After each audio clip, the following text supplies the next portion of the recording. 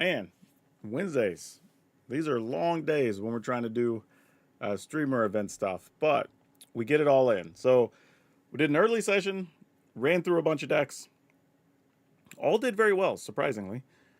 I took a break, recorded a podcast, got some food in me, got some extra drinks, so I got beverages near me, so we shouldn't have to have too big of an issue. Unless I got to run off for a quick bathroom break. Otherwise, we should be back at this in no time. And this should be a lot of fun. So I would be a little curious what people are seeing or not seeing or have seen that they want to see today. Because there's been a lot of Magic being played already with Aetherdrift. And honestly, I think there's still a lot to be explored. So we have builds here.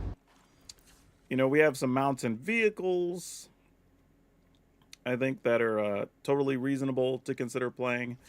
We've got... I'm trying to think of ones that have a fair amount of new cards in them. Like the discard pirates do, but I don't know... Like, let's see, what are we playing here? We've got Mako, we've got the Sky Ray. All right, this does have a fair amount of new cards, so we could try that. The White Cats have 2 new cards, I think. Oh, no, we have 3, because we're playing Bosri, we have Glory Heathlinks, and we have Lifecraft Engine. How many lands? 23 in this one? That's probably fair. Yeah, so this is one we could play too, if we want to see if the Cats upgrade matters. What else do we have? At least I've had the Boros set. Oh, this is one from Yeoman 5 that's kind of interesting. It's a 5, or 4 color, I should say, Legends, with monuments and stuff, trying to take advantage of killing people with Monument to Endurance. Doing a lot of fun stuff, getting things out of the graveyard, discarding cards, pumping things. So like this one's kind of quirky. I don't mind this one. Welcome those of you that are just joining us. I don't know, new set's fine. I mean, I'm pretty indifferent on most sets, to be honest. As long as the cards are fun, I don't really care all that much. I'm very passive as far as that goes. There is also, I think everybody's played some version of this today, but if we want to go Affinity aggro, if you will, we could play a bunch of the artifact creatures, try to pump everything, get in there.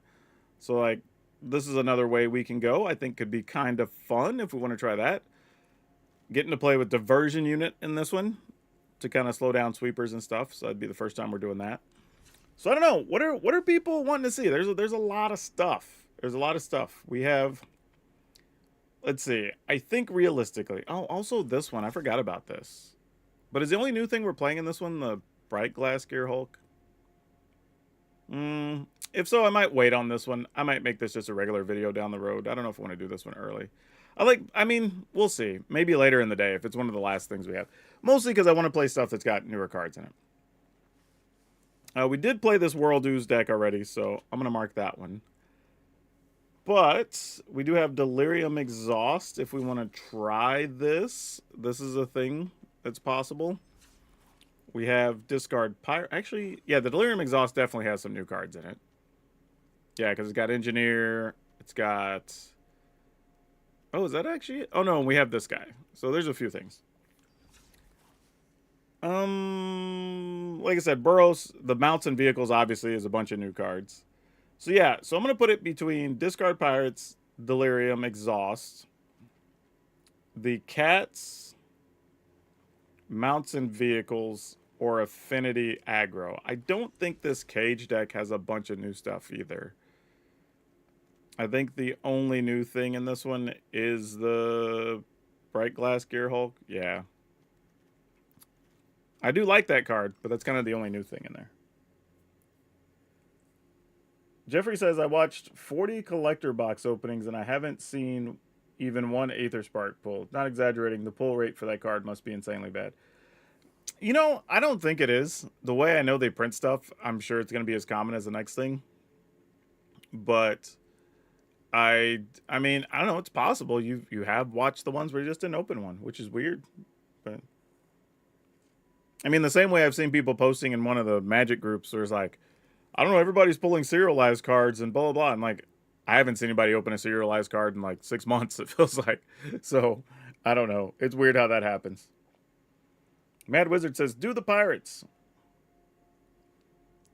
Yeah, I don't think the Pirates are particularly good, but we'll do it because, you know, entertainment purposes.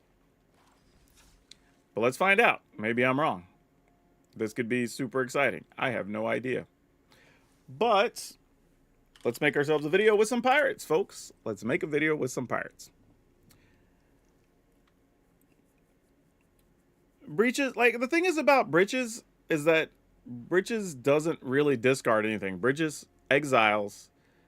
Like, the Breaches abilities are good. Like, exile to get your card, make something not block, make a treasure. The problem is this deck already has other 3-mana things it wants to do that align with the deck more, right? You already want to be spending 3 mana on the Artillerist because you get to deal damage when you discard a card, right? You get Monument, which also deals damage whenever you discard cards. And then you start stepping up into the 4 mana things. So that's the only reason Breaches doesn't make the cut. But I do like Breaches. I am a big fan. If I was playing more traditional Pirates, I definitely would play Breaches. Where we cared more about Pirates than discarding things, then I totally would. But all right, let's get this started. All right, what's up, Dragon Brood?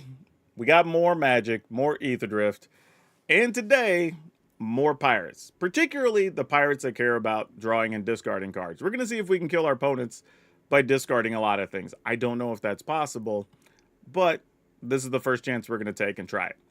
So, Burst Lightning. Not a discard spell, not a pirate, but it does deal damage, and we kind of need that. So, it is what it... And it's cheap, right? Now, Marauding Mako, this is the one that hopefully we get it early, and we can start stacking counters on it. This could be very good. Malcolm, kind of a forgotten pirate, but whenever he deals damage, you get to draw and discard, so that fits what we're doing. Scrounging Skyray. This is one... it feels kind of bad because it's a 2-mana, 1/2 flyer. But as soon as you start discarding cards, this thing gets very good very fast. It does have cycling as well. So if you just need to discard something forcefully. Staunch Crewmate's pretty good. It can find us an artifact, which is important because we have a couple like Brass's Tunnel Grinder, which is pretty big here. Hey, thanks for the new follow. Like, the thing with the Tunnel Grinder is that you get to discard as many cards as you want. So if you have a couple things, like let's say for whatever reason, we went Mako into Skyray, and then Tunnel Grinder, and we're like, cool, discard 4. Then those things get big, and we get to draw that many, and we get to attack for a lot, right? So I don't know how often that's going to happen, but it's a thing that we could do. And then Magmakin, Artillerist. This one's a little bit of a weird one, but if you discard one or more cards, you get to deal that much damage to the opponent. And when you cycle this card, it also deals a point of damage, which is nice. Cycles for 2. And then this is the other artifact, realistically, that we want to be looking for, is Monument to Endurance. This card's actually super sick. Whenever you discard a card, you choose one of these that hasn't been chosen. You either draw a card, make a treasure, or deal 3 to the opponent. Hopefully, most of the time, deal 3 to the opponent will be the option we get to choose. Then we have Clamorous Ironclad, which also cycles for 1 red, but it's a big vehicle that crews with Menace. It crews for 3 for 6/3. That's actually super good. And then we have Captain Howler. If we're discarding cards, then we get to put extra damage on things, which is super nice. And then, if the creature deals damage, we also get to draw an extra card. And then a couple copies of This Town Ain't Big Enough, just so hopefully we can keep some stuff out of the way. Or maybe even pick something back up that maybe we want to cycle or something like that if the situation arises. So, yeah, not anything too crazy, but as always, y'all know if you want this deck list, it will be over on Moxfield, our channel sponsor, where you can download this and a bunch of other stuff if you want to try stuff for Aetherdrift. But also, don't forget, right below that logo, that's Tales of Adventure. They're a supporter of the channel. They will keep supporting me as long as y'all are buying cards from them. So go over there and buy some cards. And use code DRAGON, D-R-A-G-N. It'll save you 5%. You get a discount. It's awesome. All right. Let's go see how many cards we have to discard to kill our opponents. Yep, 61 cards. What about it? If you got a problem with 61 cards, you're obviously new here. Michael, you're awesome too, buddy. Thanks. Sir Helsing says, I'm trying to make my own Monument turn deck, but my choices are making it lean towards control rather than aggro. That's totally viable. I can see a world where you could play a control deck that cares about like cycling and doing other stuff and then try to kill somebody with a Monument. It's going to be slower, but like there's nothing wrong with it. Okay. We will try to see if a Stingray lives and what kind of shenaniganery we can get into. Ooh, and we got a Mako 1/1. All right, that was a good draw. Man, come on, don't kill our creatures. I want to do the biggest thing we can. Oh, actually, that's going to be a problem. All right, let's do this. No attacks. All right, I think I'm going to discard everything but the monument to the tunnel grinder. I think. At least that feels like that makes sense. Oh gosh, those things are going to kill us, aren't they? All right, well, we got to try. I don't know if this is the right answer, but here we go. 1, 2. Oh, actually, when we discard this, we get to deal a point too. Is it only to a teach opponent? All right. All right, we did the things. That was fun. Though they can make those into 4 toughness guys. Ugh. All right, I'm going to attack and I'll block one of them.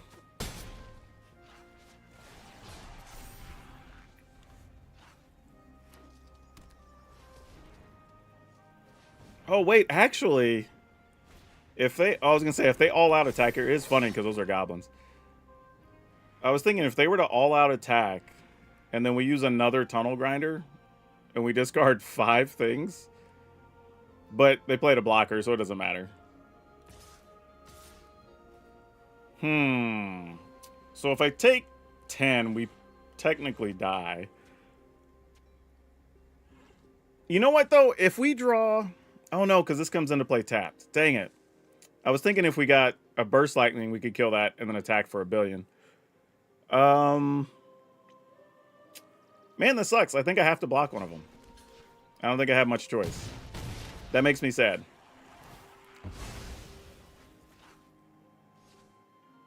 Ooh, and you get that, dude? Oh, that hurt. That was a good hit for them. Yeah, little Mako, I don't think this is your time, friend. How do we get out of this? We attack for 4. Opponent goes to 11. I play a blocker. We chomp. We can't quite get there. I guess I could crewmate to leave another card in hand? I'm not sure what we're looking for, though, because we already have the artifacts. I guess we get another pirate, but... Yeah, I mean, I guess so. I'm trying to, figure out what difference this is going to make, ultimately. This discards for 1 red. We already have one. I guess I take another crewmate? I'm trying to figure out how we're going to kill the opponent from here, basically, is what this is all about. But I don't know that we have a good way. Really, it's just how do we not die first? That's step 1. But I think we're going to die either way. Yep. That guy's good. Yep. And then everybody gets haste. Oh my gosh. All right, GG's. like you got it, friend. Yeah, what was I going to do with that? Opponent just had the nut draw, basically. All right, fair enough.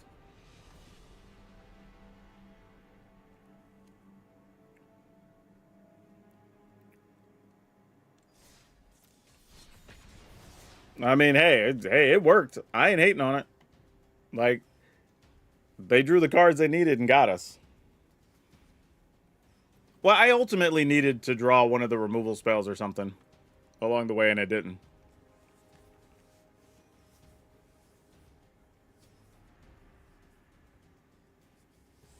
Oh, that's exactly how that deck should go, honestly. Not obviously, that's the perfect draw, but that style of play is what you should expect from that.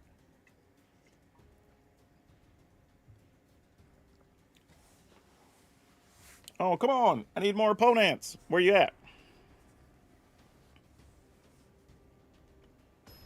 All right. Let's see what we can do. Can we be on the play at least? And get a Mako 1/1? That would be great. We cannot.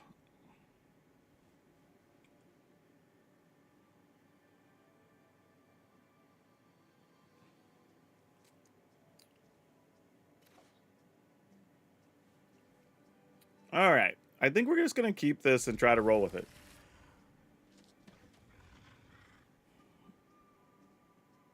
Not sure where we're going with all this, though, I think is the problem. It's like, Mako into Skyray is cool, but then what?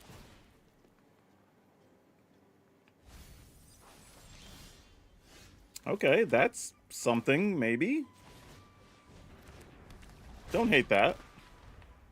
I mean, we might lose a lot of creatures to green-black on the way to getting there, but, you know, only can do what we can do.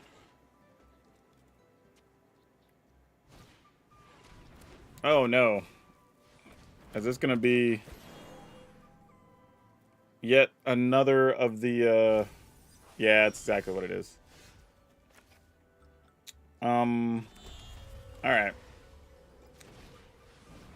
Insidious Roots, I expect we're going to see a lot of those early in the season, so this does not surprise me.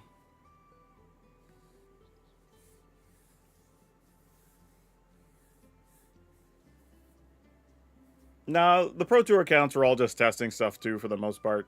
Like, we're also playing Best of 1. They had a Best of 3 queue, I believe, for a bit for the pro players, but a lot of them are just trying... I imagine a lot of them are just trying to learn new cards, right? And just make sure things work the way they want, do the things they want. Like, and that's reasonable.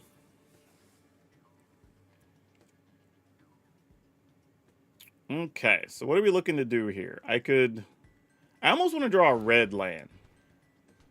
So that, like, I can shoot a thing, play Mako, cycle a thing, bump my thing so I can attack.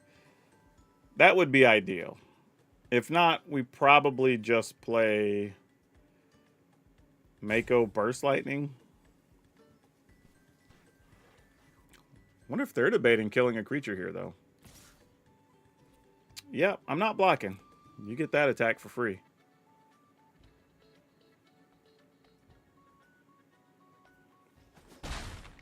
Alright. We got the red land, so we got mostly what we wanted here. So, Mako.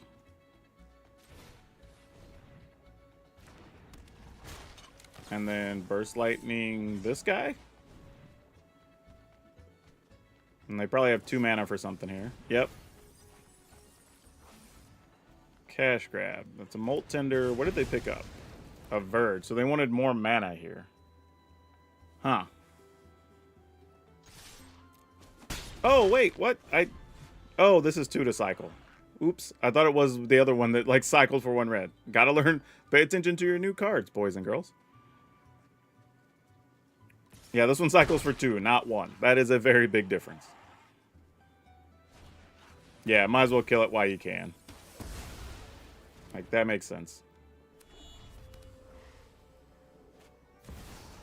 Overlord. Alright, now business is about to pick up. Let's find something that cycles for 1.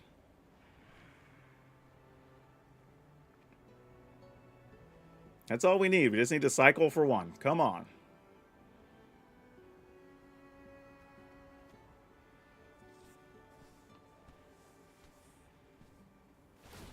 Alright. Ooh, you were not it.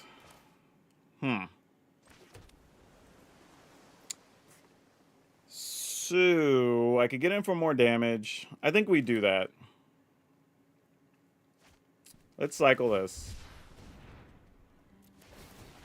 Deal a point, pump those dudes up. Okay. You're not bad. Different choice than I thought we were going to get here. Let's go ahead and play it. Only found a Malcolm. No. Oh, why? That was so bad. that was one of the worst possible options there. It was just lands and a Malcolm. I think the opponent's got this one.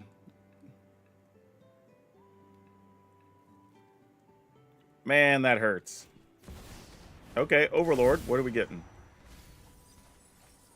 Alright, there's a Roots. Which we usually prefer the Roots in the yard, not in their hand, so that's good. Alright, Gorehound, flip some more things to the yard. Alright. Come on, deck. I know you got it in you. We just need to cycle for 1 red. That's all we need.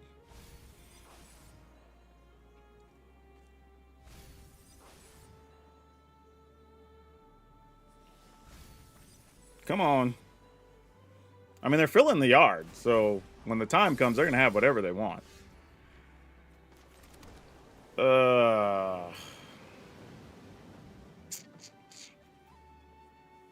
Forage, you return target permanent from your graveyard. So they're going to have roots next turn, basically.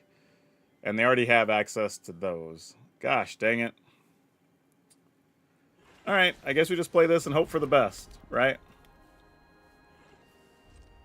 Man, if I'd have just played Malcolm last turn instead of trying to get greedy with the crewmate, we'd be so much better off.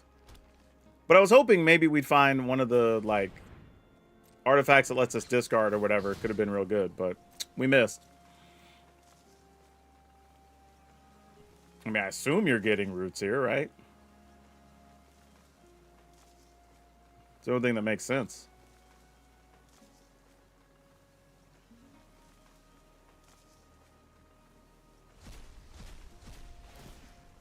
Like I say, if they don't get roots, it's kind of crazy. And our deck can bounce Insidious Roots. That's like the best we can do. Yep. You got it. Alright. Here's hoping. No! Really? Oh, bruh. That's brutal. That is so sad. Alright, well, we're obviously going to discard a card here. Well, now we get the thing that cycles for 1. That's funny. Yeah, discard that. Pump the Makos, deal 3. And the turn.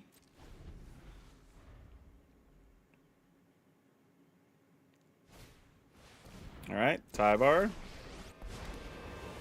I mean, we're not getting through on the ground at this point. It's got to be all business in the air. Because they're going to return a creature. That's going to trigger roots. They can use each of these. Those will trigger roots. So, yeah, we got nothing else at this point. It's just damage up top. Hope it's enough. Man, triple Malcolm was brutal. And we missed out on 2 damage already.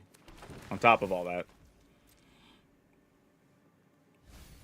You have 16 cards left as well. That's actually a real thing. And their life total only marginally matters because they do have Scavenging Ooze that they could keep their total up a little bit. So they go to 9. I'm assuming they're going to go to 10. Oh, actually, every Roots guy can tap as though it has haste. So they can just keep removing things and gaining more life.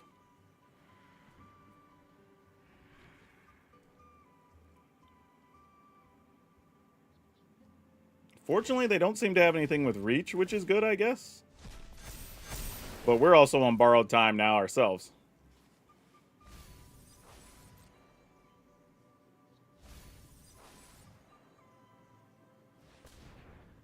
I mean, I assume... Uh-oh. Yeah, I can say I'm assuming we're just going to keep doing the ooze thing. Because that makes the most sense.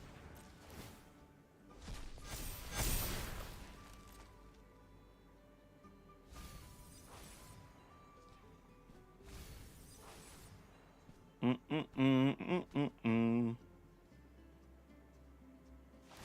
trying to think of, like, if there's a realistic way we can kill them. I don't think there is. Because, like, they go up to... let's say 20. I mean, they have their whole deck full of creatures in the yard, so they could do this infinitely, basically. I can only deal 3. Yeah, I'm not really sure. I mean, they're down to 8 cards. So they don't want to get too squirrely. Throw the Makos. We'll have the opponent lose 3, because that's the only relevant thing we can do here. Unless we just wanted to dig for more cycling cards, which apparently probably would have been the right answer. Oh my gosh. Come on, deck. Do you not love me?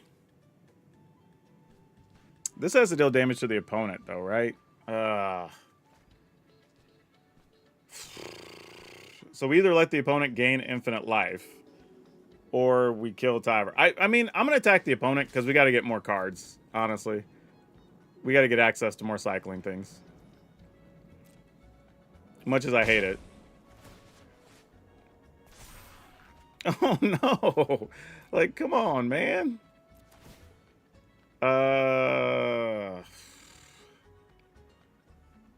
I feel like I need to shoot the opponent, but I also feel like I need to draw cards here. All right, I'm just going to shoot him.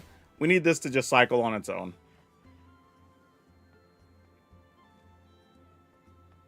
I mean, we're dead either way, though, right? Because we can block 3 things, and then we'll take 6 plus. So, I don't know. We'll take 10, 11, 12, 13. Yeah, we're just dead. It doesn't matter. Yeah, we're just dead. I'm just gonna give the opponent the GGs. Like, we did so little in that game. Like, that was disappointing.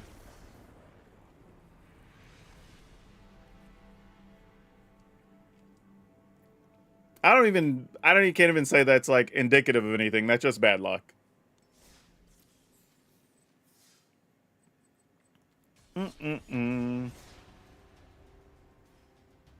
Yeah, that thumbnail, the 2 thumbnails I put up today with like the helmets and everything else, like those are legit. I actually put on like the mechanic's outfit and borrowed a helmet from a friend. Like, those aren't even touched up or AI or nothing. Those are actual, like, I just did it the hard way. Hey, new follower. Oh, no, sir, for 36 months. Whoa, thank you. Yeah, let's try, I guess.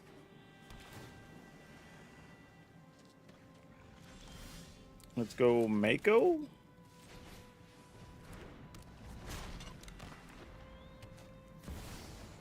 Damn, just straight up Soul. They didn't even like wait. There's like they're gonna Soul Cauldron first. Like, okay. I'm gonna cycle this. Don't know if I should be this aggressive. Probably not. Okay, well, didn't get punished for that at least. And then just play this guy.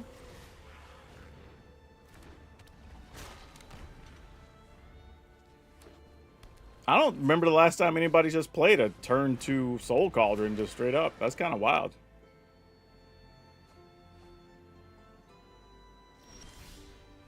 Man, we are not drawing well today with this deck. Yeesh. What'd you put in there? Oh, way to draw cards. Ugh, and a loot. Ugh. Yeah, that's great. Let's attack with this. I didn't think they'd bite. Had to try, though. Alright, end the turn. I'm assuming they're going to try to do that, and we're just going to bounce.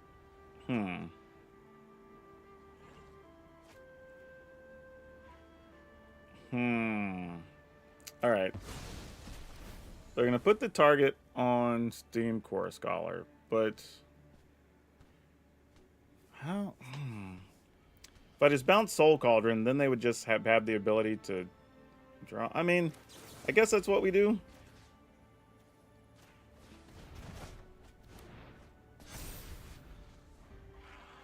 I mean, it's something. Like, I mean, we have so many lands in hand. This is pretty rough.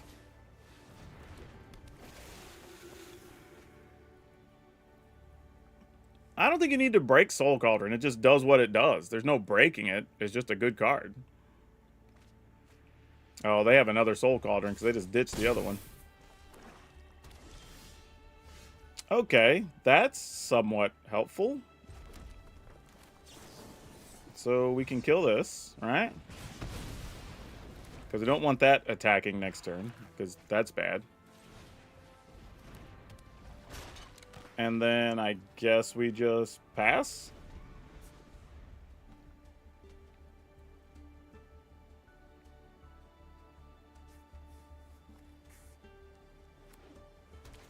Yep, that's what I thought. There's the other one.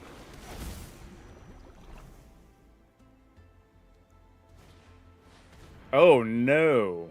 All right. Well, that thing's going to be a 3/3 with some bonus abilities. Yep. Gets menace. That's tough. You got it. All right. Let's see what we can do.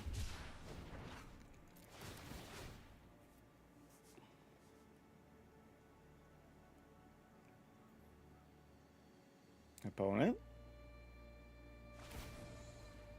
Yep, you'll get to draw a lot of cards. I agree. First lightning, you might be a little too late, friend.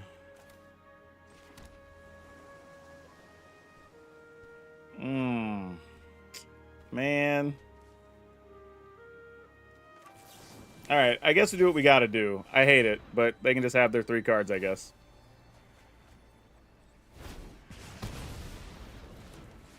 And then, sadly, we just pass.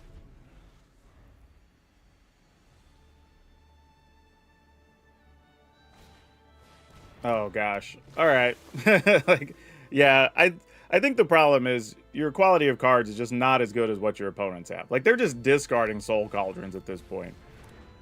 You know how gross that is?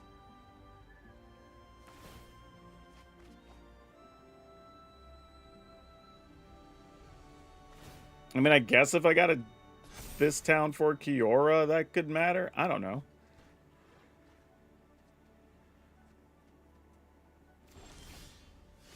I still don't... I mean, like...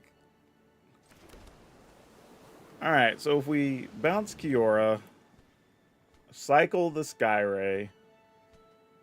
Problem is, I kind of want the Skyray, though. I think that's the other issue here.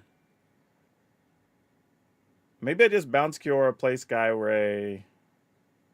Well, no, because then we're just kind of back in the same situation all over again, right? All right, well, let's do this. Let's play Skyray.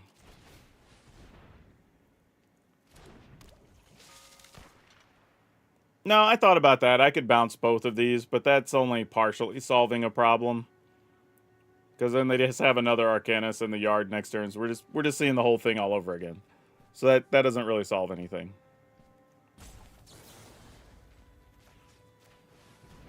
I'm just thinking about ways we could get through the maximum amount of damage potentially here. Because that's literally the only way we're going to sneak through. We just got to, like, hope to get lucky. Malcolm is not going to be the card that does it. Alright. We only have a couple copies of this town, so that's already a thing. And now that has flying. Because of our Skyray. Oh, wait, does it not? Does the Sky... Wait. It doesn't list flying as an ability. Did they not? Oh, it's because it just has the cycling. That's... This guy didn't remove it. The Soul Cauldron removed it. Alright, so now they can play that. They can use the Cauldron, draw 3 cards. Yep. You got it. Yeah, we're just dead. GG's. Like, I don't even need them to go through all the motions. We're just dead. Yeah. I think this is a good example, though, as if you're playing a deck with more removal, you probably win that matchup. Like, this deck has almost none. And that's definitely the downfall.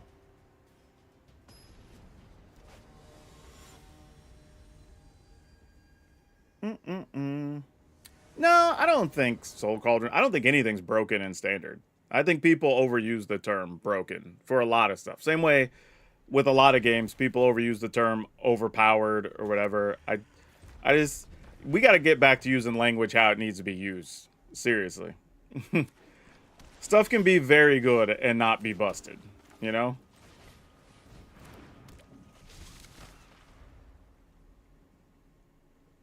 Alright, so we have a Skyray. I guess we just play this dude. As much as I would like to kill that. Oh, but then we got Mako. Does that... I don't think Mako's going to matter as much here. So let's just go here. Attack for 1.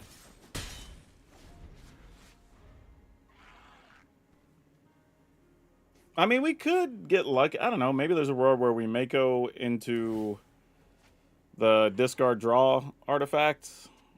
But even then, we're only going to want to discard like 1 because we have Monument. Yeah, there's a lot of tough decisions I'm going to have. That's the other issue, I think.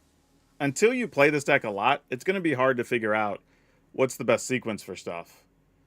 Because you're trying to get things down that you can get counters on, but then you also want to take advantage of the Monument, but then you also want to dig for cards. So it gets a little bit messy.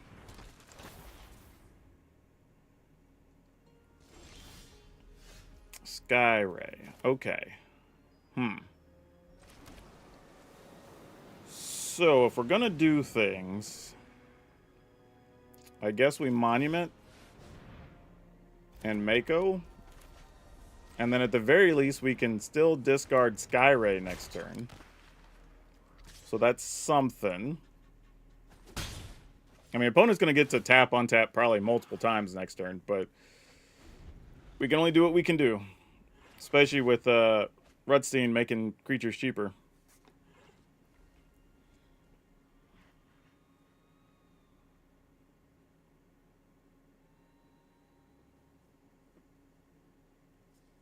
I don't even know if I would deal the damage immediately. I might possibly just take another card when I discard. Because I feel we're in the, like, gotta dig deep stages still here.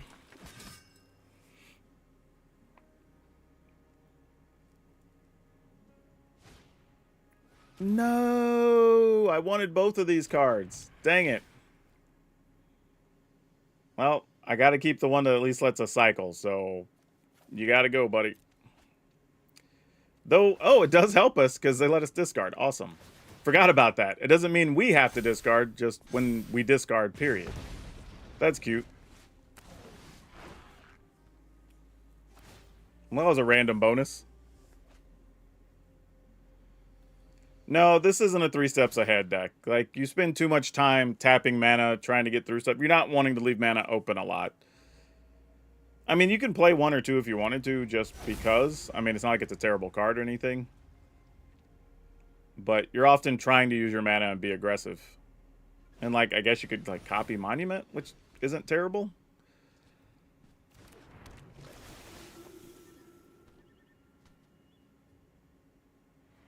Alright, we have to mill something. Hopefully it's just a land. Oh, what? Oh, they got our shark. Dang it. Captain Howler's gone.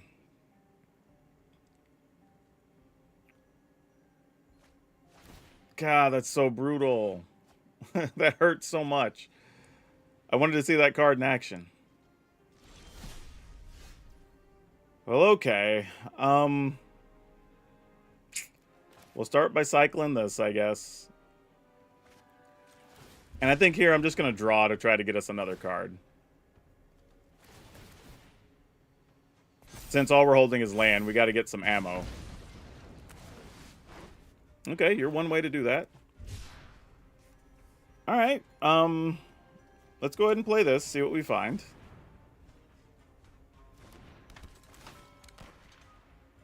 Nothing. Wow. I guess it's a good thing we played the Crewmater. We would have drawn 4 lands in a row, and that would have been sad. You know what? Maybe I hold this to cycle. Because I don't think we're attacking on the ground anyway. So that's probably smart. Let's just do this. Alright. And have another card to discard in case more discard stuff comes up.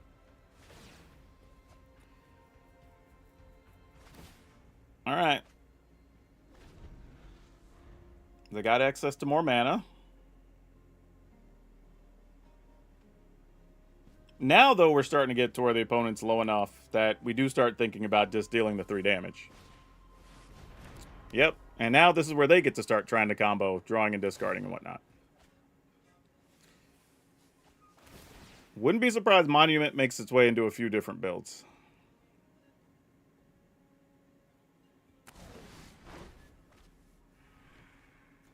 No, they have a go for the throw. Okay, at least they're tapped. They don't have anything else to spend mana. They would need an An untapped land. Oh, they do have... Oh, but that doesn't make colored mana for spells, though. Oh, this does, though. Ah, dang it. We're going to lose our flyer. Maybe. Or not. Okay. Maybe we don't. I mean, this flyer is like one of the only things that's helping us hold on here. Okay, now they made the treasure, so they can still do it now. Yep, looks like that's their plan. Okay, fair enough.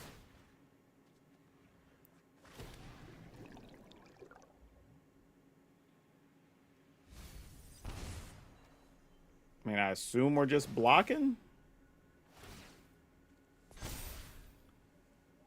Because, I mean, we're not doing anything else, really?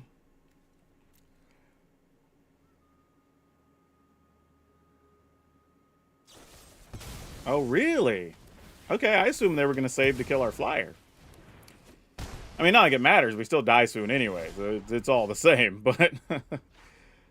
Alright, so... Let's say we cycle. Opponent takes 4. Plus 3 is 7. They're at 6. Then on their turn, we cycle. Actually, take one more from the Artillerist. Alright, let's start here. Because I can at least play this as a cheap blocker. So, that's a thing. Ooh. Yeah, let's do it. Let's do it.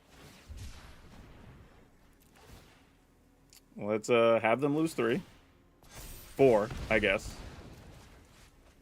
Oh, that's nice. That's real nice. Attack. So they go to 5. Dang, I could deal 4 to them. Make them take 3 on their turn plus 1. Oh, man, are we just otherwise dead? I mean, we could play Mako to block. I mean, I guess. Oh, well, you know, I should have cycled, actually. I messed up. I didn't realize. I had both these. I could have made this into a 5. And then dealt the extra damage during their upkeep. Yeah, I messed up. I guess I cycle and I deal 2 instead of 1, though. Yeah, that's fine. That works, too. Alright, so I can just cycle this one, draw a card, and then during their upkeep, cycle the other one. Alright, that works, too. But I messed up anyway. I should have done the other one pre-combat. Yeah, that's the issue. I goofed it up. Alright. Well, I should have just done it during their upkeep, but should have put a stop. But alright, with that one on, we'll do this, because we can respond either way.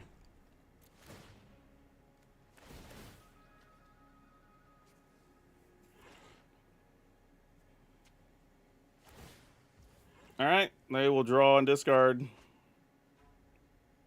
We're adding a bunch of things to the stack here.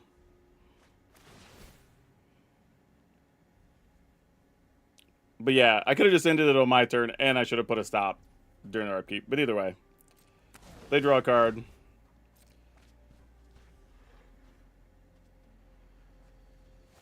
Counter's incoming. They're drawing a great many things.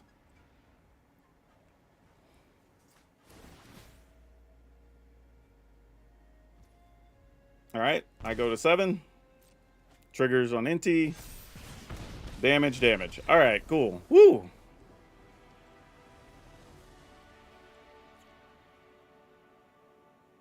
Damn. Well, we didn't get to see the shark in play, but let's try. See if we can get a shark this time. What time do we lose the count? I don't know. Sometime after I'll go to sleep. I will be long asleep by the time the accounts close. I will literally transfer all the information I need to transfer. I will edit a video, and then I go to bed.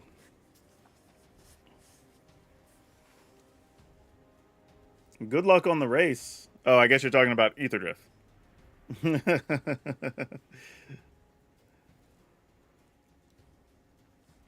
Yeah, they have it set up so basically, like, I don't know, midday, early morning, like 10 or 11 on the West Coast, and then it goes all the way until sometime early hours. Basically, they give everybody almost a 24-hour cycle. Like, not quite, but I don't know, like 22 hours or something. Enough that everybody has plenty of time no matter where you are in the world as a creator. So it's kind of nice. And the big thing for us as content creators is like, let's say, like for tonight, I need to also get all those deck lists off because I need to include them with the videos that will eventually go up, right? Because I'm going to be using some of this content to put videos up for the next, I don't know, let's say 5, 6, 7 days. So that gives me enough time after I'm done, transfer copy, do all the stuff I got to do.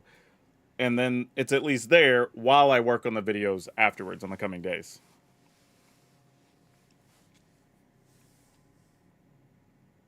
I don't know. It's been pretty consistent. Like, if anything, they may have extended it a couple of hours, but only once it ended early that I remember. And that's because it was at like, I don't know, like 10 p.m. Pacific or something. And I believe, if I remember right, that was the one right after the second time they had quit doing them because, I don't know, like the job releases or whatever, like last winter. And then the first one came back and the new team had to figure stuff out. I think that's the only time that it's been early. All the other times have basically been just a long day. So it really hasn't changed, to be honest. It's basically been the same thing. It only changed once. At least in my knowledge. It may have been something different, but that's all I remember it being. Come on, people, where y'all at? We got to get some sharks to fight.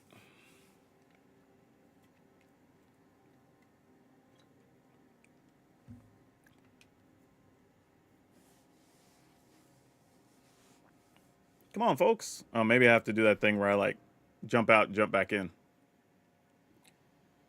All right, let's try again. See if we can find an opponent.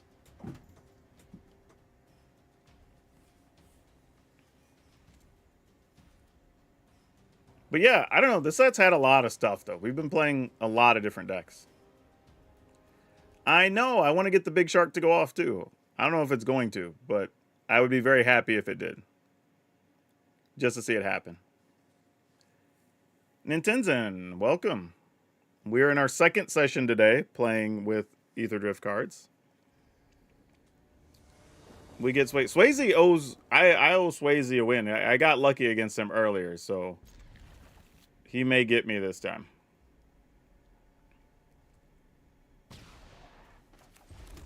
Alright, let's play the little Mako. See, even this card, I'm like, should I be cycling it or should I just wait to play it? Okay, well, I drew that and that just answers that question. So, we'll just attack. Oh no, they have something to kill our Mako. That makes us sad, but not much we can do about it. Or at least it's putting a stop like they have something. So I'm assuming Mako's dead? No, Mako is not dead. Well, that's nice. Oh, because they can cycle as well. That makes sense. The Tension Chariot. Oh, are they playing the Reanimator vehicle stuff? Ooh, that could be tough. Because there's that new 4-mana thing that lets you get a vehicle out of the yard and you just turn it to a creature permanently. Alright, let's flash this duder in there. Okay, things are kind of happening. Play this so when we trigger Malcolm, we get a bonus. Well, yeah, Spiral Bluff Canal. That's getting discarded. Trigger. Alright. We got Captain Howler on deck. Though I don't have anything to really cycle with it. It's just a thing we get to do. You know what's weird? I just realized this card itself doesn't have cycling. Which feels like it should, but it doesn't. Are they going to sweep the board? I don't know. Let's find out.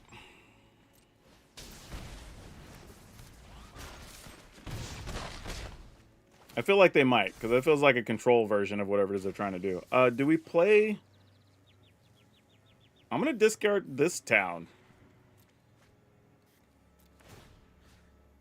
Oh, it doesn't matter who gets the bonus here. Combat's already done. All right.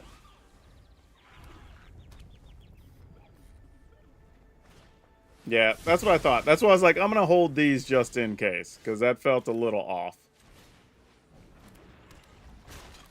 All right. I almost held Captain Howler, but I thought that was being a little too conservative. But it might have been the right choice in the end. Oh no, another monument. Oh boy. I was like, you got any more of them cycling things in there? Tag for 1? Yeah, I guess I'm just going to cycle. Whatever. Gamble. Okay, they had something. Oh, get lost. That's fine. I assume they had a thing, but I was like, I'm just going to go for it and see what happens. Okay, you know what? That's not a bad one. If we're going to have to find a card, that's okay. All right.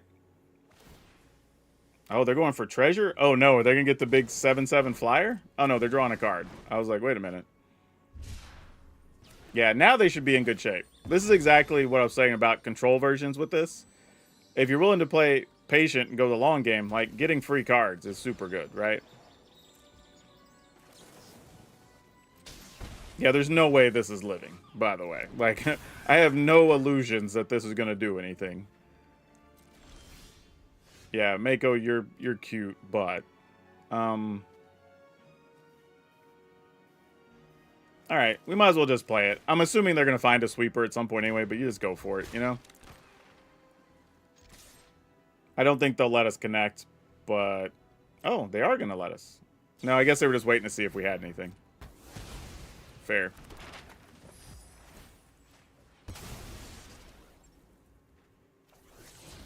Nope. Wow, okay.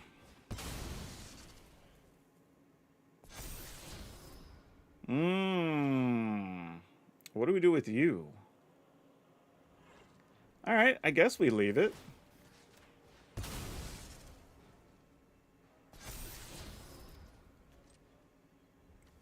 I mean, like, it's just a weird enough circumstance of a card that maybe it matters. If I hold this... Yeah, I think we do. I think we hold it. Because if we do find Brash's Tunnel Grinder, like it's one more card we can discard. See, that's what I thought they had. Yeah, now I think this is where we're in trouble. Once they get that, I don't think we can win. Yeah, they're just finding the thing that they can reanimate with. Yep. Alright, GG's. Yeah, I expected no different here. Like, that's exactly what I thought we were going to see.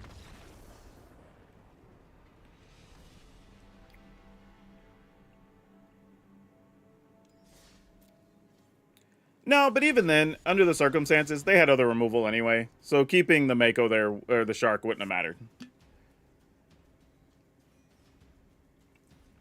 I mean, I could have made him spend one more thing, but ultimately, we didn't draw enough threats to make it make a difference. I think the issue this deck has, though, is that you don't have hasty stuff, and you don't have the best removal, right? So you're just kind of going to be up against it constantly.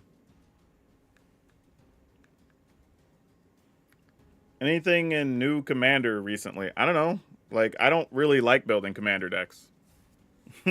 Like, I'm on the Commander Advisory panel, or format panel, and I like the format. I like the strategies and whatever. But I literally maybe at most would build a Commander deck a year, and it's usually going to be retooling one I already have. Mostly because I spend so much time making like standard content, so like that eats up a lot of my deck building stuff. But I do spend a lot of time talking to people about Commander and discussing stuff with the format panel and going and visiting stores and talking to people about Commander. And I still play Commander. Just kind of with the same, like, I don't know, 6 or 8 decks I have. I think that's why when I look at new stuff and I see that, like, oh, there's new Commander decks. Like, I don't know if I've built a Commander off of a new Commander deck. Ooh, actually, I was going to say a while, but I don't know if ever. Honestly. I don't think I've owned a commander deck. If I have, it's because I bought a collection and it looked neat and I just didn't feel like taking the deck apart. Ooh. Alright, I'll keep it. We'll see what we can do with this. I don't expect a lot from this, though. Alright, conscript. I will kill it just on sport. On principle. Oh boy, you are not being helpful, deck. Come on. Let's find something good here. Ooh, monument. Alright, I guess I'll take that.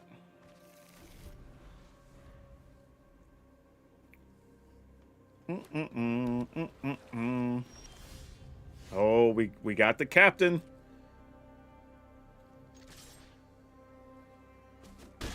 Alright, let's hope this doesn't get countered.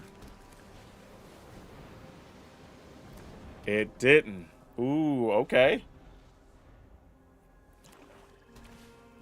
Corpses are lost. You got it, fam. Let's play this, and I'm going to play this dude. And we're just going to pass. So I can at least use the 2-1 to block a 3-2.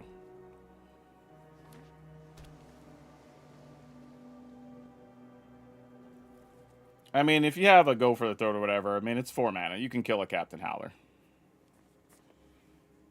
But by killing a Howler, they're not doing anything else for the turn, and that's still kind of nice, I guess. I would probably kill it if you had the ability to. Because just playing another or skeleton here doesn't feel... I was going to say, yeah, you got to go for it. I would have done the same. Yeah, I'm blocking, obviously. Come on, Mako.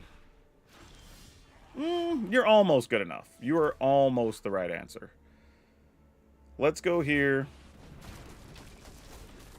And I'm going to discard these, but I'm also going to draw a card to try to increase the odds of getting that extra land, which we did not. My God. And let's make a treasure, I guess, because it looks like we might need it. Like, whoa. All right. So... Oh, he didn't pick that up during the end of his turn last time. I just realized that. Why is that? Why did that not get picked up? Things you have to ask yourself. All right. Another monument, I guess. Ooh, or captain. We can captain and cycle.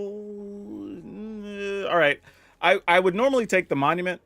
I'm taking the captain because I know y'all want to see captain.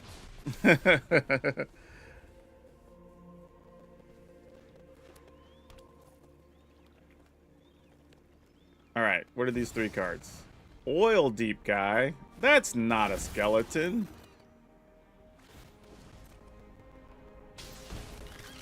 That's a skeleton.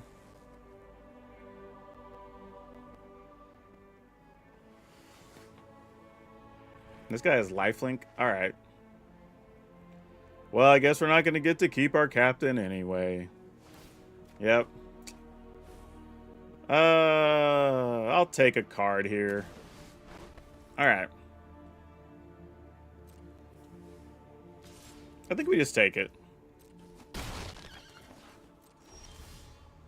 Okay, Spire Bluff, you are not exciting. So let's go Mako.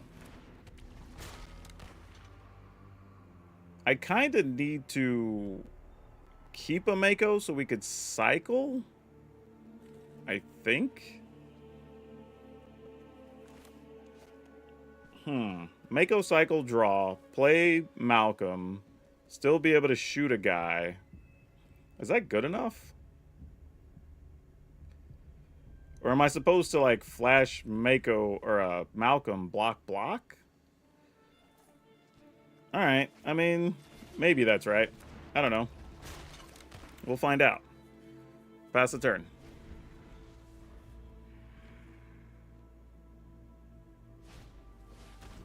Oh, boo. I mean, it gets to be a skeleton. Legit. Yep, that's a skeleton as well.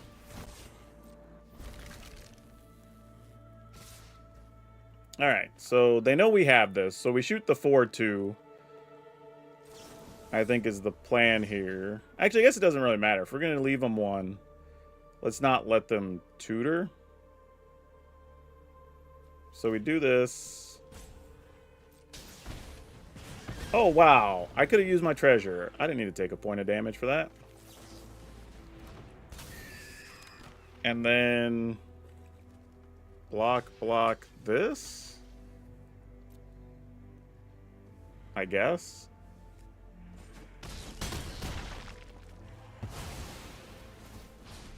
And then we kind of just have to hope here. That is not the hope we need. All right, GG's. Man, we didn't do anything tonight. We just drew so many manas.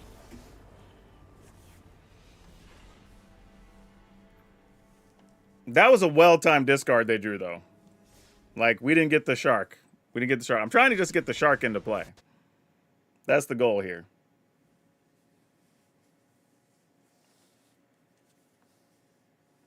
I like the design for Ward. Both mana and life gives some value to both. Yeah, absolutely. No, like, Brandon, that's it. That's the wrong thing to take away from my statement. I'm not spending more on standard instead of commander because the strategy is better in one or the other. I think they're completely different and totally fine, and I think they meet different needs for different people. It's strictly, I'm making money and making my living making standard, so it gets the majority of my attention. The same as I would at any job getting the majority of my attention versus the hobby side of something not. That's the only difference there. Like, it's not really a liking one more than the other kind of thing. And again, I enjoy playing Commander. Just the deck building process of Commander involves looking at a lot of cards and, you know, narrowing things down and picking stuff out of your deck. And it's like literally an hour. Hell, I'll be honest, I literally give my deck to other people who like sleeving it because I don't even like sleeving 100 cards. Like that's how basic I am. I literally only have one deck double sleeve for Commander, and it's because I was doing some promo stuff for Ultra Pro at the time to show their inner sleeves. So I went ahead and just finished like filling out the whole deck. Otherwise, I wouldn't even have done that. All right, we'll keep it.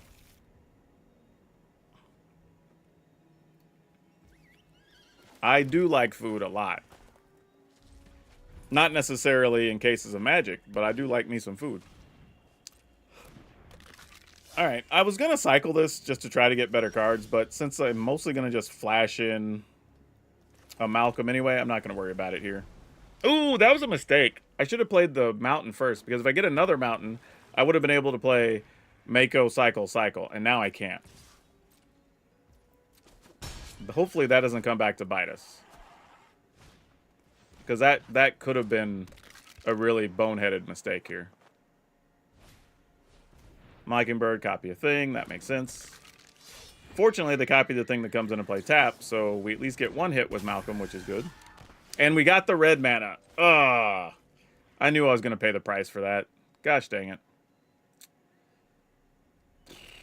Now what do we do? Artillerist is a 1/4. I guess we still do it. I just won't love myself as much.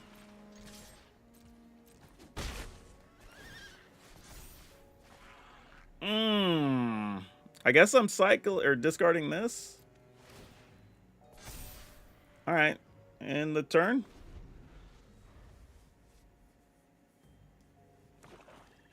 All right, am I losing a Mako? Is it like Corpses of the Lost here would make sense? Yeah, it's dead, Jim. You got it. I think I'm going to cycle one of these anyway here. Oh. Well, that doesn't suck. I guess we attack. We'll see what happens here. Ooh. Okay, that's a thing. Then what if we get rid of one of these? And we play this. Then we can cycle and shoot something and maybe block something. Don't know how likely that is, but we'll see. There's a Corpses of the Lost. Alright. You have a Corpses of the Lost. I assume there would be one somewhere along the way, so we can't really be surprised here. Sure. Shoots the flying one?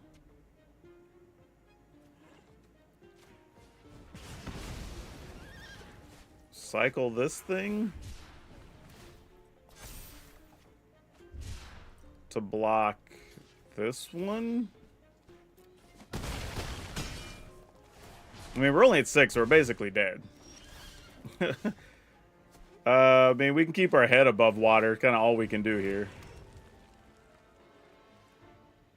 Pass? I mean, maybe it's land, corpse. It's kind of all we can hope for.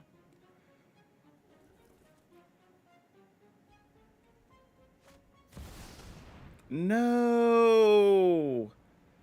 All right, well, we got to kill something then. Let's take out this.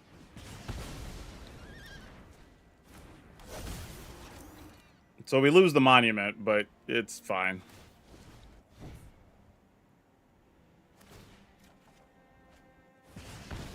We've probably seen this Gear Hulk more than any other one. You know that? It's kind of wild. Okay, so I attack, I discard, deal a point. I can block this. I can trade for... Actually, I can block the 3-2. Take 4, go to 2. Alright, I guess we gotta dig and try to find something. Oh, well, that didn't help at all. Oh, my goodness. Alright. Well, that's very disappointing.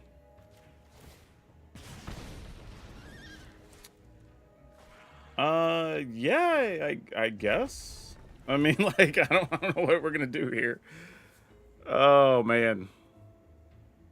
If there's any real removal card plus the corpses, we're just dead anyway. I mean, I say that. We could trade with the Gear Hulk. But Captain might be one of our few actual outs. Yeah, that was the concern. Alright, well, we take 4. They gain 4 because that has lifelink.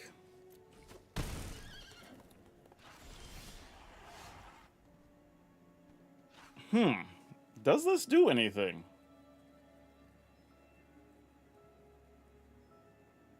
That's really interesting. I don't know if it does. So if they play that, we get to block and then return this. Well, no, because we're only at 2. So we really can't attack here, right?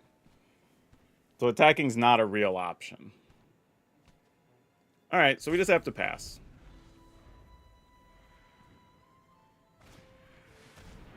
Yep. I mean, we can stay alive. That's like the best I can say about the scenario. We can pass, block,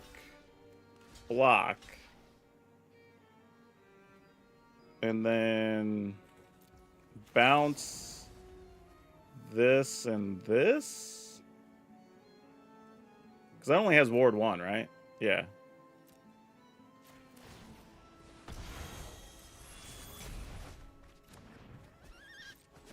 Like, it's not great, but I mean... Oh, and that's all we drew. Alright, we're dead. Like, my goodness. Like, I gave ourselves every chance, and we just didn't draw a damn thing.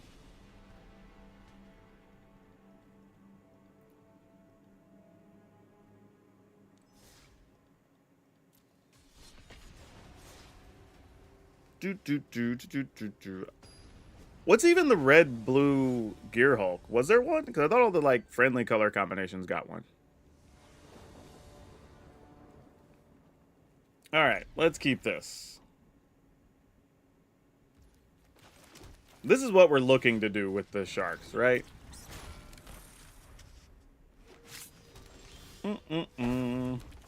All right. And attack these. And then hopefully we don't lose a creature here, but we probably are. Oh, but we didn't. But we didn't. Oh, we're doing goblins with that guy. Neat. All right, we're going to discard a lot of things. Actually, I'm just going to discard our whole damn hand here, right? Let's just go for max value. All right. Attack for 8. All right.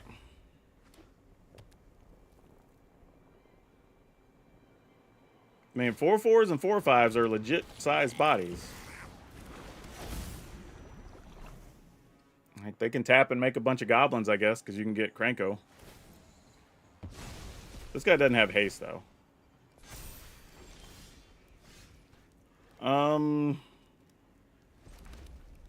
So it's 4, 8, 9, 10, 11, 12. It's not really worth it.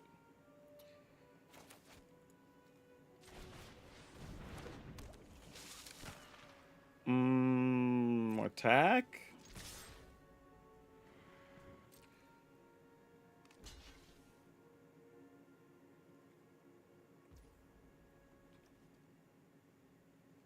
Okay, seems fine.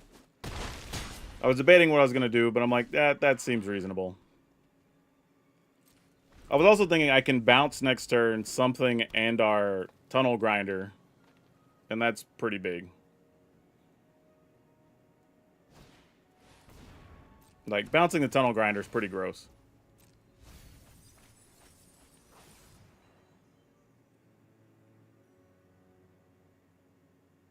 Do. Play a Llanowar Elf. Alright, they're going to go to 11. Get their Dragoneer Engineer. Alright. I think we just bounced this and this. And then we attack for a bajillion. Yep, that'll do it.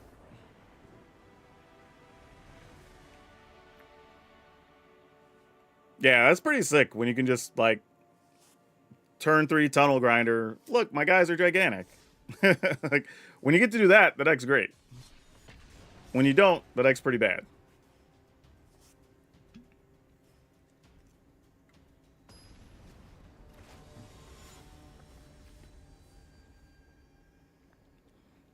Well, going against Ali, you pretty much know there's going to be control elements of something, because that's what he likes to play. So we're going to keep this. There's going to be a lot riding on Malcolm surviving, because if he doesn't, I don't know if this deck's going to do much here. Oh, nope. Maybe they're going a different way here. There's a commercial district. Oh, well, that's a card, I suppose. Pass the turn. Nope. That's what we expect. Filling up the graveyard. Honestly, I would say Dredger's Insight and Agatha Soul Cauldron are probably the 2 most common cards we've seen today. By a pretty significant margin. We'll play this. And attack. Staunch Crewmate. Yeah, I guess I'll get rid of one of these. Actually, yeah, that's fine. And then let's deal 3. Why not? I feel like we're going to be on kind of borrowed time. Llanowar Elf? Sure. Right now, Elf can just sacrifice to get lands. So that's not so scary.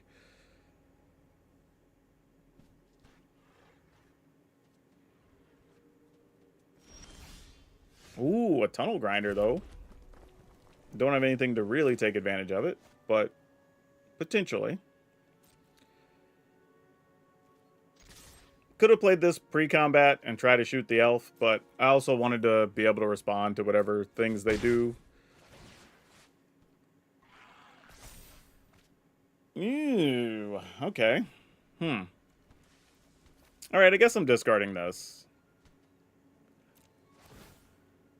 Deal 3. Try to shoot the elf. Okay, Elf did die, surprisingly.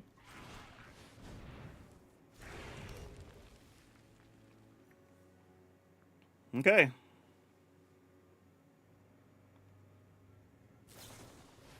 What's bad is Malcolm's almost to the point they're just going to get to just keep cards. It's not really what we want. The loot is now in the graveyard. Now they have potential to start doing real things.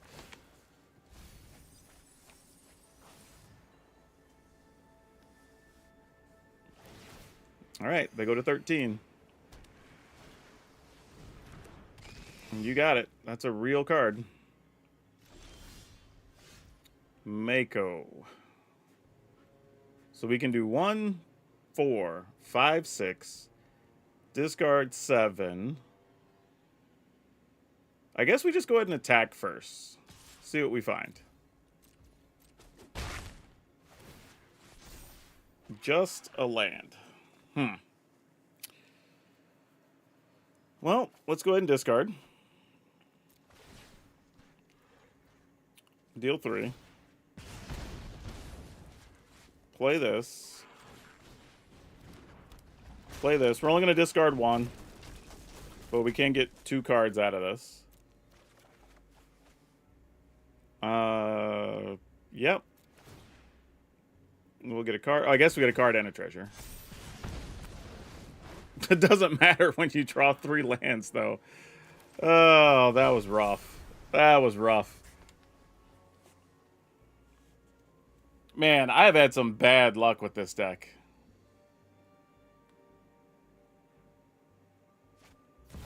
Yep, you got it. Go get loot.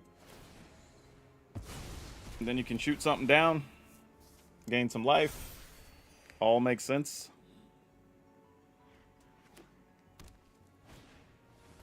Molt Tinder. Alright.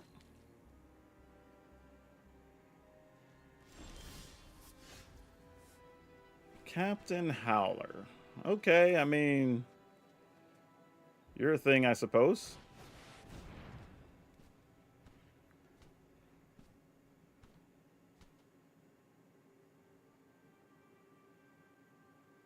This really is a no-win attack step for me, you know? Because, like, if we attack, they just block Marauders, shoot Malcolm, this gets chump blocked for 1, and we really don't get anything.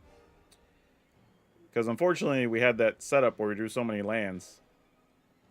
But, I guess we gotta try anyway. Oh, they're just doing that first, not even let us get to the attack step. Oh, that's right, because you use an exhausting, that guy comes back. Well, that makes sense. Alright, well, no attacks. I mean, we've not done a lot here, so we kind of just let the opponent do what they're going to do.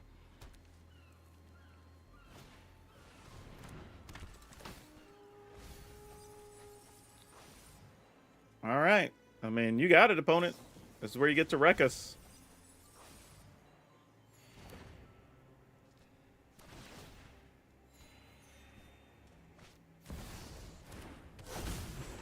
My only realistic shot here is to hit something that cycles into something else that cycles, probably. I can't imagine there's anything else that does us any good.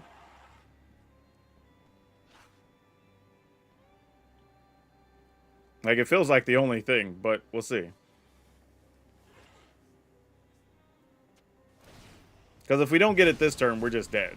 I mean, at the end of everything. Like, yeah, that's it. We're just dead. GG's. Like, we got nothing. We drew... Out of our last 6 draws, we drew 5 lands. Like, I mean, you know. Ugh. But I think in a lot of these cases, like, if you notice earlier, the decks where we had more removal, we won way more games a lot easier. Like, this deck's having to lean so hard on all the discard-y things that we don't have all that removal, right? I think that's the biggest difference you're running into with this. I think if you were to play more removal, the deck would do significantly better. So I think that's going to be the issue, is figuring out what is key to the deck so you can keep it, and then what isn't, right?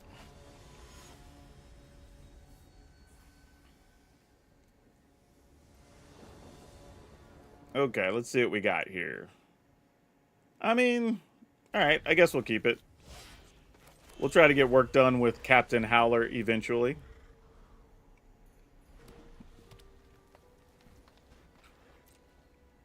Opponent has nothing but some weird stops, and I don't know why. Alright, let's see what we got here. I guess we take another crewmate, because that's all that's there.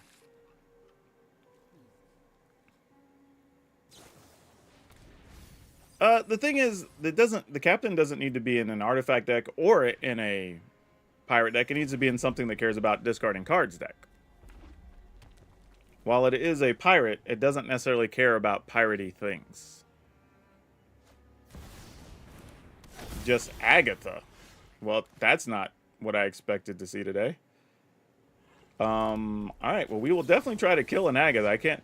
That card really feels like a sign of shenanigans, you know? Alright, attacking. Man, I have Velocipede in the deck. Yeah, it was so good in mono green. Afterburner is down. Okay. I feel like this is where we just say, you know what? Tunnel Grinder. Ooh, we can't. We can't. We have to go here. Because we can Tunnel Grinder next turn potentially for a lot of damage, right? Let's go. Cool. That guy blocks. We're fine with it.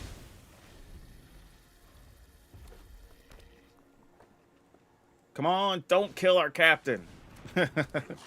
Don't kill the captain. Alright, that dude's back. Guys have haste. All that good stuff. Oh no, is there a fight spell? It's alright. It has ward, so you can't kill that. You can kill our flyer, which is unfortunate if they do.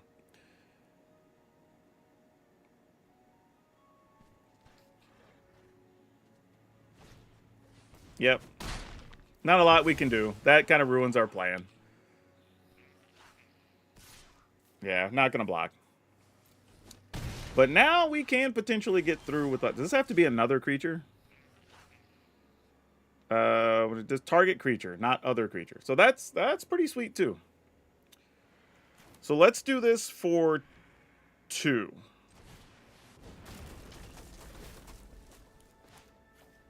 And see how this goes. That didn't go great. I'm not gonna lie, that did not go great. Alright, so opponent goes to 10. We get a card. You know what? It's a mana. That might matter. Alright. Maybe I got greedy. Maybe I'm supposed to do it for just 1 there. So I could play something. Because I have way more things that cost 2 than 1. But here, I guess I can make a dragon still. I don't want to kill this until maybe after they've used the explorer. Or the engineer, I mean. So we just have to see. Like, if they were to activate the expert here, then, like, maybe I would do something. Sure. That makes sense. Alright, we're going to kill this guy. Since now there's nothing... Oh, that's not true. This has an exhaust ability, so I guess I could still use that next turn. Alright. We can attack. That's 6. That's 5 toughness, so we can do discard, discard, discard. So that would be 11. Minus 5. Don't know if that's worth it. But let's find out.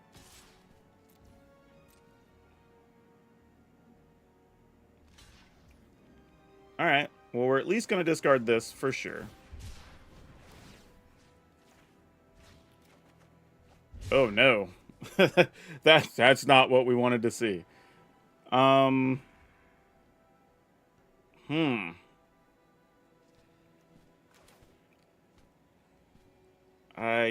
guess we do this. Actually, hold on.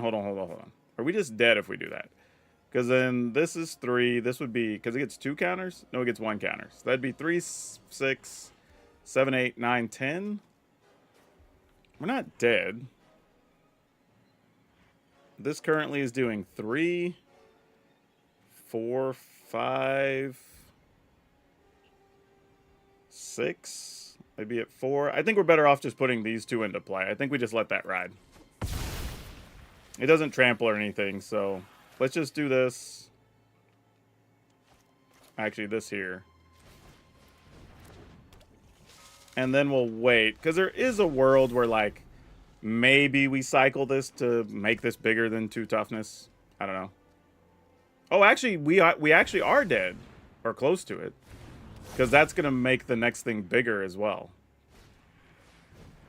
Oh, and you had that to give everything haste. Oh, gosh. Our opponents have drawn so hot against us. That's tough.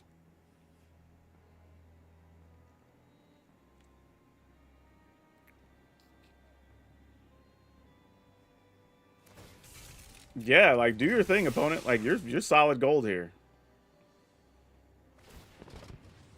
Yep. You got it. I don't think there's anything significant we can do here. Right? Like, we can block and go to 1. But then I play this. Alright. We take 13, though, unless we've just... If we don't care about killing anything, we could block that and take 10. Yeah, I think we're dead no matter what. I'm just going to courtesy block here. But I don't think it matters. Yeah, that's not going to quite get us there. We could play this. Attack for 2, 3, 4, 5. This could make 6, 7, 8 on their turn.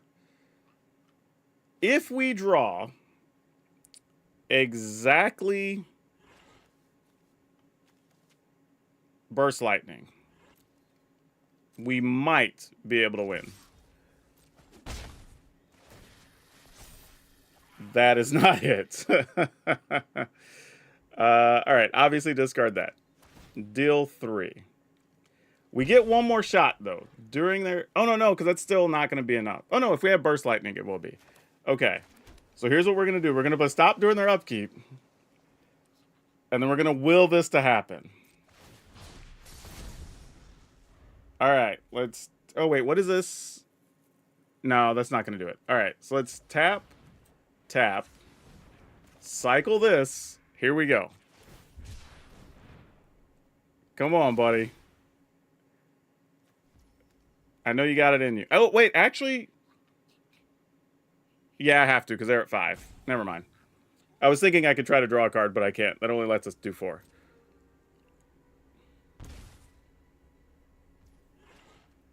Oh, wait, are there 2 triggers? No, one's the cycling one. I was like, wait a minute. All right, here we go. Is this it? Or another Artillerist?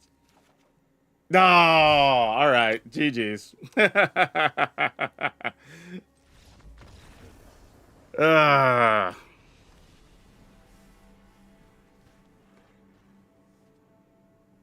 But again, this is another example, right? Like, if we have one more removal spell on the previous turn, we're not dead. Hell, honestly, if I'd have just had another Burst Lightning, we wouldn't have been dead. Alright, we're going to do like one more, and then we're going to move on to another deck.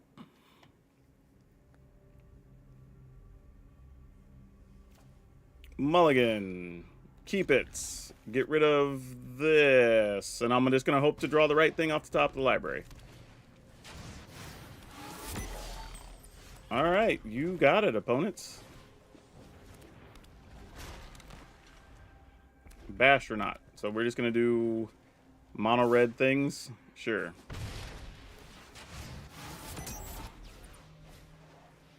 Okay, so they're just playing a mono red deck. Like, that's expected. Not surprised to see that. Alright.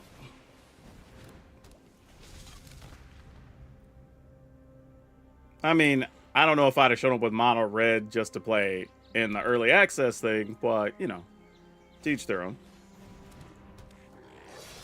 What's that guy? He, at the beginning of your turn... Oh, it's just Seer Slicer Goblin. Yeah. Alright. Discarding these 2 knuckleheads.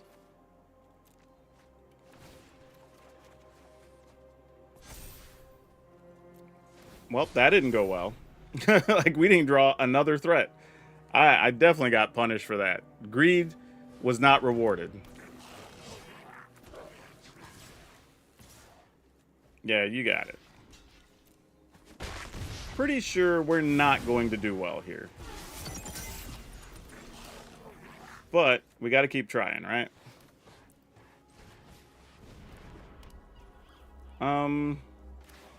Oh, I did that wrong too. Now I'm not going to have the red mana.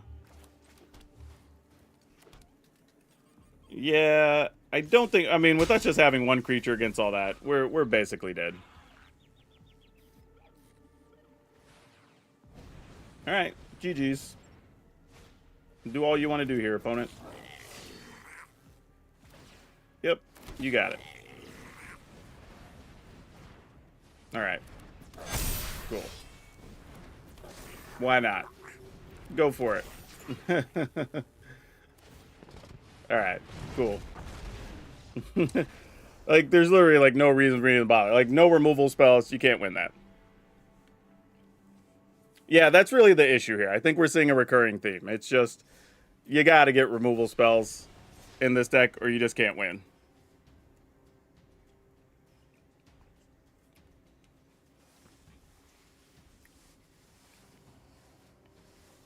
Doop doop doo. Come on, opponents. I just want to get 1 more. Let's go.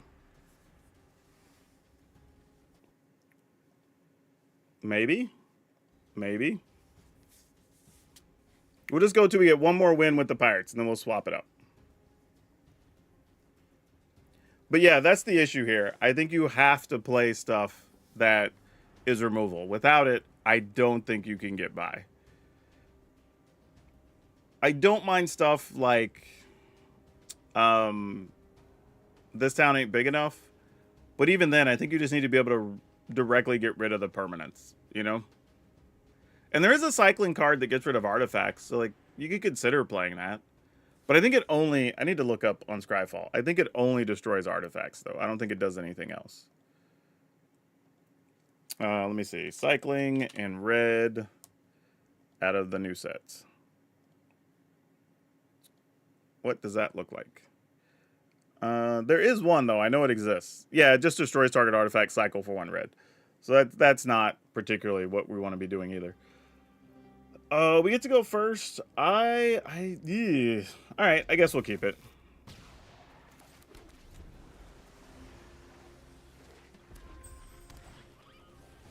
More gobos. Sure. Why not? Pass the turn.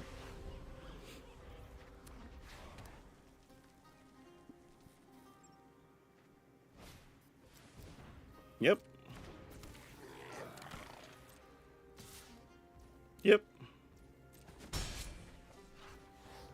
I'm just going to do this during their end step anyway. Let them commit a goblin to it, it's fine. Like, we're okay with that. Beats the alternative. Let me go ahead and play this dude. I don't think we've had a game where we've gotten multiples of these in play, so that could help as we get closer to the end game. Well, I don't know, maybe 3 of them's just as good. I don't know. Let's find out. No attacks.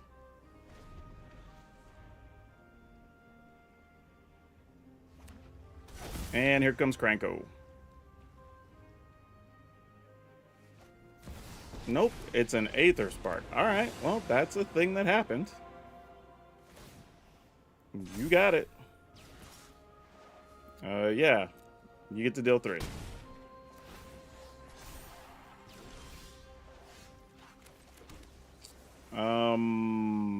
I guess we just play this.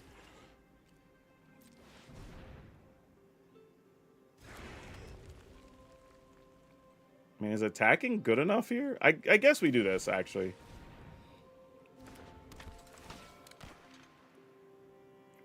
Ugh. Bruh. Alright. This is just not going to be one of those ones that work out for us.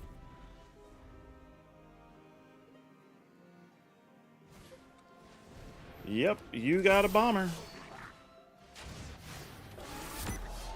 Is this one how much it deals to an opponent? Or it does combat damage. Oh, just combat damage anyway. So, like, sure. Yeah, I might as well just block it. Yep. Now you can minus, make a bunch of mana. Unload your hand. Cool. Now here comes Kranko, and then give Kranko haste and do all the fun things, right? Yep, makes sense.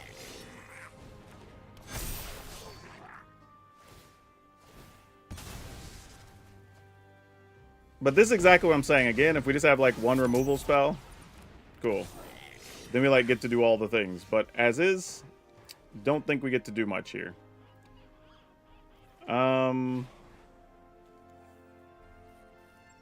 What's the best we get to do here? Well, these don't have haste, I guess. So what if? I'm trying to think of like scenarios here. We cycle, opponent takes 3, cycle, opponent takes 3. All right, I guess we just cycle this first.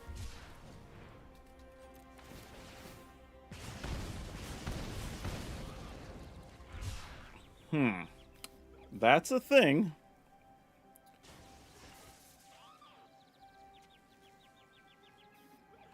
There's speed 2. Alright, I guess we play this.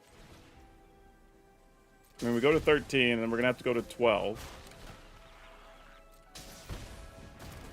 Discard 1. Even though I probably should have a flyer here, but I was hoping to get a little bit lucky.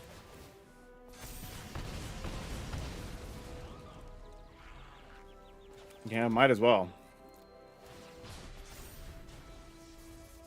I mean, unless that's a land. I'm like, I don't know how this is going to end up positive for us at all.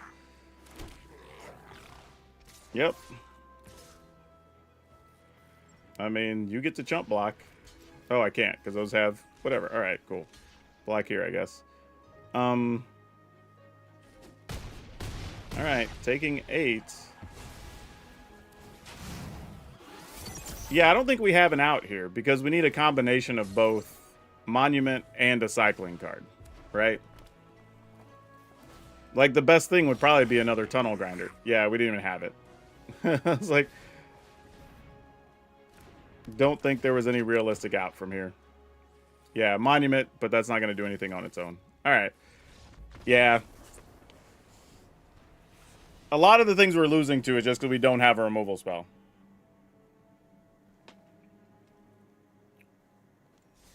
What are we testing? Everything. That's the answer.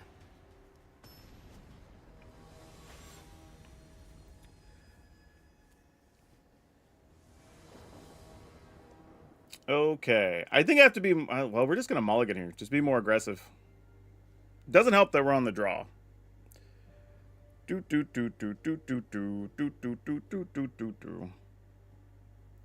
Opponent. Alright, there you are. Keep this. I guess we put 1 monument back. That's rough.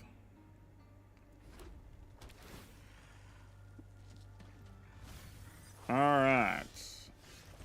Let's try a Mako.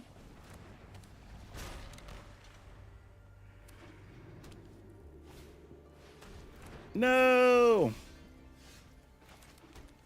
Alright, well, we get to get in for 1. We'll take that.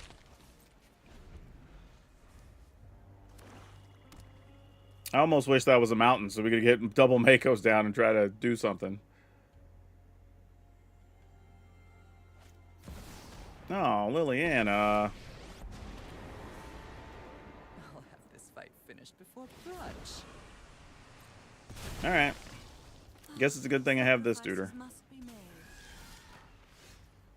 Let's go get our attacks on. And then I guess we go ahead and just play the monument now and hope for the best.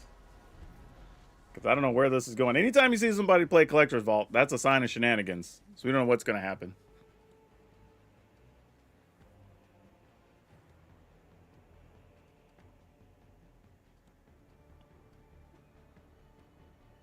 Yeah, I 100% don't know what's going to go down. So I'm just like, what's the next card?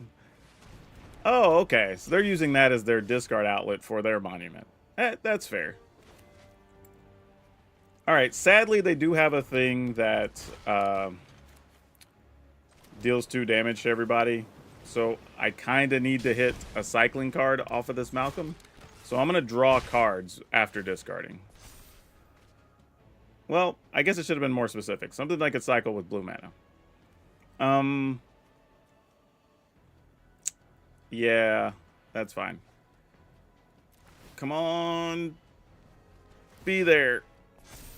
Or else we're probably getting wrecked. Okay, that helps. That helps. All right. That's good. So now if they have another one of these Fuel the Flames, we don't lose our 2 Makos.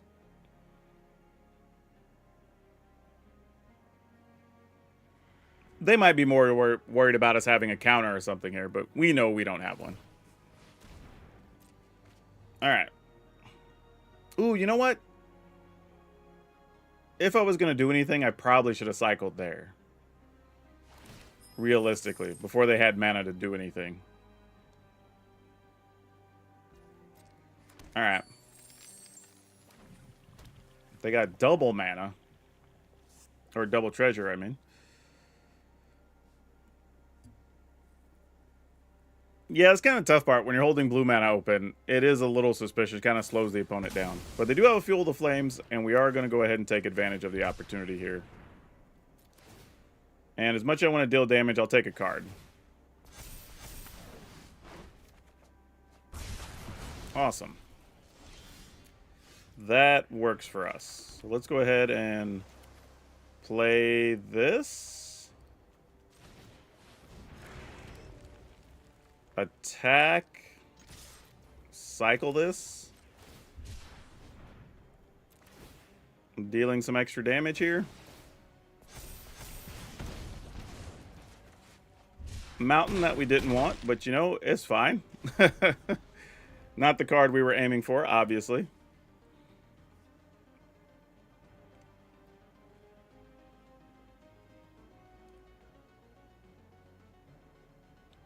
And something. I don't know what something is about to happen. Yeah, I definitely need to make my requests very specific for my decks. They tend to not listen. They're like the D&D style genies in the lamp where like you ask for a thing and to try to twist your words in a contract or whatever. It doesn't give you exactly what you want. Like those weird Afrits that try to catch you in a legalese word loop, you know? Now, the good news is if they don't kill Artillerist, Artillerist almost just wins by itself, right? Attack for 1 cycle hit, and 3 from the monument. All right, they're going digging. They're going to draw a card or make a treasure. If they make a treasure, it's a little bit concerning, because now they can still sweep the board. If that's what they're doing. I don't know if they are, if they're dealing 2 damage to everybody.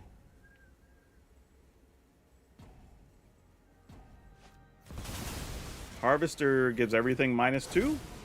Alright, yeah, we're good then. So then we just attack. Yeah, that'll do it.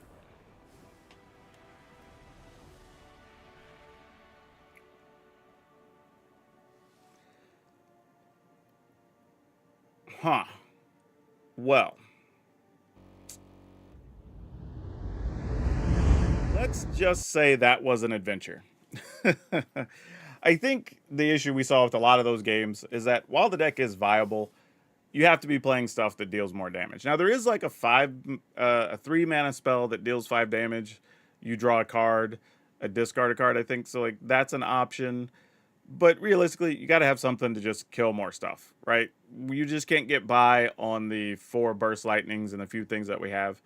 And even something like this down ain't big enough is nice, but if you don't have something already out, like the, discard your hand, draw, whatever thing, like you don't really want to bounce any of your stuff after you put time into all of it. So, yeah, that's probably the final version I put up. Will probably have some amount more removal, or maybe even some light counters, potentially. I could see like a couple of negates or something is possible. But you generally want stuff that's going to help fuel the rest of the deck, drawing, discarding, whatever. But that's where I would go if you're going to play this. You got to get, I would think, somewhere around 9 or 10 removal spells in here, and hopefully at least 4 or 5 of them are cards that you discard and draw, so you can fuel everything else. If not, I don't think you really have a chance with it, as we got to see. But, you know, that's Aetherdrift. We got a bunch of cool stuff. A lot of other cards are really good. Just got to figure out what those decks look like as the format goes on. That's all of you for now. We'll see you next time. Boop. Refute. Maybe you want a looting counterspell? That's possible. I don't think that's a terrible choice. That's very reasonable. It's not crazy, you know. We got packs that don't matter because we're on the free accounts. All right, so we marked the discard pirates. Okay, where do we want to go to next? We have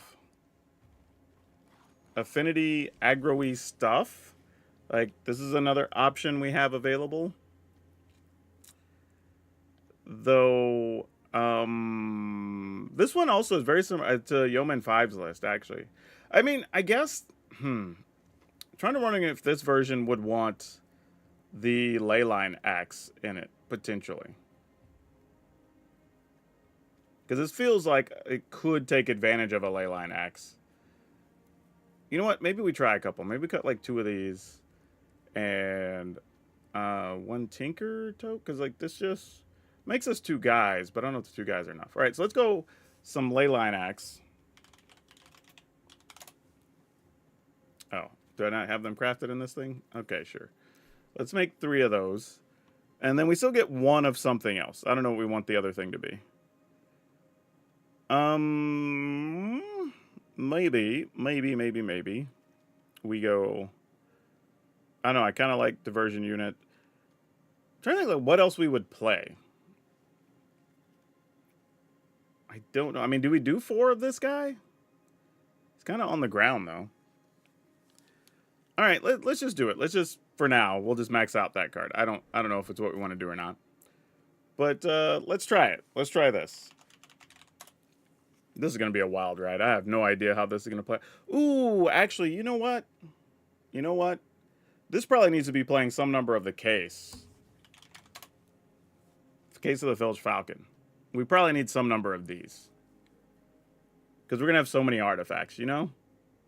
So maybe if I cut one of those, cut a Knight Errant.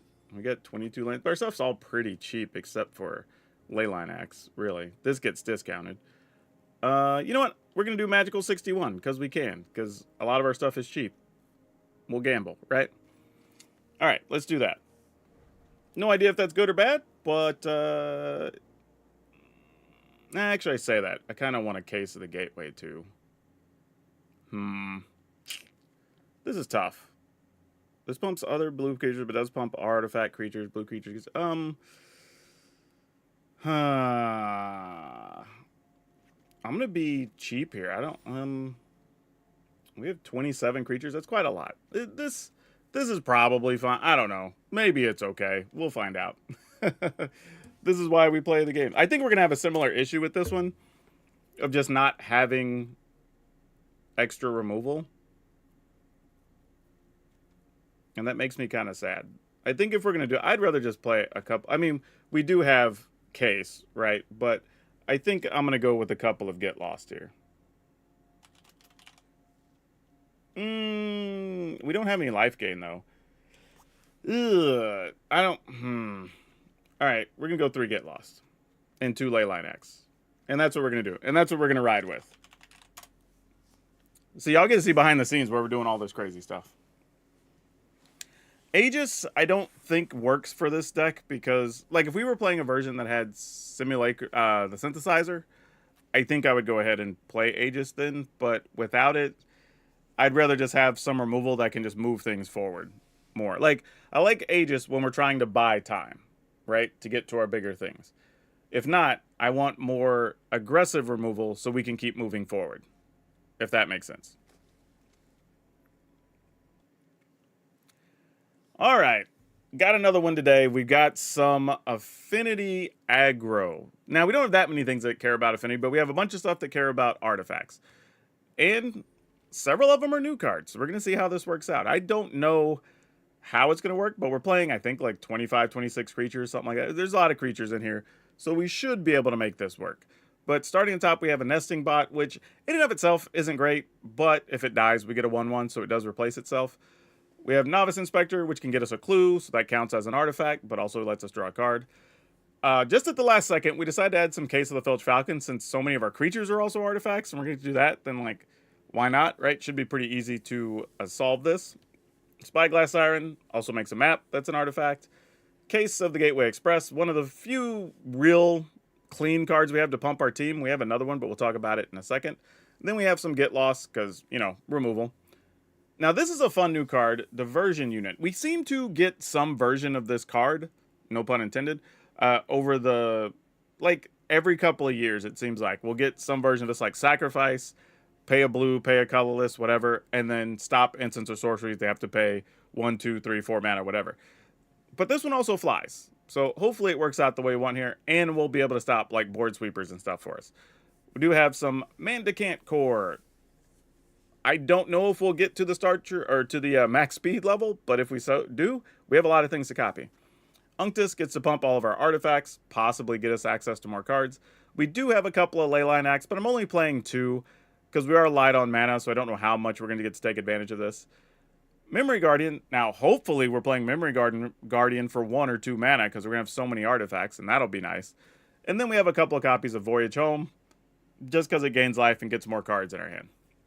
Nothing too crazy land-wise or anything going on here, just kind of what you expect. But y'all know the drill. If you want to download this, there's going to be a link. It'll take you over to Moxfield, our channel sponsor, where you can download it at the end of the video. But if you want to buy anything, especially a deck like this that probably isn't too expensive to build, you want to build it in paper, you want to fill out your commander deck, you want to find some rare cards you hadn't seen in a while, check out our friends over at Tales of Adventure. That's what that is right there. You can use code DRAGON, DRAGN, it'll save you 5%. And here's a bonus, actually. If the more y'all use that site, the more they'll keep supporting the channel, so I get to keep making stuff for you. So be sure to check them out when you want to buy stuff, especially right now with the Aetherdrift being a thing. But anyway, let's go see how fast these aggro artifacts pile up. Let's go. Let's see what we could do. I have no clue if this is going to be good or bad. Like, this is exactly the type of deck you build where, like, all the words make sense and all the cards look like they go together, but you might not have the right ones or the right numbers of everything that goes together.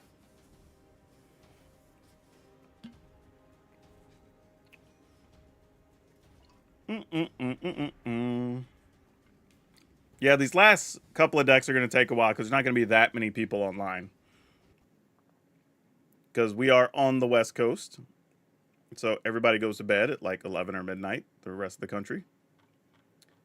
Which is completely understandable.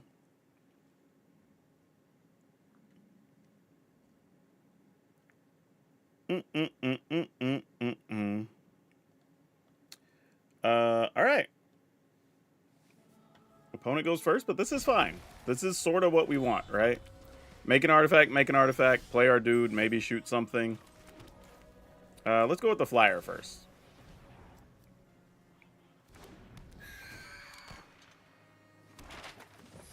That's kind of a wild-looking image for a land. All right, well, we've seen a couple of versions of this floating around today already.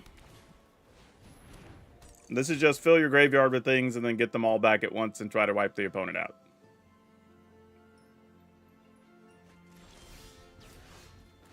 Let's go here. Here. And then attack for 1. All right. I don't think I'm going to try to crack the case until it's either a lethal attack, well, let's say, or after a sweeper or something, but now we may just have to kill a Steel Seraph. This is unfortunate. I have just the wrong amount of mana that I can't play this, this, and this.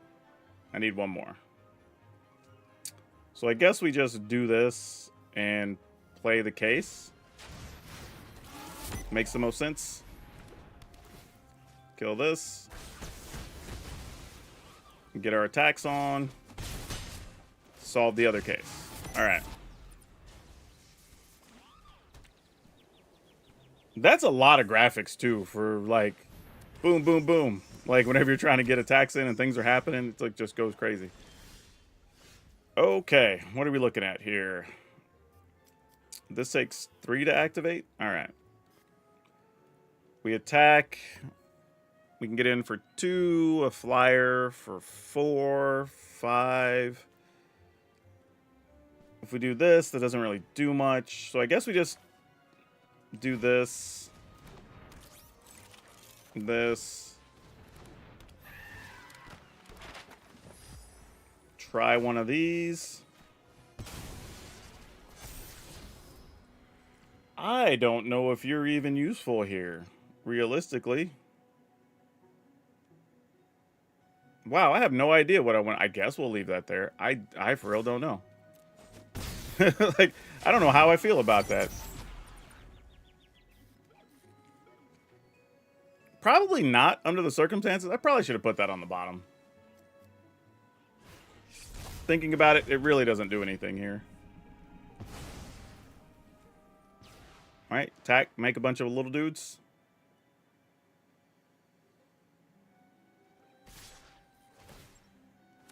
Yep, that makes sense. Let's go ahead and block and block. Take the rest.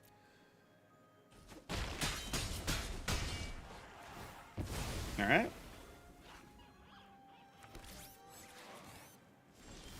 Unfortunately, now they have a potential blocker with 2 powers, so that's tough. I think we just go here.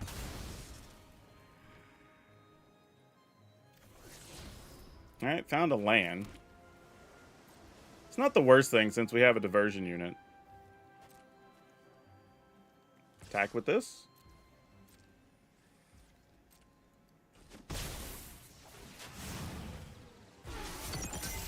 Alright, we're at max speed. Doesn't really do much unless we get the Mendicant core, I think.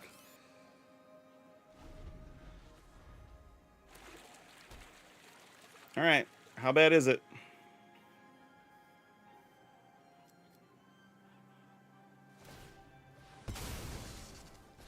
Yep. Yep.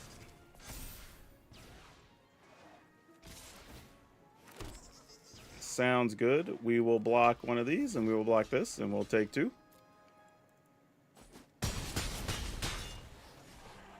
Alright. Oh my goodness, that's not good. Alright. Well, I guess we'll just play Unctus, see what happens. I have a feeling we're getting very close to dead, though. Let's attack. Attack. I mean, yeah, I guess so. I mean, if we're willing to let the diversion unit get killed, I mean, we might as well do this. Because then I'll just play Inspector.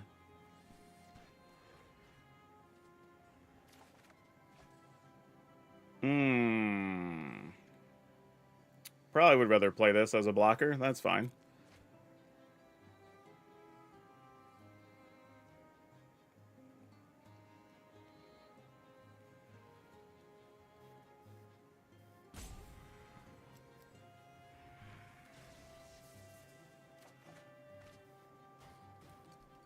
If we had another mana, that would be exciting. But probably bad here. Doesn't do enough for us. Wow, really? That's rough.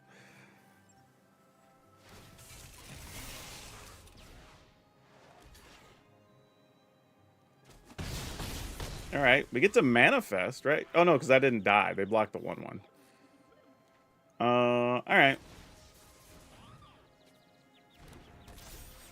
End the turn.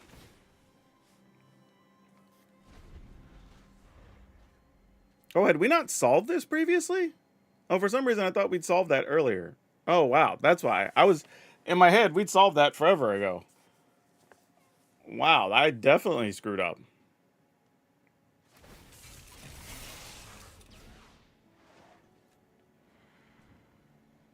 Hey, thanks for that.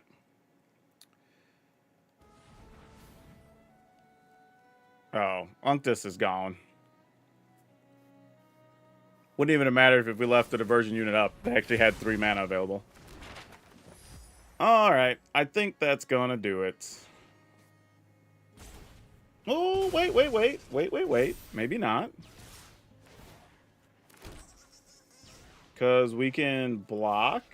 Well, we block and get a new creature, but whatever. Block a 1/1, take 6, 7, 8, or 7, 8, 9. And then we have 3, 4, 5, 6, 7, 8, 9 on our side. Alright. I mean, I guess they could always have like a burn spell or something and just kill us. Alright.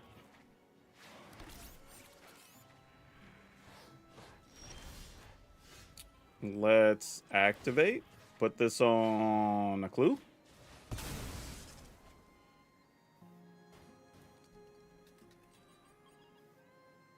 I don't know, maybe it matters. And then go to attack. And with diversion unit, we should have lethal no matter what. Wow. Ooh. Oh, goodness. That was close. Hmm.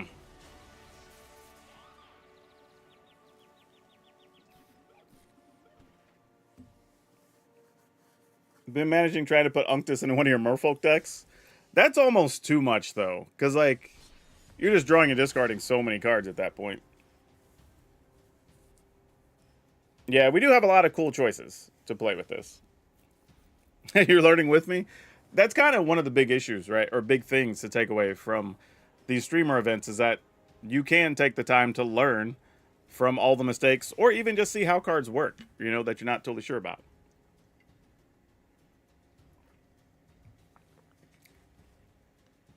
Might be under a time crunch. We might have to get 5 or maybe 5 or 6 games total with this one and then get into another one.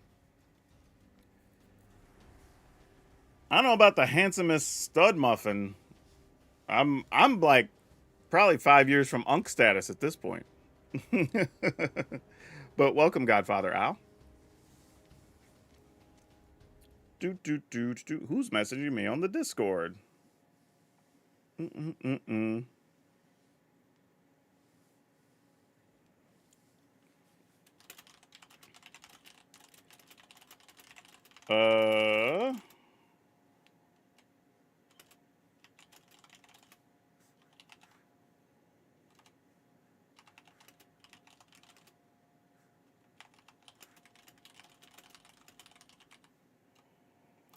Let's see.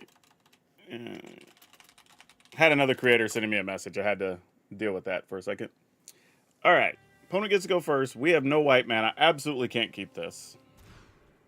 This we can keep, though. Gotta keep the get lost. We'll see how this goes. All right. Let's get this down. So we can at least start our engines. Though, you know what's funny? We did get to actual max engine size, right? Or max speed. We just didn't have the Mendicant core to do anything with it.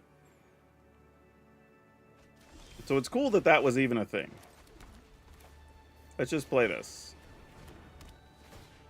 And sadly, we know they can get the portal back. So once portal happens, we're kind of wrecked anyway, right? All right, we get to move speed up. Boom. Scrapwork mutt. Yeah, that makes sense. Yeah, as soon as you get any of that stuff out of the yard, we're cooked. Not a lot to do here. So I guess we just play this. Attack and hope for the best. Because ain't nothing... Actually, I don't even think it's worth attacking. Yeah, they're just cycling to get their reanimator thing. Probably go get Portal to Phyrexia if I were guessing. Because that's what I would do.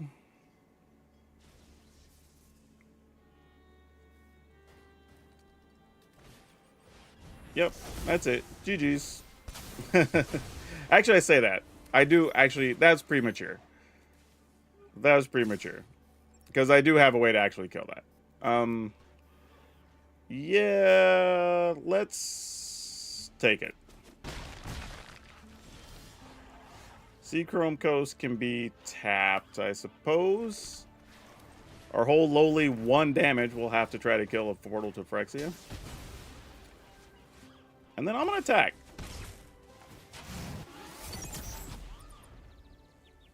Speed is at 3.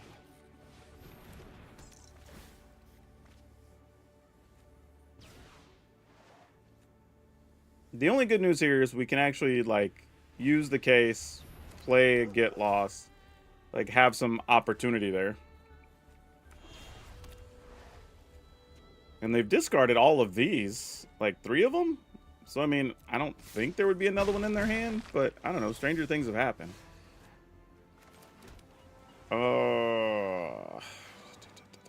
I think I'm just going to play this. Pass the turn.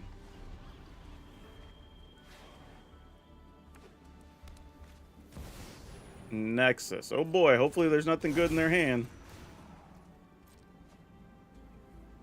I have a feeling there's something real good. Yeah. But we at least can kill that.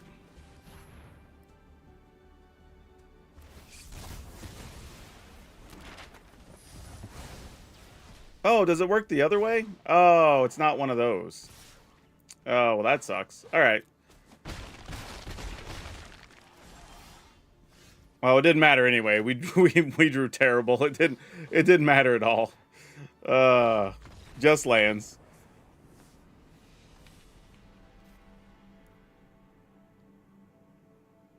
You don't want a Shatterstorm type spell, honestly. Like, I don't even like the idea that they printed a Wrath that also gets vehicles, right? Like, you're just undoing the thing you want everybody to do.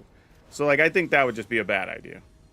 But we do have stuff that, like, can kill multiple artifacts or multiple enchantments or whatever. Like, those things exist if you want to do it. Okay, let's keep this. This works out. This is good. Because we can inspector, case, and then solve the case on turn 2. And then we can figure out what we want to do from there.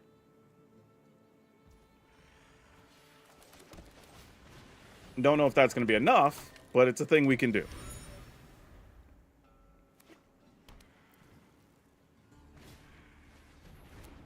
Ah, wabbits. Okay. Let's go ahead and go here, solve the case. No attacks? Alright. That's not bad.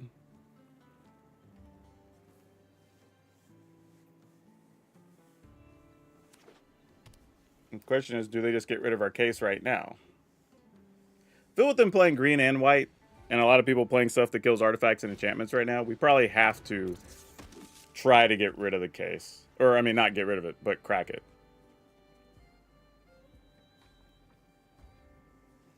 I feel like that's the correct thing to do. Ooh, Leyline Axe, though. That's not bad. Let's go ahead and play this. Get in for 4. Alright. Not bad, really. Getting a flower for 4, turn 3. It's, you know, can't ask for a lot more than that.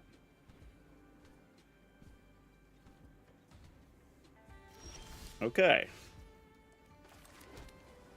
Do we Leyline Axe here? I'm gonna say I feel like there's a removal spell or something coming, so let's just do this. Oh, there wasn't. Wow. Okay. Let's try to Leyline Axe then. That also works without a problem. Cool. Well, if you don't do anything to a flyer, that's 8 damage. Okay, there's a Bright Glass Geared Hulk. Now we're talking. That card's sweet. I have that in a few lists. I'm a big fan of that card.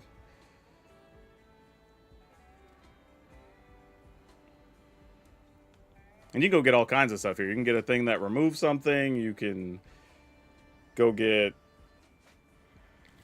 that. Both of those are great, actually. Good choices all around. Ooh. Getting to draw some cards wouldn't suck. Eesh. What do we do? What do we do? I guess we just get as much damage as we can in here, right? And then we just attack. I mean, that's 10. I mean, we can't not do it, right? And then play this guy. All right. Now, it is going to make my voyage home cheaper because I assume they will likely remove our token and then destroy our leyline axe and go to 4. So we won't be able to kill them easily.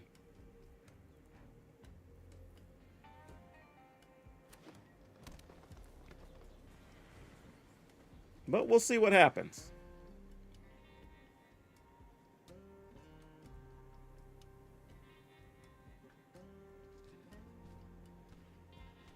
Oh, they have to sacrifice something, though, when they play this, right? Yeah. So that does... It's not irrelevant. I mean, that's a real thing.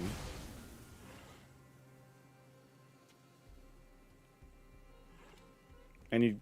Yeah, because you can play this, block with it, and then sacrifice to kill the leyline axe. So we may not even spend mana on the leyline axe here, actually. Our plan might be just try to get a counter on the siren.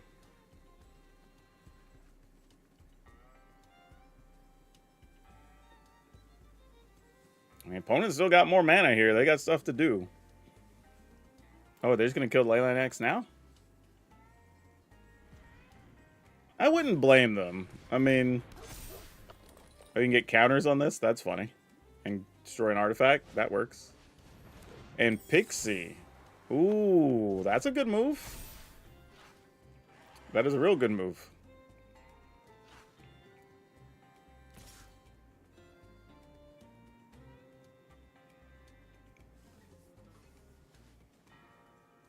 All right. It comes in. No blocks. Oh, but they didn't replay it. That's interesting. I thought they were going to. Well, here's the thing. We could play this, right? That's just a big body. We can go and do this for 2.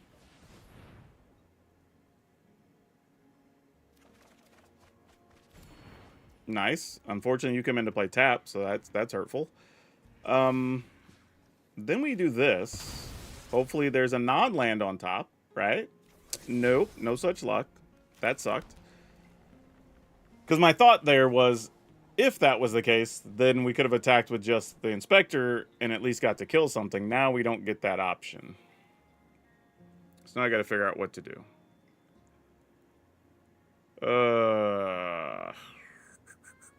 Alright, no attacks. It's not worth it.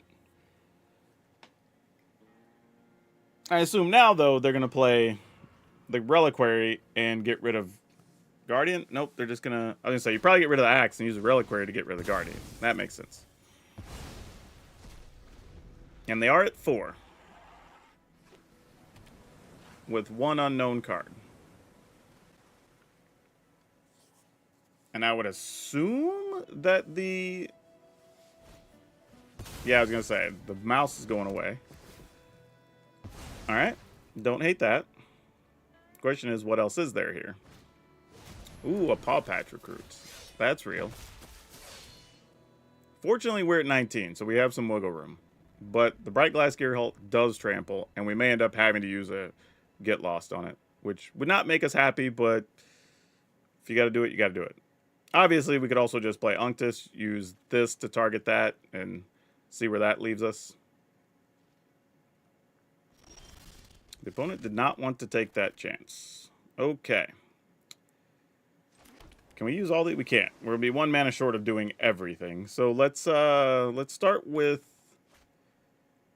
They don't have anything in... Oh, but what we target, they'll get to put counters on. Ugh. That sucks. Oh, actually, what am I doing? No, we're fine anyway. Like, we just do this. Oh, no, but that's not solved yet. Never mind. Never mind. I was thinking something else. What if we do this? Attack with the Siren. We get to draw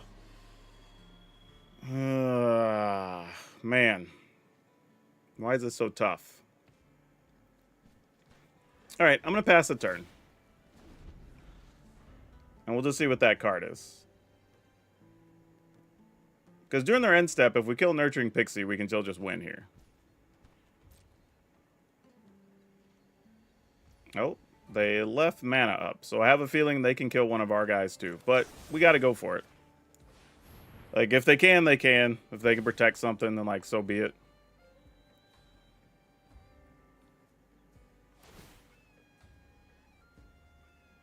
Oh, they get to put 2 counters on that and then sacrifice it. That's a cute interaction. How did I miss that? It's pretty smart. Good news is we can still work around that. They didn't put all the counters on. So here's what we can do. We can just play this. Target that first. With 4 creatures. Hopefully they can't kill one of our creatures.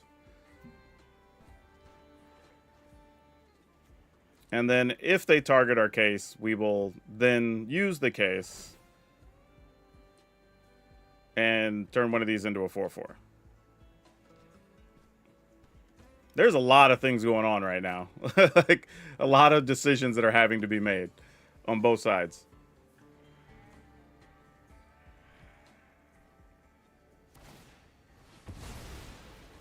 All right, targeting Unctus. Is that what we're doing, to be clear?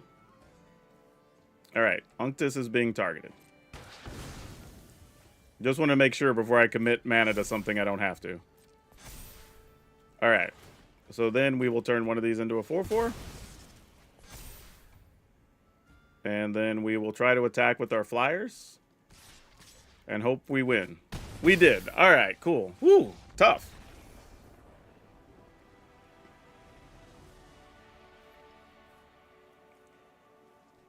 Yeah, there was a lot of cool interactions. I mean, credit to Dr. Ruckus. There was a lot of sweet stuff going on here. I don't know totally how the Swordmasters fit in just yet, but this other stuff, this was doing some things. And it was bad for us because he specifically had the ability to go get, like, Haywire Might, had the ability to get rid of our cheap stuff with the Duskrose Reliquary. That was a tough game.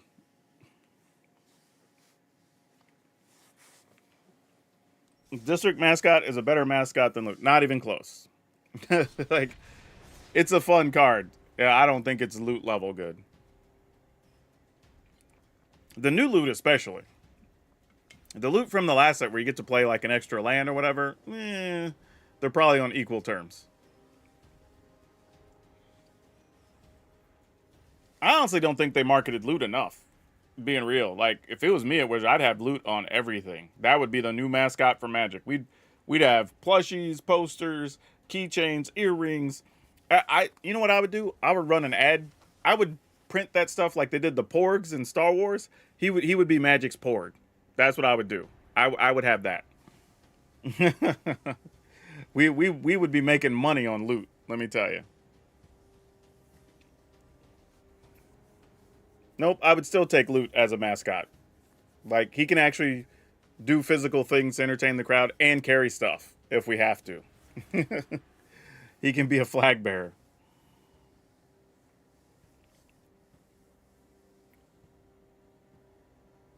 An affinity for this. Yeah, it's actually pretty sweet, honestly.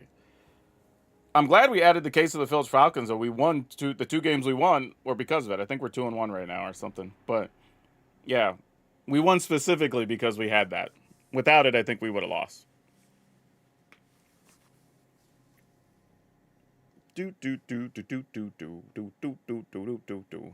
Opponents, where are you? We need to play some people. We need to entertain the people. It's all right. I think it's going to be like this for a while. Like, the later night games, you end up having to play for, like, there's like a 2-minute wait and whatever a lot of times. Kind of the downside of being on the West Coast and playing later in the evening. But those of you that had to go to work and stuff actually get to watch some of us stream, so kind of works out.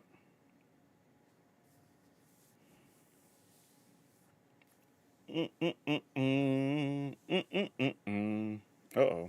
What's this? Come on, opponent. Let me go check the Discord and see where everybody's at. Looks like people are still actively chatting and are available, so we'll see. All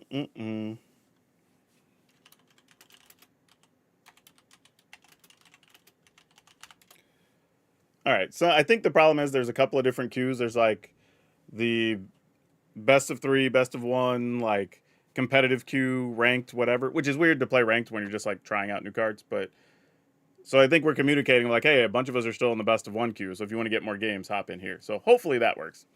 But anyway, let's keep this. We will put our ley line. Whoa, I don't want to decline. I want to put that into play. That's an important card. All right. You know what? I hope that this start your engines thing is the sign of where we're going as far as like trying new things or whatever graphically. Because I do miss when we had like just the cool graphics all the time for like the rares and mythics, like the animations. So it'd be really neat if they start doing this. Because this, like, you level goes up, like there's stuff flashing across the screen. Like, that's cool. We need more of that, you know? Oh, they're going to get our diversion unit? That's sad. Okay, then.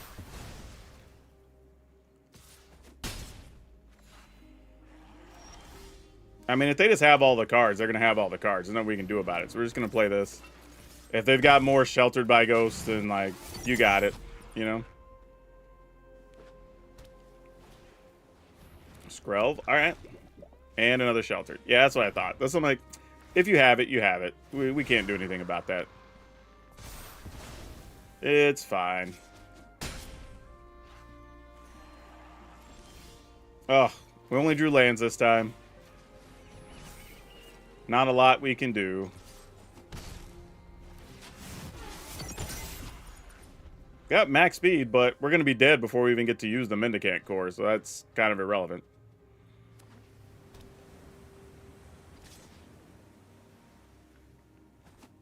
I mean, I guess if we were to get a Get Lost and we get rid of one of those, I mean, maybe that's something. I don't know. Doubt it, but maybe.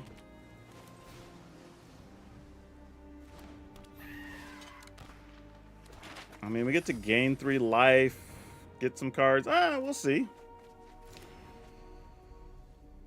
Ooh, you know what? If we draw an untapped land, we can still kill this currently. All right, that's not the crazy. Oh no, we wouldn't. Would we'd be a mana short or creature short, so that wouldn't do it. Tough.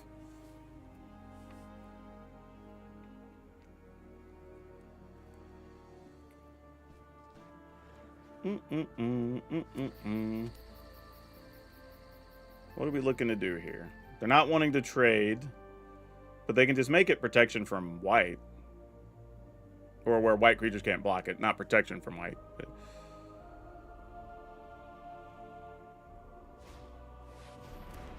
Walker. And that's when that dies, you get to draw cards for each counter? Yeah.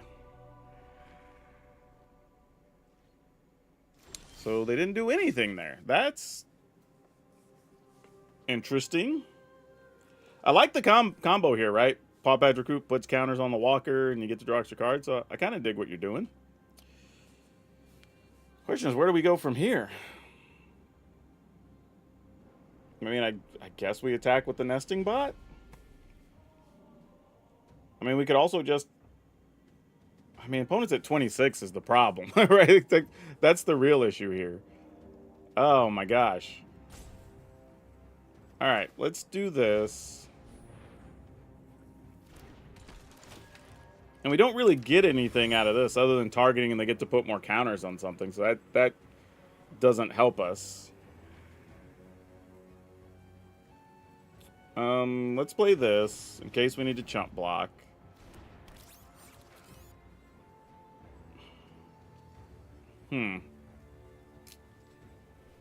Is there a world where we just want to put another counter on this guy? I mean, maybe. It does trample. Unctus, you ain't nothing.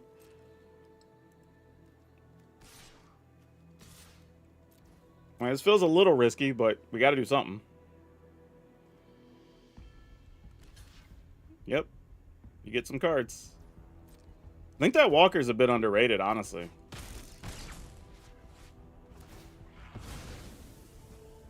I mean, 2 cards. That's a lot in this scenario.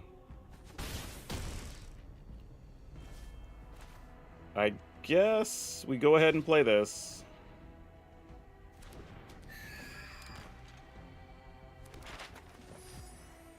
Go ahead.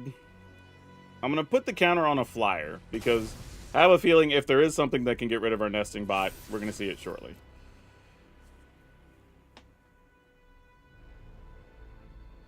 I mean, they do have 3 cards in hand. But we have both blue creatures and white creatures that we can block with if we have to. Ooh, that's bad. Because now they just go get their answer, whatever they have for their toolboxy things here.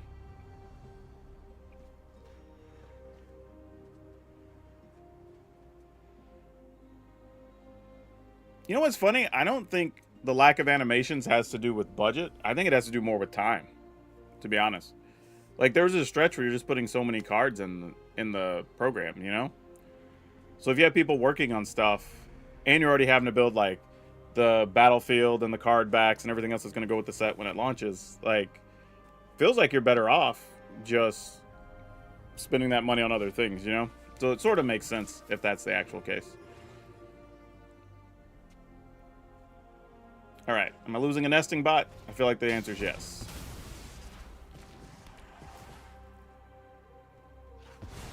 Nope, they're just getting rid of our ley line. Fair enough.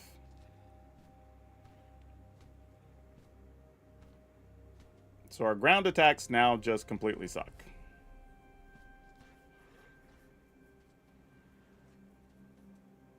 And if they attack, I was going to say allow us to block with multiple things. We definitely would have there. Okay, so what are we looking at here? What do you have under? I already forgot what cards are under here. What do we got? You have a Diversion unit and a Guardian. But I need a 6th mana to make that work. So am I okay gambling on whatever those 2 cards are in their hand? I think the answer is yes. I'm going to go ahead and crack this, though. Okay, oddly, a land is not bad here, overall, for what we're trying to do. And we're at 10 life, so we don't want to get too crazy. Draw and discard, likely just holding on to this. I don't think much is going to change here with these options. Nope, it didn't. All right. Now, there is the reality that Case may not do anything because they're still Skrelv, so there's that.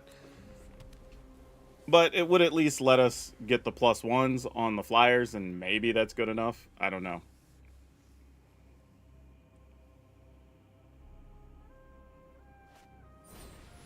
Oh, no. Alright, I guess that's a little bit of good news, bad news. Opponent did tap Skrelv for us. So unless they play another Skrelv, that could be positive. Oh, God. There's another Paw Patch recruit. Well, something's going to be getting +3. So that's not good. But what do we get to do here?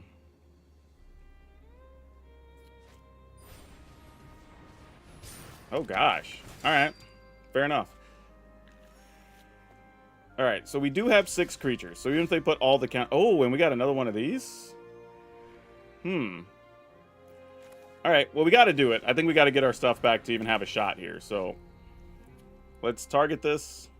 We'll pay both instances of ward.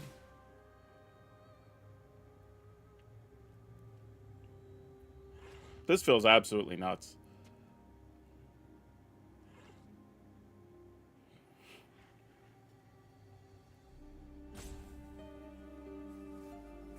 We kind of had to wait till Skrelv got tapped, but this is probably our one chance we're going to have to not have this be crazy. And since we know what their hand is, we're not really threatened by much at the moment. I mean, 10 life is still... Oh, that guy tramples, actually. That is a problem, believe it or not. But we will have a couple extra bodies here. Alright. So then we go to attack. Obviously the flyers. I'm probably only going to get in with this, knowing it's going to die, but it'll at least let us solve the case, which I think is important. Minda can't. Hate to discard you, but you're a little late. Yeah, we don't need that. Alright. Okay, I feel like this is one of the few ways we even have any semblance of a chance. So let's see what happens. Everything on the ground probably has to block here.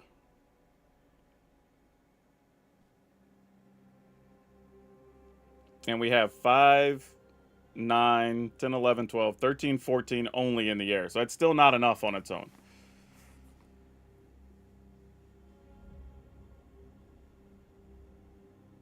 But blocking with the netting bots, or the nesting bots, actually still get us 1/1s in return. Or I guess technically like 3 1s or something, 3 2s.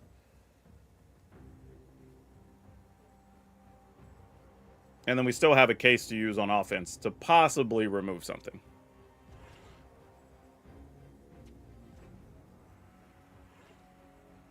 Alright. They're looking at their graveyard. I don't know what that means.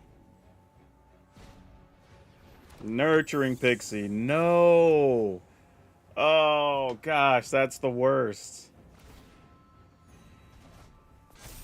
Yeah, that's so good for them. Oh, wait. They didn't pick up... Oh, I thought they were going to pick up the Dusk Rose Reliquary or whatever.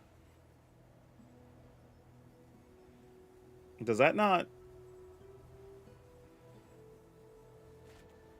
Enters, exile target... oh, until it leaves the battlefield. So yeah, they didn't want to give this back. Alright, this is pretty good, because it's 2 life and gets rid of one of our potential flyers. So that's not a good thing for us. You're getting to see the benefit of Bright Glass Gearhulk, though. This is exactly why the card's good.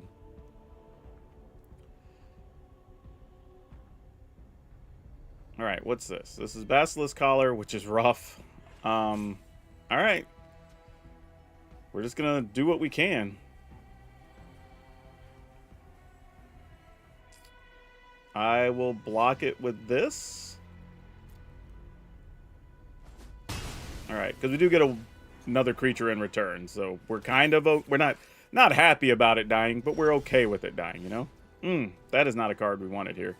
But we do get to draw and discard some stuff. Yeah, I think we gotta do it. This does not feel happy. But, you know, tough times. You can protect it if they want to use Grelv here. I mean, that's real.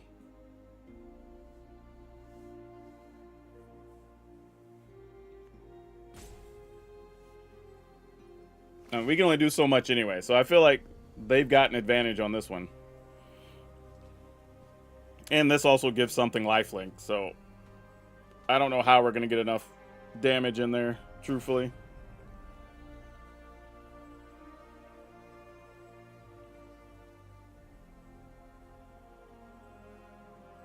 Alright. And then protect it.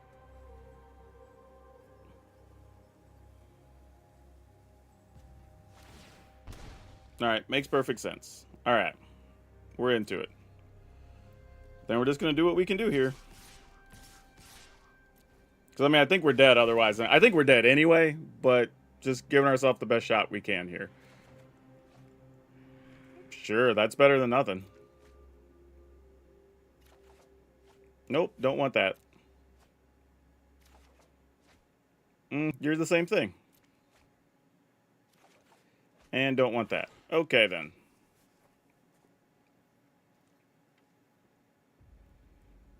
I mean, you can block one, you can kill another one, you can gain some life, so... Yep. I think they've got this. Because I'm looking, even if I play this... We only have like 3 reasonable blocks. Oh. Really? Not getting rid of our 5/5. Huh. Okay. It's possible their math works out to be something different. Alright. Well, maybe there's a chance. I mean, they're going to get to gain some life between creatures coming in the battlefield, Basilisk Collar, all that, but maybe. Yep. That's definitely going to get to do something.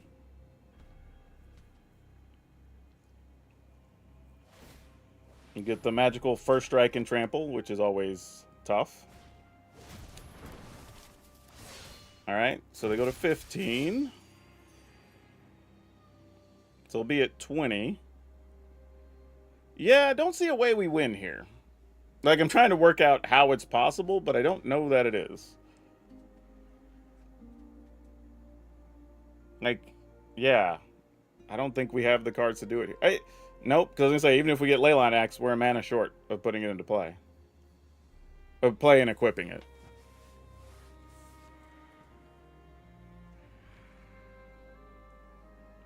Yeah, I don't know what we could do here.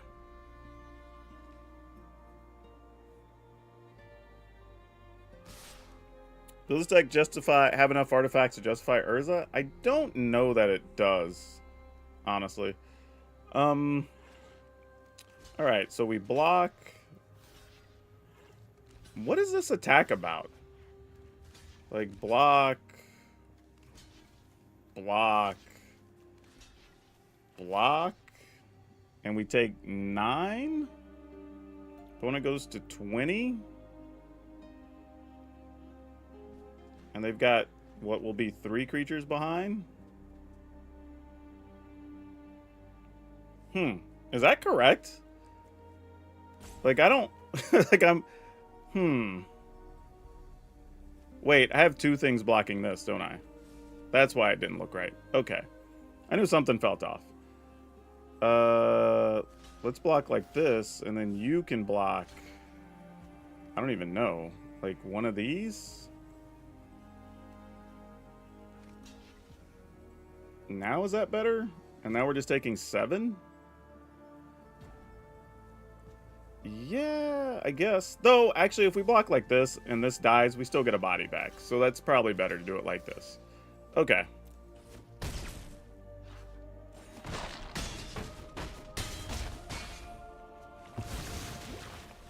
Oh, well, it was Xaxes. I thought we had one more point. I forgot that those trample. Either way, we were dead regardless. Like, I didn't think we had a comeback play.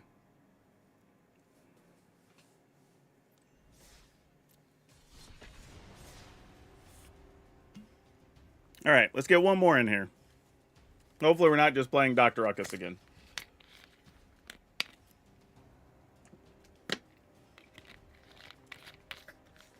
Yeah, I was thinking maybe if we'd have drawn Get Lost, potentially, we could have used that to kill something. Kill, like, the Bright Blade guy, possibly. Could have been a thing.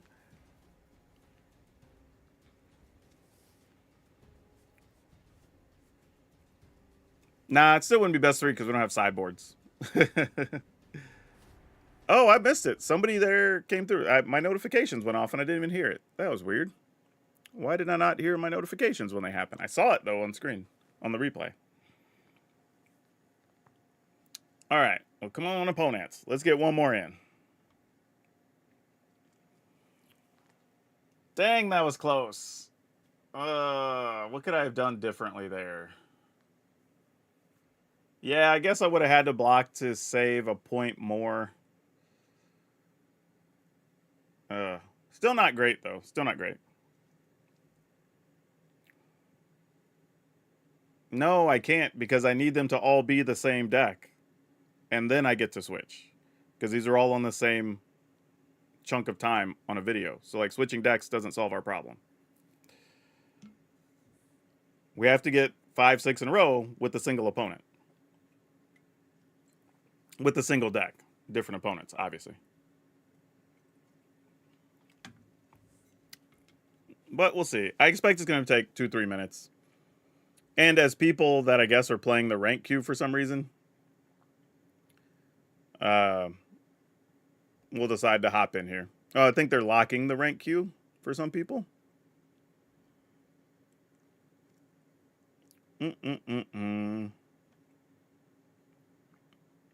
Let's see. Because there's really no point. I mean, I guess if we have to hop in the rank queue, like, I guess I can. But it seems kind of silly when we're just testing decks. Here we go. Probably going to be Ruckus again, but that's fine. He's a good dude. Nope, it's new. Whoever new is. Can we pull this off? I'm going to do it. This is literally just a bad keep, but we're going to see. If we top deck and untap land next turn, we're good, right?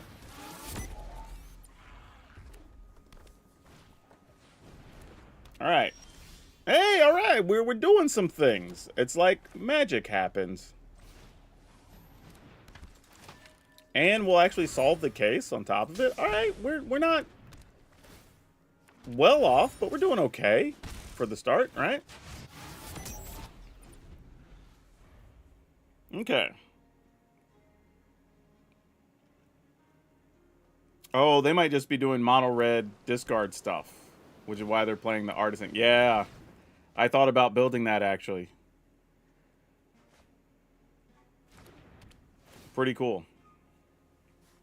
Because you get the monument, then you can discard every turn, and you're drawing. Like, you can do a lot of damage pretty quick with that. Oh, man. They had all the discard early. And there's a Mako. All right. So, we do this and get a flyer. I think that is the correct answer. So, let's attack. All right. We can save the get lost for later, obviously. Memory Guardian's pretty legit, man. Like a 2-mana 3/4 flyer almost always, and we played it for 1 multiple times. All right. How many cards do you get to discard with this thing? Oh, just a card, but then you draw 2.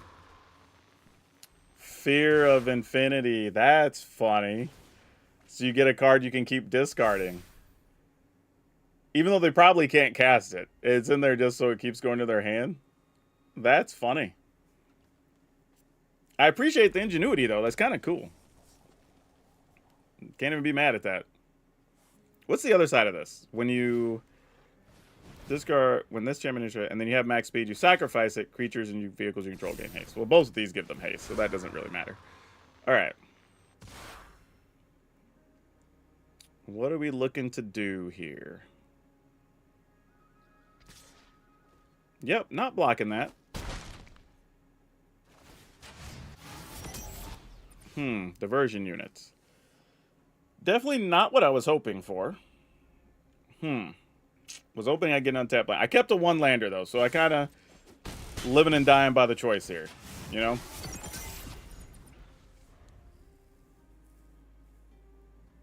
Not a lot we can do about that. Another Mako. Okay.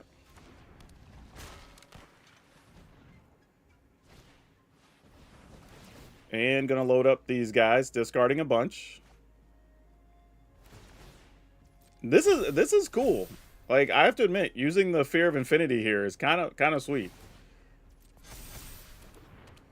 Like, don't be wrong, it's a little gimmicky, but it works. You know what I mean? Like, and then you just get, once you have 2 of them, you're just getting free discards.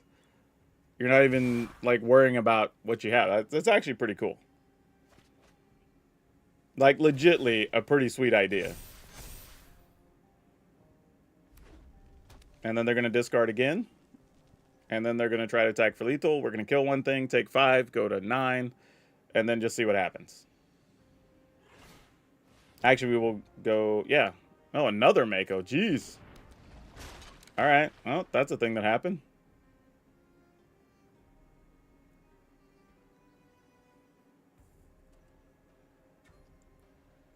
Can we win off of just 2 land? I think the answer is no. Yeah. Oh, they're only attacking for 7. See, now this puts us in a spot. If I was going to use this when they were attacking with multiple things, but they didn't give their stuff haste and attack with all of it here. So, all right. I mean, I guess. Keep our life total up, right?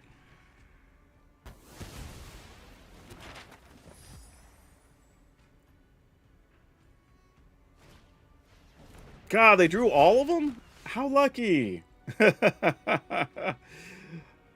Oh, man. What are we doing here? All right. Well, let's attack with this because this is all we can do. Play this guy. 3, 4, 5, 6, 7. 3, 4, 5, 6, 7, 8. Now, I was thinking if they did all out attack and we chump blocked and these turned into 1/1s and we played Unctus, but like we're still dead at that point. That doesn't solve our problem. We'd only be able to do 8. Wouldn't be able to do 9.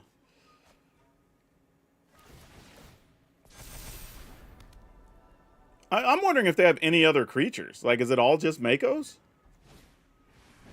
I mean, in Trumpeting Corners, I guess, because you can discard that.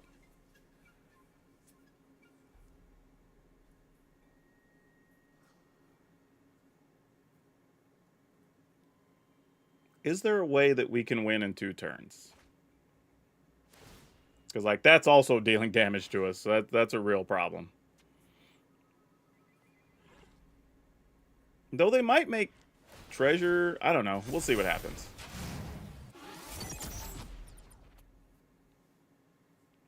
Engines have been started.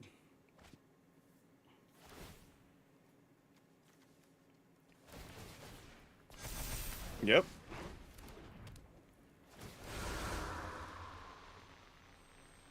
Oh, wait. If they make a treasure and attack with everything, we actually can win then, right? Because then we'd have 4, 5, 6, 7, 8, 9 exactly.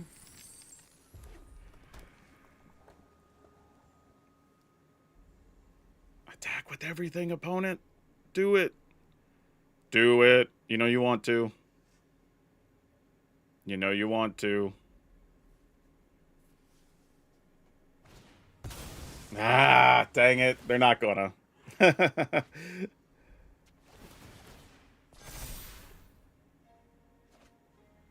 mean, the problem is now they're going to be too big. Now we have to double. Oh, no, no. As long as a single one isn't 11, we're okay. This deck's sweet, though, man. Like, opponent's really doing some things. Like, this is a cool deck. Attack with 1 more. You know you want to attack with 1 more. Come on. Come on. I mean, that being said, I still got to draw an untapped land for Unctus, so, like, none of this may even matter at the end of all of it.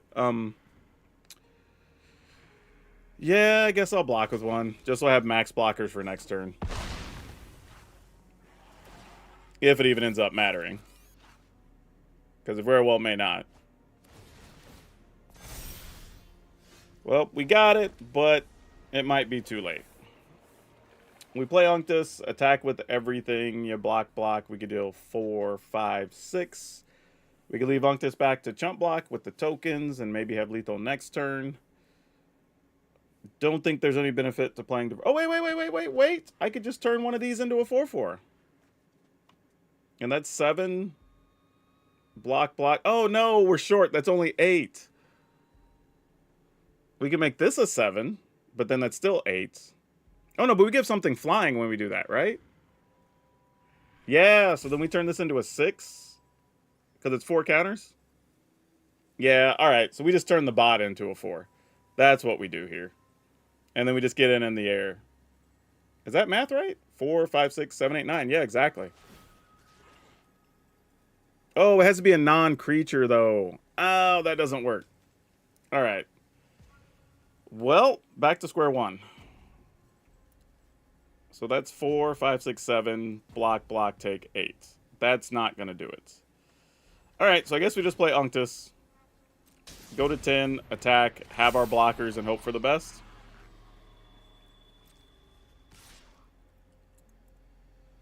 Yeah. Just like double checking the math here, but yeah, it's not going to be enough. All right.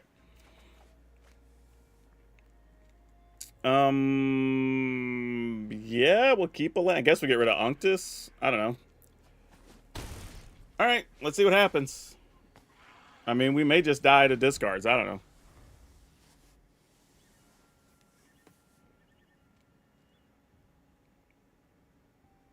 Win or lose, the opponent's deck did a lot of fun stuff this game. Legitly. Like, this is really neat.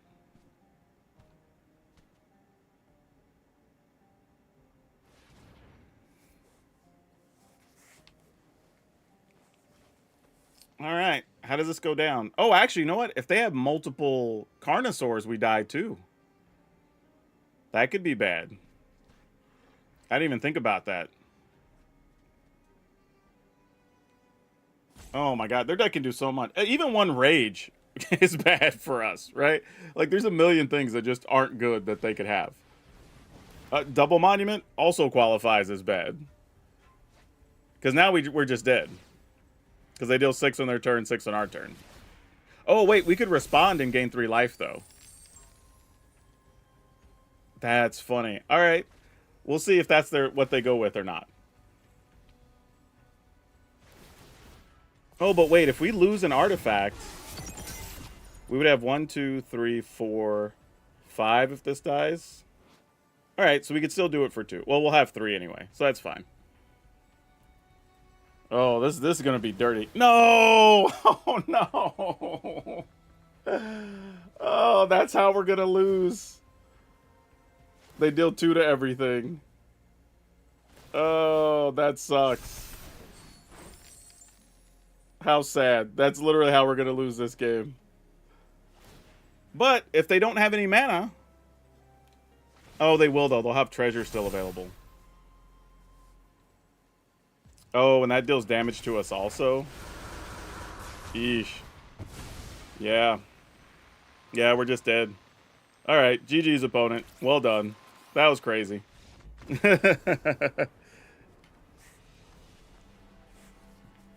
Oh my gosh. That, to be fair though, we were stuck on mana that whole game. If we'd have had even one more land earlier or had the Unctus sooner, we obviously would have won that. But still cool to see the opponent's deck pop off. Like, it just sucks when you're stuck on land and can't do anything, but I'm not going to hold that against the opponent. That was just cool.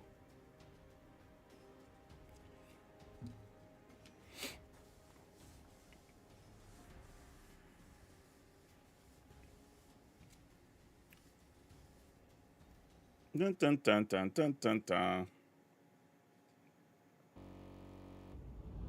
Alright, I think we're just going to top it up, and then we'll try to get another deck in, but...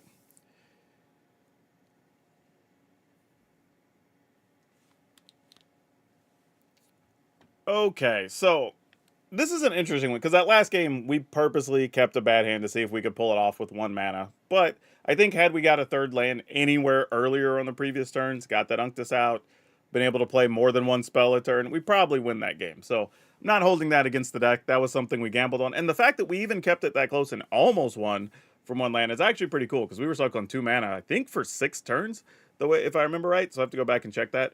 But overall, this deck actually does do some pretty big things. And having the ability to play an early 1 mana dude that replaces itself is really good. I think the Case of the Filch Falcon was fantastic. Still not sure how much I like the Affinity draw card. I'm kind of 50-50 on that one. We'll see how that goes. I may replace that in the end for maybe a couple other removal cards or some other artifacts realistically. While it is nice and being able to get the extra life and stuff, maybe we just play removal spells like Sheltered by Ghost or some other artifact that gains life, potentially. I don't know. We'll see. But yeah, this is a fun one. I think if you're looking to do some blue-white aggro artifacts, definitely still a thing that you can pull off, for sure. And it was a fun time, to be honest. But yeah, Aetherdrift Standard. Strap yourselves in, because this stuff really is good, and there's some big stuff about to pop off. But as always, you know the drill. Check the sponsors, do the thing, click the dings, all that good stuff. But that's all I have you for now. We'll see you next time. All right. Let's see what we're going to do now. We need to get one more Actually, you know what? If y'all will indulge me for just a second, I will be right back.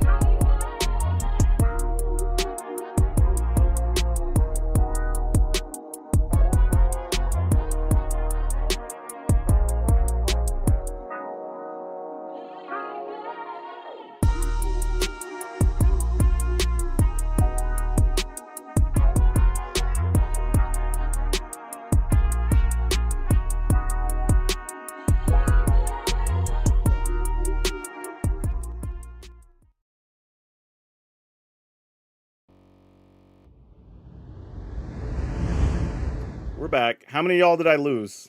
Because that's always a thing, right? Like, streamers don't want to take breaks or go grab food or answer their door or go use the bathroom because, like, the joke is that you leave, you're going to lose half your audience because people aren't patient enough to wait like 2 minutes.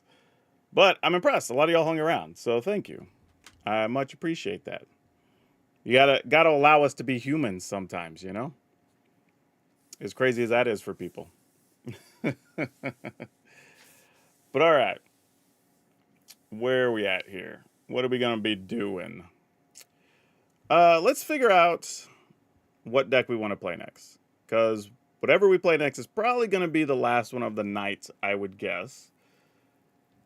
Mostly because it's just getting where it's going to be harder and harder to find opponents and things. Because, you know, that time of night. We do have our own version of the Bright Blade deck, if we want to give that a go. I believe they labeled it like Selesnya Cage, I think. Yeah, where we have Bright Blade, Sandstorm Salvager.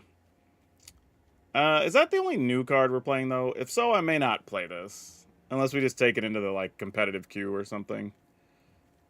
Yeah, it's kind of tough. We don't have a lot of new cards in that one. We had a bunch in the Dino deck. I don't even think we have much in the Monument deck, actually, right?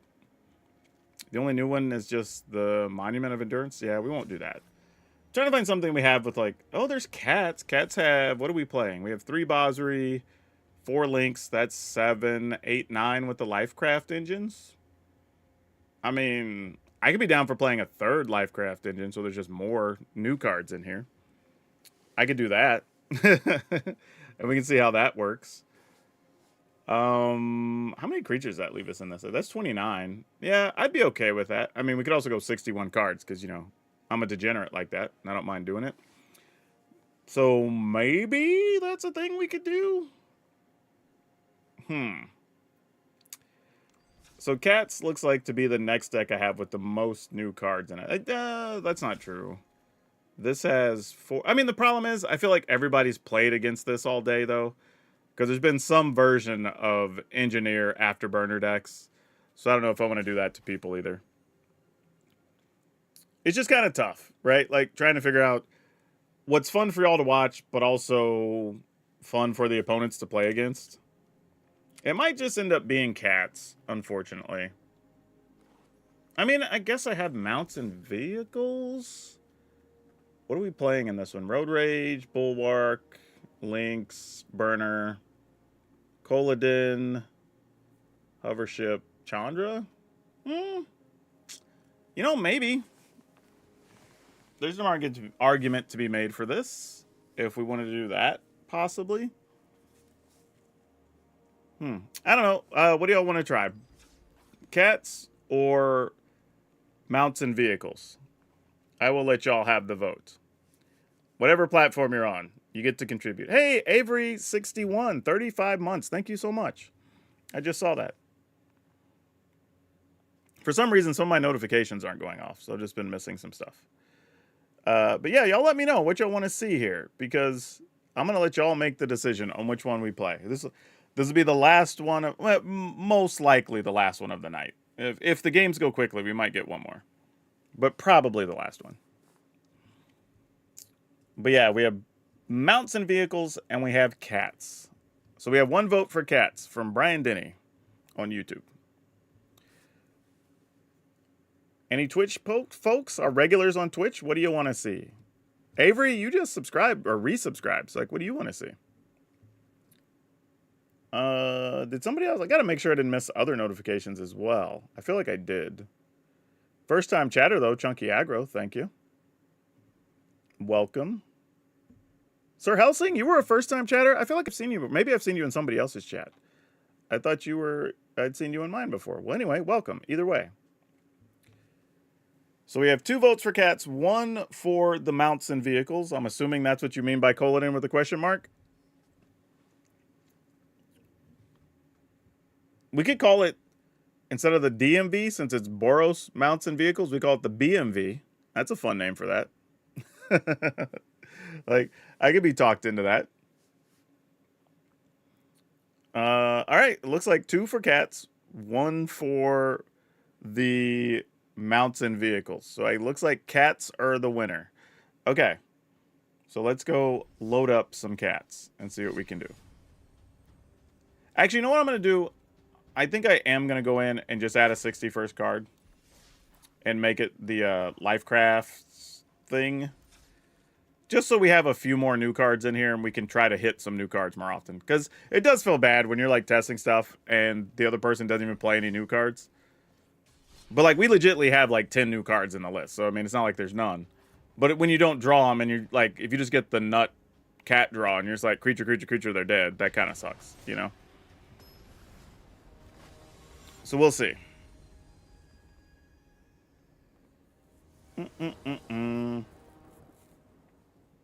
All right. Ooh, we did get a Bosri turn 1. But we're not going to get to use Bosri because we're going to be playing the Glory Heath Links on 2. So we're going to keep it anyway. But, I mean, Bosri might just attack for 2. Is there nothing interactive on this new board? I mean, it looks sweet, but I do like the ones where we have stuff that happens. Where, you know, you can just randomly fidget click around, you know?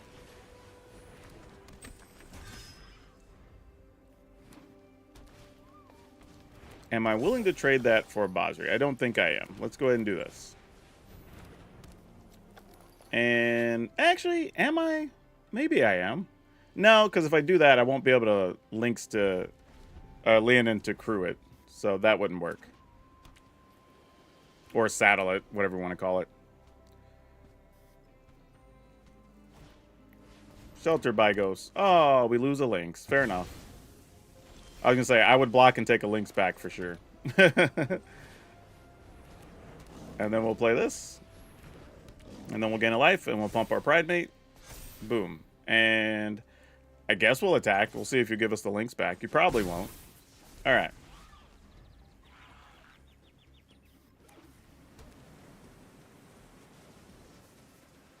Have another one?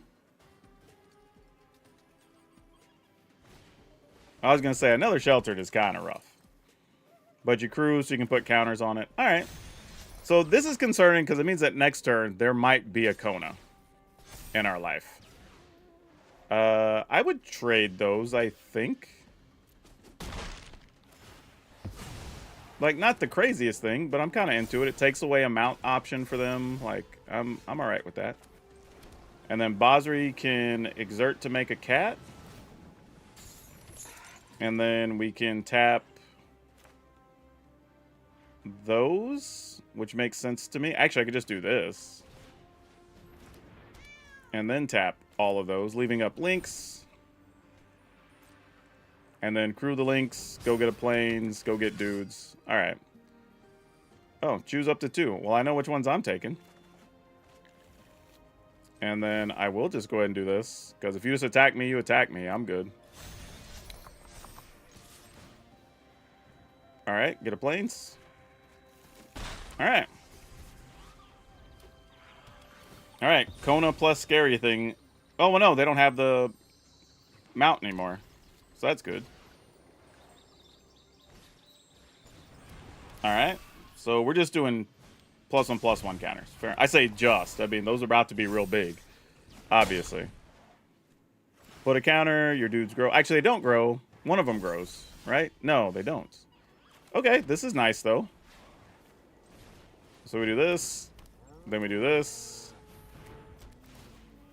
Then we do this.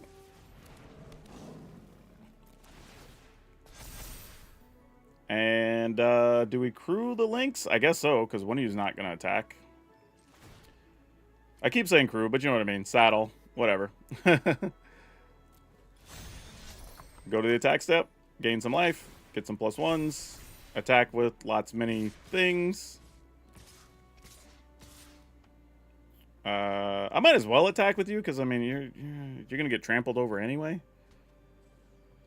All right, that's fine. I think we're in a racing situation, so makes sense. Yep. All right. We're at 25. Now just how bad is it? Now here's the good thing about Basri. Basri automatically will give us one thing to put in the battlefield, which will trigger each of the squires, which is super nice. Okay. All right. We go to 21. That's not terrible. I mean, sometimes you just got to hope for not terrible, you know? Oh, that was supposed to be a land. Or a creature, not a land. Oh, all right. Well, we got to do it. At least get us one flyer in there.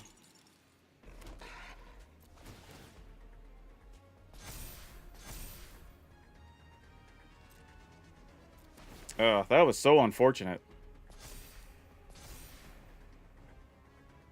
All right. Well, I mean, this is kind of all we can do, so it is what it is, I guess. And the turn? This is where I need one of those Lifecraft things. Pump everybody up. In the air would be nice. Sadly, doesn't count as a creature, though. Like it's a vehicle. All right. Hey, thanks. My opponent's coming in. We go to 18. They will put a counter, pumping their dudes. Yep. I mean, eventually we're just not going to be able to block because of trample and flying. So, kind of is what it is. A Rabo is probably the thing we're looking for here. Like, a Rabo does a lot of work here. We got the Lifecraft engine, though I probably should have activated this thing last turn. Does it take 4? It does take 4. All right. Well, this does give us some better blocks on the ground, at least, so that's something. Yeah.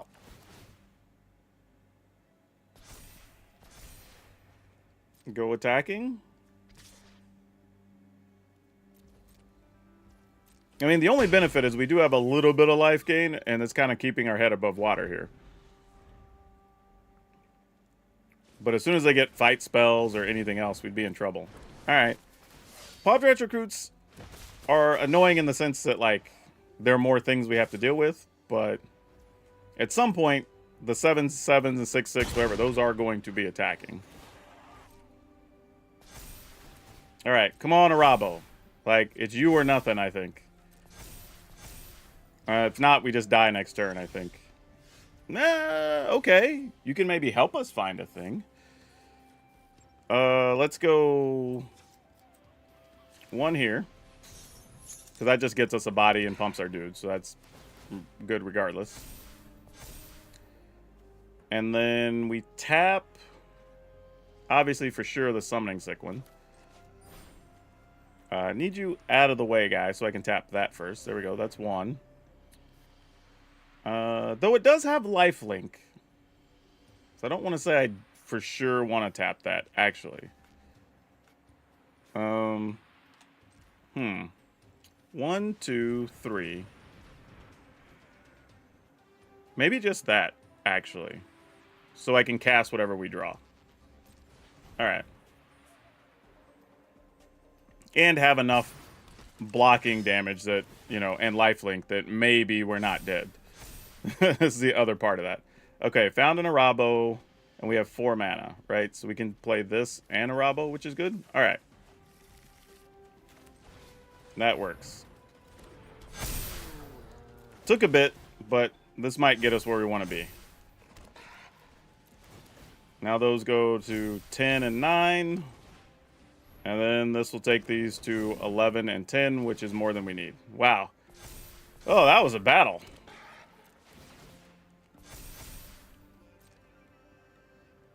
Gain a bunch of life. All right. And that's going to be it. Whew. Man, that was tough.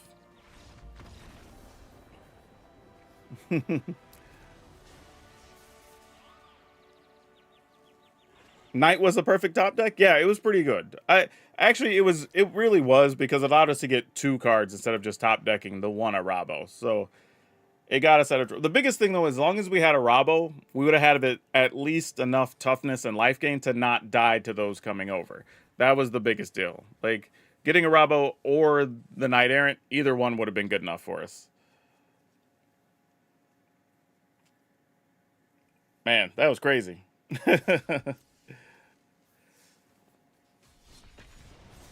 But Basri did what it was supposed to, and the Lifecraft thing actually worked out.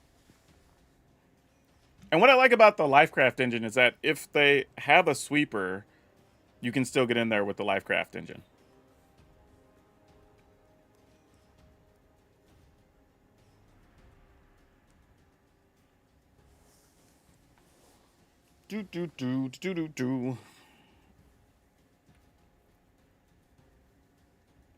That was kind of an ugly situation, too, because we both were caught up where we were just like, draw land, do nothing, attack, draw land, do nothing. The only difference was we were at least able to gain a little bit of life, and that really changed things. And then once we got later in the game, us being able to dig a little bit for a couple extra bodies was pretty important.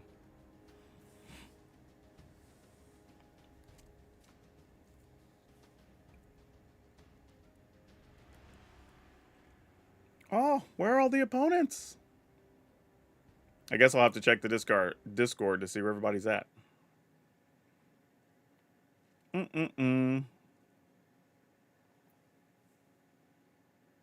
right, found somebody. Numbskull. We played them earlier. Okay. Let's keep it. Savannah Lions. Then Lynx, then Rabo. Boo. Alright, fair enough. Then that being the case, I think I'm going to go Lions and Vanguard. While Lynx is nice, if they're playing stuff like this, we're just going to have to sacrifice a dude. I'd rather not do that, you know? That's not bad. Let's go ahead and get in a Rabo bit of action here. And let's attack.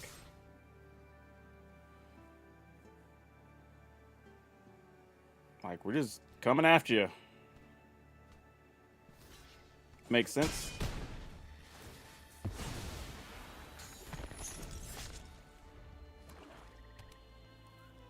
Is Arabo dead? Probably so. Would not surprise me in the least if that were the case. Oh, Unholy Annex. Alright, cool. Time to race as fast as we can. This does +2. Probably not enough right here. So let's do this. And this. And attack.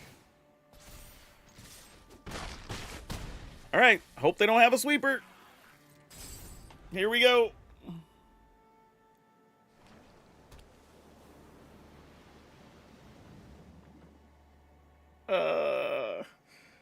I don't feel good about this. The fact that they have multiple choices here is not good for... Oh, they're just making a demon? We're good then.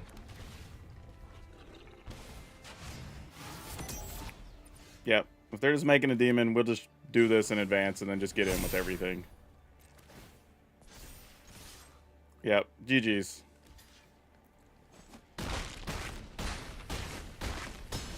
Woo! All right. Go, Cats, go.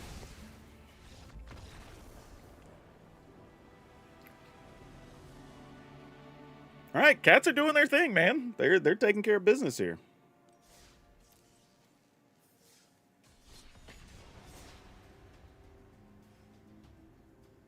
I dig it. Arabo is kind of a stupid lord, too. As much as we said, like, the green lord was really good, the new dinosaur one, the 5/4 for 3, he's really good, but Arabo's nothing to turn your nose up at either, right? Like, 3 mana, 2/2 that pumps all your things, gives you an additional body, and every card makes an additional body. That's pretty sweet. You know what I mean? Like, that, something you gotta respect, at the very least. Well, not bad. We got 2 games in already. Let's see if we can get a couple more.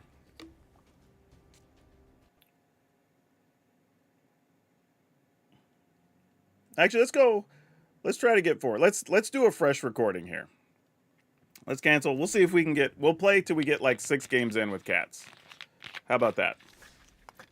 Let's do that. All right. Let's do a full recording. We'll make a video out of this one. Y'all get to be part of the thing. All right. Yeah, we're already done with dinosaurs for the day. Video will probably be up either tomorrow or the next day. All right, what's up, Dragon Brood? We're back with Cats. Because if you played Cats with Foundations, guess what? There's some new stuff that's really good with Cats, as it turns out. So yeah, there's going to be a lot of stuff going on here. Most of the cards you're going to be familiar with. We're playing one lesser played card, and then we actually have a couple of new cards that make their way in here that are pretty dang good for what we're doing. That first card, though, is Basri, Tomorrow's Champion. It's a 1 mana 2/1. It's not a cat, however. You can exert him, which means he only untaps every other turn after you use it. But it does create a 1/1 cat with lifelink, which is good. Also cycles. And then when you cycle it, your cats get hexproof and indestructible. So if your opponent goes to sweep the board, you can protect your team, which is pretty damn good. And then we have Leonin Vanguard, just a couple copies because, you know, a little bit of life gain never hurt anybody. Savannah Lions, obviously, just a good 2/1 for 1. Couple of Ajani's Pride Mates, though arguably we could probably try to squeeze more in because we do have a couple of things that gain life here because we get to play the other new card, Glory Heath Links, which is really sweet. A 2/3 for 2, but does let you go search for more mana and has lifelink, which is super nice. Sky Knight Squire, obviously good. You're going to be making a bunch of creatures. Just get a flyer and get over the top. Arabo, if you're playing Cats, obviously you're playing this. One of the best reasons to play Cats, honestly. Pumping your team and making a bunch of other stuff. But we do have Lifecraft Engine. This is a new card that's a vehicle. It's a 3 mana 4/4. When it enters, you choose a creature type. Obviously, we're going to choose Cats. All things of that creature type get a +1/+1. And this vehicle counts as that as well. So if they sweep the board and you have this out, you at least get to attack with it. And that's pretty sweet, right? And then we have Felidar Retreat just as a non-creature option to pump stuff or whatever with landfall. Claws Out. I feel like we could probably cut one of these if we wanted. This is where you could find space for that other Pride Mate or maybe even another Basri to protect your team. I think would be legit. Then we have 4 copies of Knight Errant of Eo so we can keep digging for our key cards. And some Soulstone Sanctuary because it counts as creature types whenever you play it, right? So why not? So yeah, if you like Cats, this should be a pretty easy upgrade for you. We will have a link, like always. It'll take you over to Moxfield, a channel sponsor where you can download our stuff and play the deck yourself. Or other cool stuff we're playing with Aetherdrift, which is pretty awesome. But if you want to buy this deck, which I imagine is not very expensive, maybe you want to play this in your store championships, maybe you just want to get stuff for your commander deck, or just find some rare cards you haven't been able to find anywhere, check out our friends over at Tales of Adventure, because they support us. So whenever you buy from them, they keep supporting the channel. We can make more stuff. You can help me eventually afford to get an editor so y'all can get more content. So like, go shop with them and you'll get a discount. Use code DRAGON, DRAGN. You'll save 5%. All right. Let's go see how fast the cats can claw through everybody.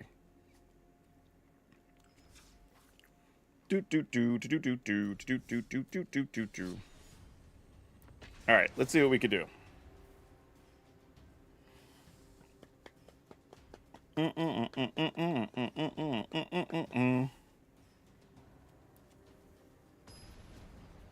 All right, come on. Can we at least be on the play? Because I'm sure there's going to be some shenanigans. Because Legend VG puts up some good decks, too. We are not on the play. Ooh, this isn't even... Ooh. This...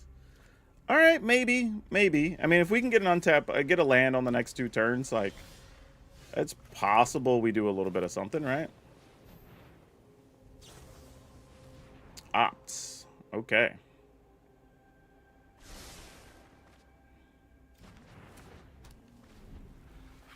All right.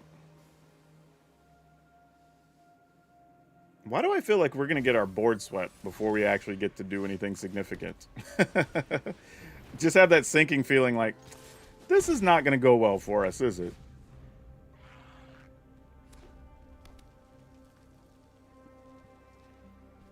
I think feeling the way I do, I might actually try to Knight Errant here. And that might be playing too timid. But I'd rather risk a Knight Errant getting beat up here than an Arabo, probably.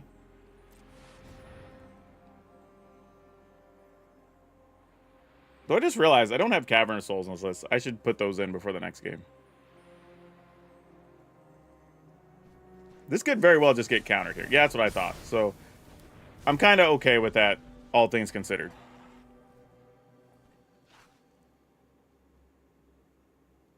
And then this gives us +2/+2, so we could maybe save a Squire from like a Brotherhood's End. Artist talent. Sweet.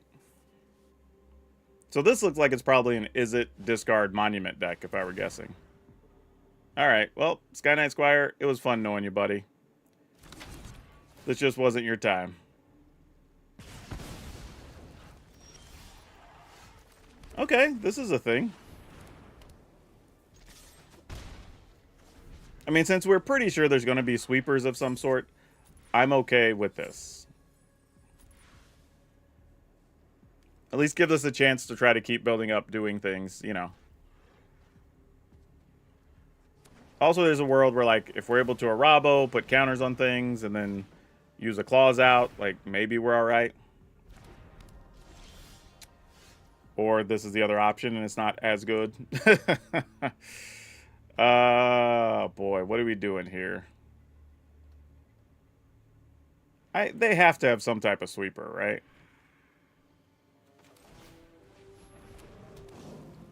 I mean, I guess I'm going to do this anyway. We get a couple points of life off it, so sure.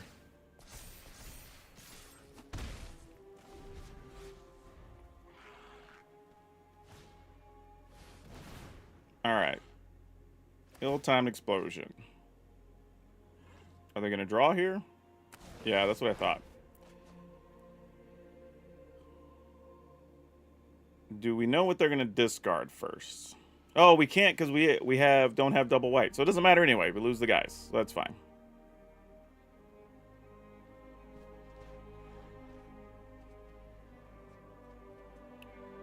I need a plains. I need a plains. Oh, really, I just need an untap land. Doesn't necessarily have to be a plains, but that would make life easier. Actually, yeah, it doesn't really matter what it is, honestly. We still wouldn't have enough mana for what we want to do. But it would allow us to put counters on things and maybe save Arabo a little bit. This is interesting. The opponent didn't discard anything.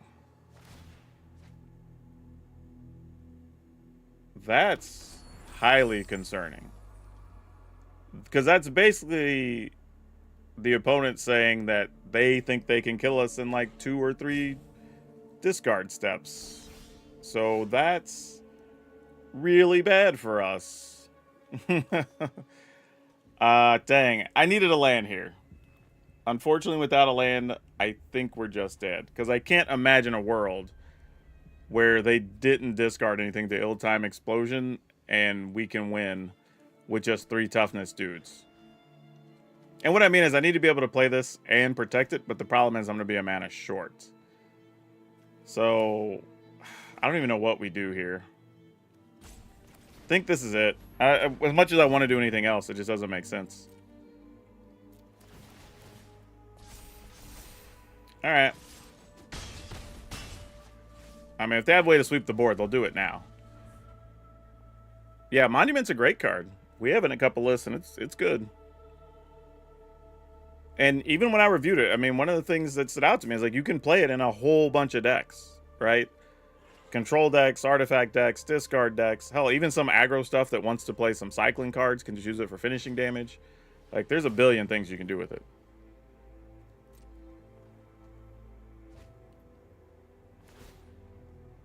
I mean, there's potentially a world where they only discard something that costs 2 to an ill-timed explosion, and then we make everything 3 toughness, and maybe that's how we win. But otherwise, I don't know how we're getting out of this. Otherwise, it's just a bunch of pipe dreams going on.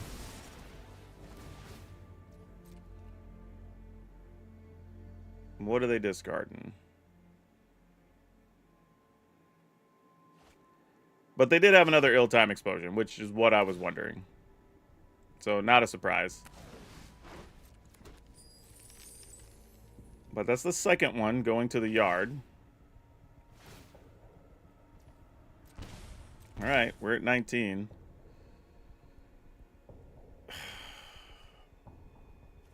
I'm trying to think, like, what would they have? I mean, we're going to lose our stuff anyway. It's not worth fighting over. I wish we got to see how much it was first, and then could use this, but I don't think it's worth the risk. Oh, I was going to say, you're only... Oh, okay, we do get to see. That's what I thought. I was wondering. So now we try to give everybody +2?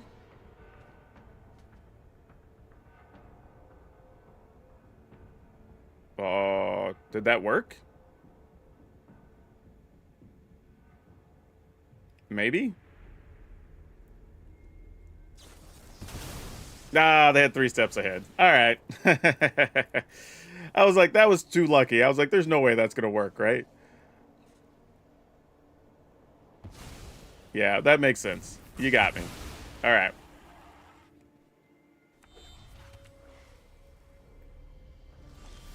Nope, there's a land. Don't know if it's too late or not. We'll find out.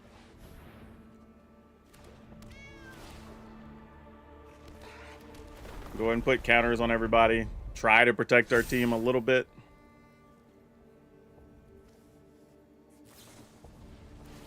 All right. I mean, we've only seen 2 ill-time explosions and 1 room, so they have plenty of things that can kill creatures, I'm sure. And if they discard, they get to draw more. So, yeah, they'll definitely get extra cards here.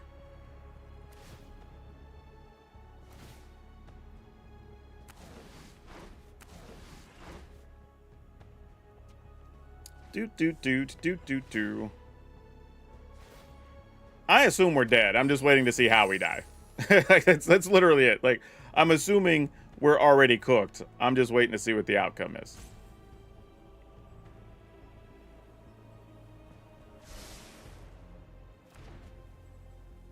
Do.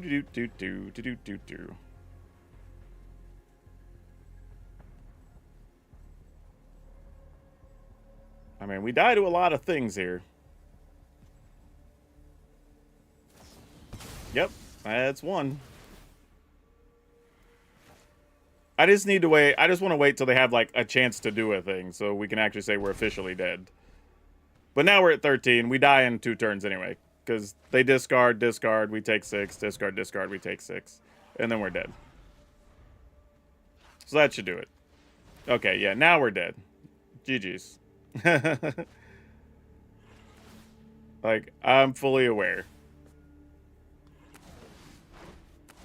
Because now, they don't even need to draw here unless they just don't have spells. Because, like, you just deal 6, then you get your monument, deal 6, and like, yeah, deal 3, and then we're dead. Yep. That'll do it.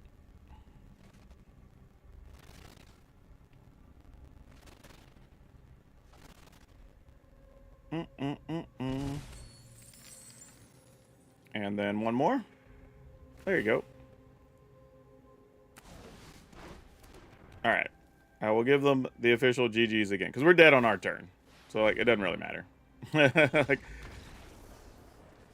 man, we took too long to draw that extra land. Darn it. Ugh. I wish we would have had one more mana when we needed it. We could have won that one. Problem is, we were in a situation where we never could commit to play a Rabo. That was the bad part. I just needed one more to give our guys enough beef that they could have survived. Okay. We can maybe do something with this.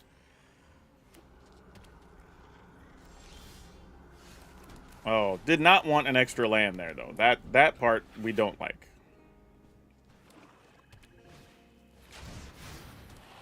All right. Your engines have been started, friend. Let's go Guard and Basri. Though, also, had we drawn a Basri, in that, it could survive against sweepers, which is super sweet, too. Is this just lizards, maybe? No, what is this guy? Oh, this is like beginning of your step, make a goblin has to attack. Yeah, alright. Not worth blocking there, obviously. Do I want to play this instead of a Rabo? So if I do this, those are pumps. Then we get to attack. We can leave back these two to crew that, I guess. Alright. Yeah, I don't even know if we do it. We just attack. Like, if you get us, you get us. We'll deal with the consequences. like we'll figure it out later. You do what you gotta do, fam. Hopeless Nightmare. Boy, do I have cards to get rid of. Let me tell you a thing. Alright, your guy has max speed, so he has Death Touch and Haste. And then this guy gets to play a bajillion things. Though this guy's a lizard, right? Yeah, he's not a goblin. Yep.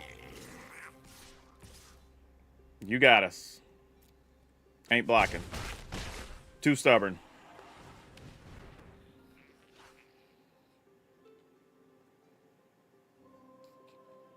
Alright, what's going down here?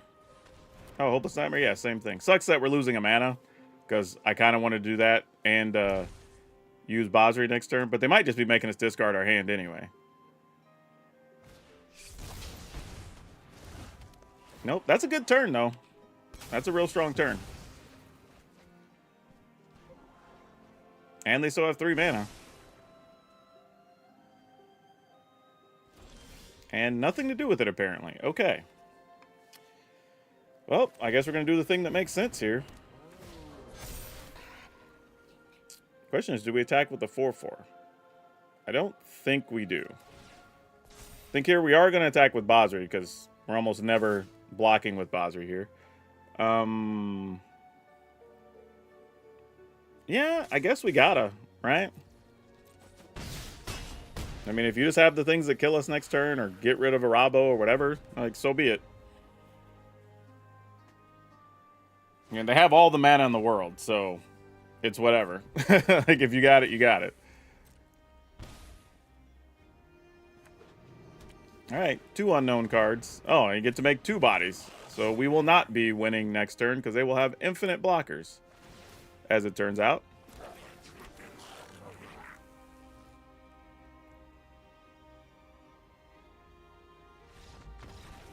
Okay. Am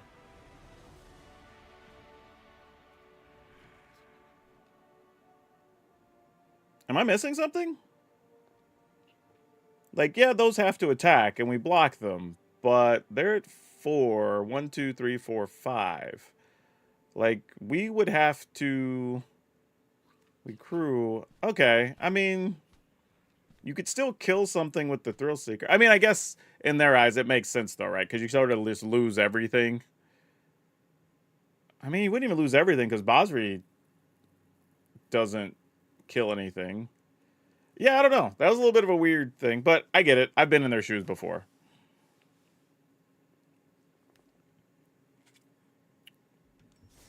Yeah, they almost pulled it off with the Start Your Engine things there, though, right? With Rakdos. Like, they almost did a thing.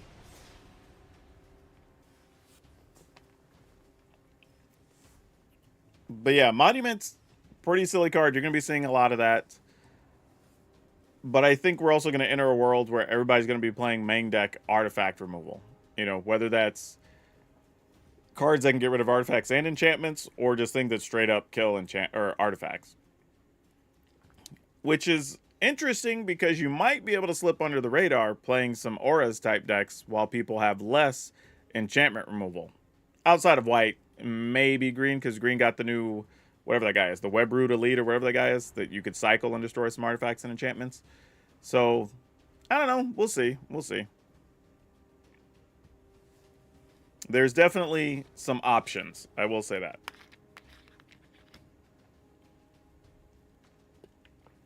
But that's our third game with cats, and I think we were 2-1. So, not bad. 2-1 in a game where opponent's deck did exactly what it wanted to, and we almost lost.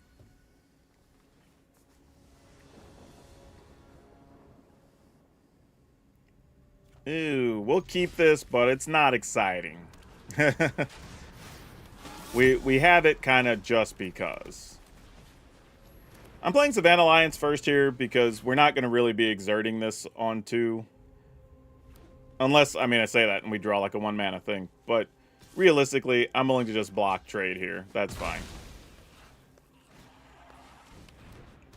Like, the not so sexy part, you just got to do the thing sometimes. Alright. Glory Heathlinks, please hold the fort, friend. Looks like you're going to die a horrible death, and that's sad for us. But that's okay. Oh, Braids. Well, I guess we have to sacrifice our links, huh? I mean, I guess we don't have to.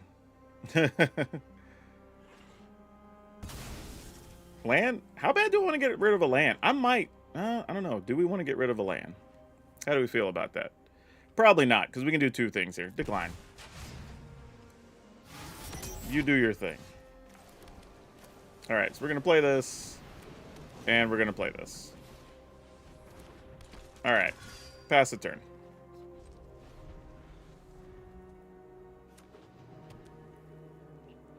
What do you want to do here? Alright, that does hit us. So you go one step away from max speed. What do we got? A Hopeless Nightmare. Boo! Oh, they didn't take the Hopeless Nightmare. They just want more things that fuel their cause. Yeah, sure. Get the card, man. I'll lose some life.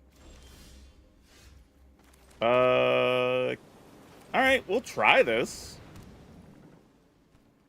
I don't know if that's going to help us, but it's a thing.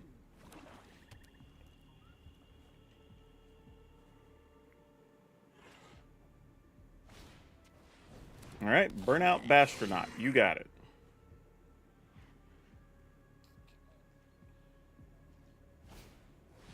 And the squad dude makes a guy. Oh, because you don't have max speed yet. Oh, well, no. That is... Oh, because you did it after combat. Smart. All right, sure. All right. We got some max speed things. This was not ideally what we were looking for, but, you know, it's something.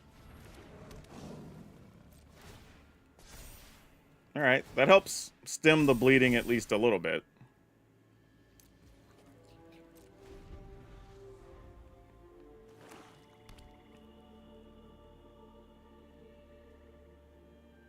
Let's see what they got.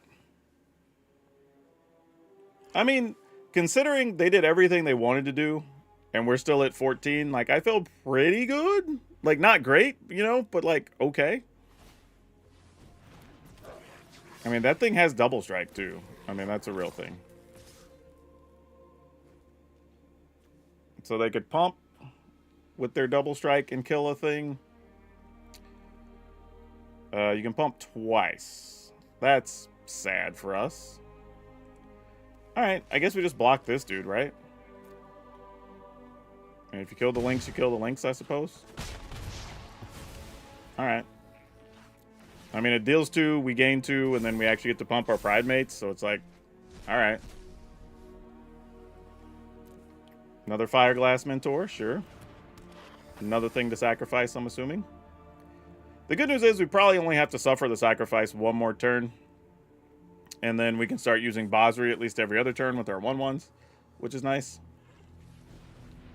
Oh, lots of mana, never mind. Oh, another squad heavy guy. Fantastic. Those guys have haste even? No, they don't. Okay. Alright, opponent's deck's doing its thing, though. I mean, no denying that. They're going to have all the mana in the world to do whatever they want. Sure. Though, realistically, I probably should have sacrificed Felidar Retreat, but it's whatever. Alright, Arabo. You're something.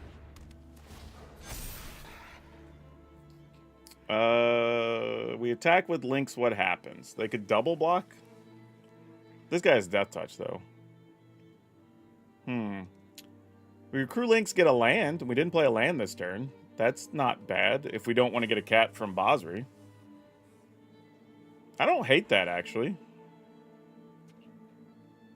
What if? Let's saddle with this. I think is the plan. And then we can still use Basri, play a land, and get a lifelink cat. I think that's what we want. We're at 12. I'm trying to think, like, how do we die with the opponent having 3 cards in hand and a double striker, right? There's actually real things happening here. We gain a life. These get bigger. I think I want to attack with that. One of these. That's probably it. I think we have to keep some defense just because. I feel like we'll get 2 out of hand if we're not careful. The lifelink will matter here, though, for sure. Alright. Okay, they're gonna just kill that? Like, okay. I can live with that. Then we Basri to make a cat, which makes us in a... So we can put counters on everything. Alright. And then maybe this thing lets us punch through with a bunch of big cats next turn. Alright, more mana.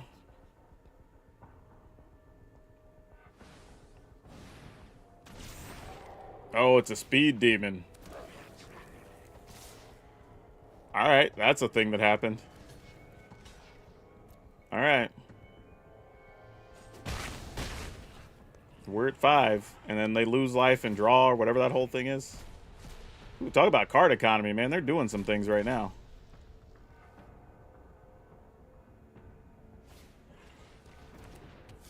Alright. And a Fireglass Mentor.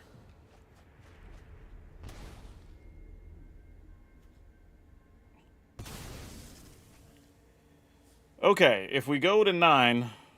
We're going to gain a bunch of life, though, right? Because we'll gain life off this guy. Alright.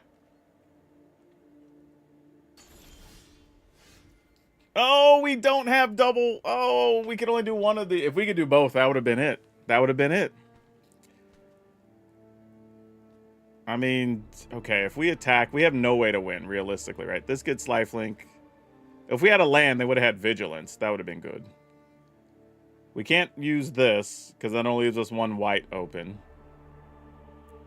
God, this is so close to being right, but it's just not. Alright, they could block 1, 2, 3, 4, 5 things. I don't even know if they would. I'm trying to decide if I'm supposed to just crew the links here, get a land, or if I'm supposed to just attack with everybody. Man, this is such a tough choice. Alright, I feel like we just do it. These at a minimum. This. this because we get life off of it anyway. Yeah, you know what? F it. Everybody's in the pool. If we die, we die. Like, this is how we go out.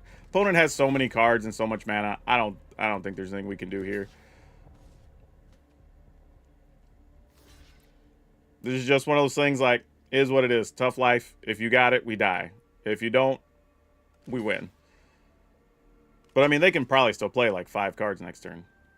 What's getting through? 3, 4, 7, 8, 9, 10, 11, 12, 13. All right, cool. Nice. And a pile of life gain to go with. All right, cool. Kill everything. We're at 21. Grow our pride mates. All right. That was probably about as good as that could have gone.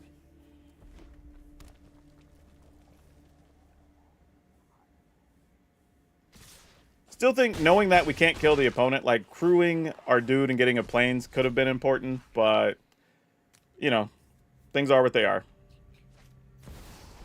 Oh, Hazaret. That makes sense. I was expecting to see that sooner. Disturbing Mirth, sure. Yeah, I gotta sack that so you don't die to it. I think we're still good here, though. Yep, I will be getting rid of this. And we got there. Wow. Whew.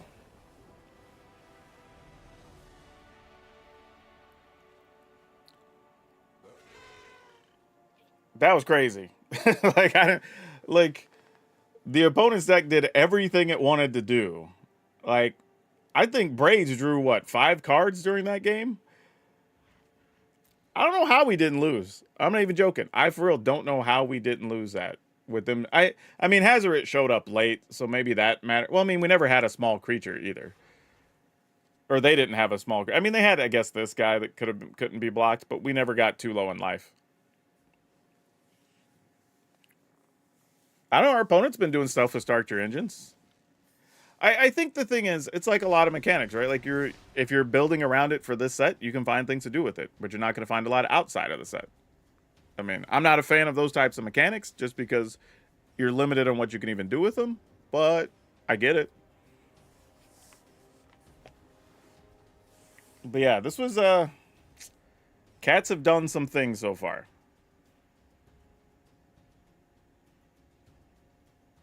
But yeah, the Start Your Engine Rakdos deck, that was an interesting one.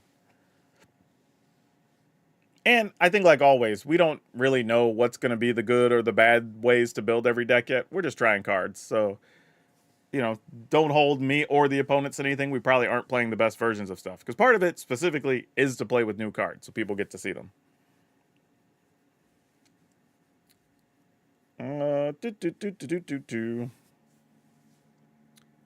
Where's all the people at? Am I going to have to go hop into the actual, like, ranked queue or something? Is that, like, where all the people are hiding? Is that what's going on?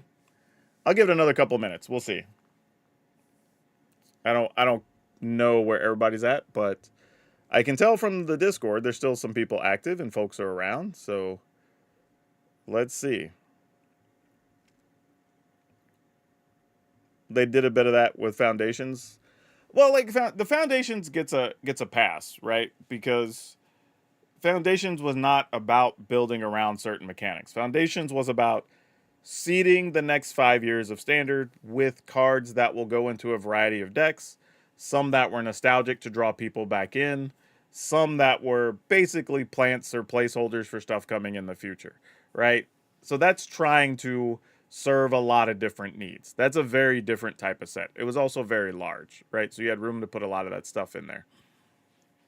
And I think when you think about it, Foundations is actually a pretty good idea, because if we're saying, like, they already know, right? That each of the next couple of years was going to have Universes Beyond stuff in Standard. This also guarantees there's a lot of just regular Magic Standard cards that are available, right? Oh, opponent goes first. We have Lifecraft Engine. What does this look like? I guess we keep it, because then we could Bosri and then Savannah Lions make a cat. Possibly Lifecraft Engine after that. I don't know. We'll see. No clue if that's good or bad, but we're going to try to give it a go here. Though we did pick up a Glory Heath Links, so that could change things. Alright, Savannah Lions. Oh, this doesn't even have to be at instant speed, or at sorcery speed. Alright, no attacks in the turn.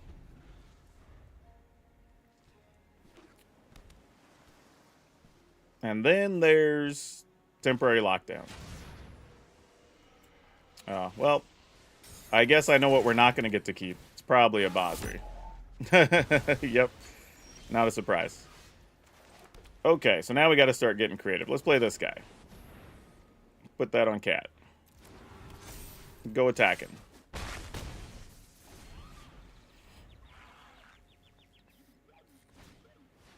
Fabrication Foundry, sure.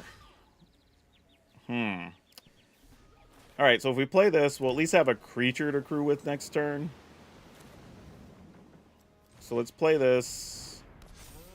Crew this guy. Attack for lots many. Alright, opponent's at 6. In the turn. Oh, actually, could I have killed them? I could have. Oh, I didn't realize. I was thinking one of them wasn't a cat, but this actually is a cat. Oh, no. If we lose, it's my own fault, y'all. I deserve that. Well, fortunately, I don't think we're going to. We didn't get punished, but I definitely should have got punished. Honestly. Yeah, that was stupid. Yeah, same thing. Doesn't really matter. I guess we could just attack with everything. It's all the same here. Yeah, whatever. And then we just use claws out. Alright. Easy peasy. Job done. Thank you, Lifecraft Engine.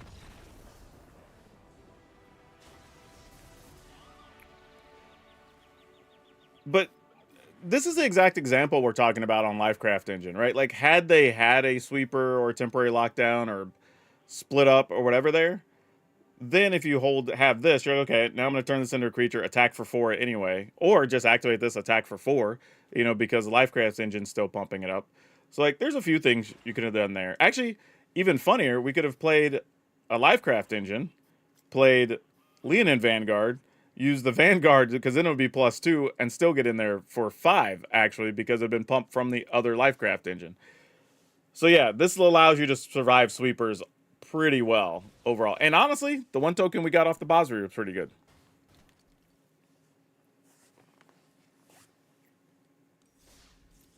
And I don't feel bad about that game because while it was a fast game, we did do it with new cards, right? Basri, Lifecraft Engine, the links, right? Like we actually played 3 new cards that all mattered there. Because it sucks when the games are fast and like neither side got to see new cards in play because the other person's also likely streaming. And you want their audience to at least see something new.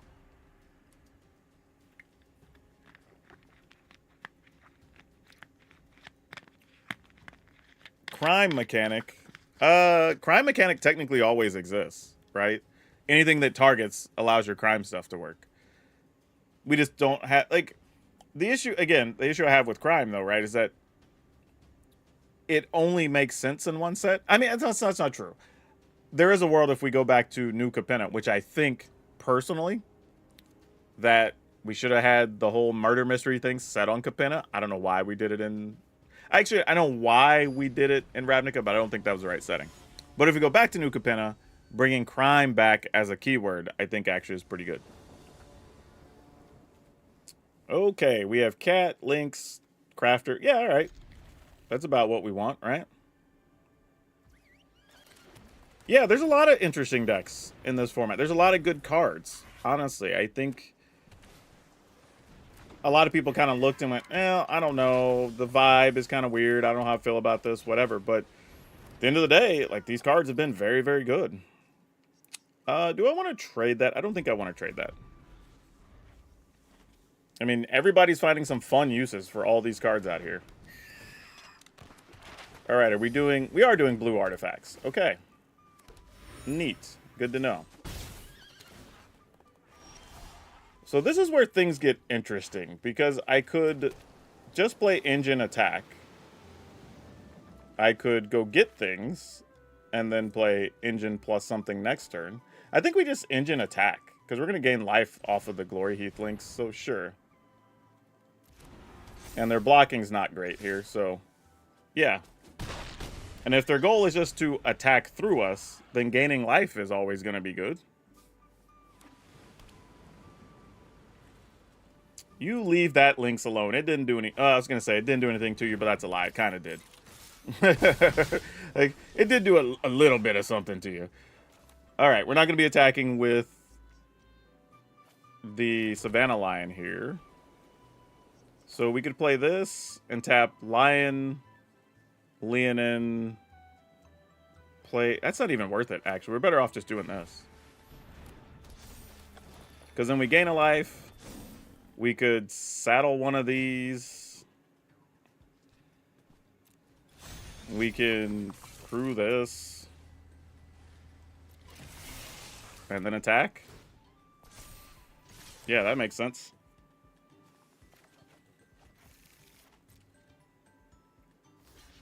Sure.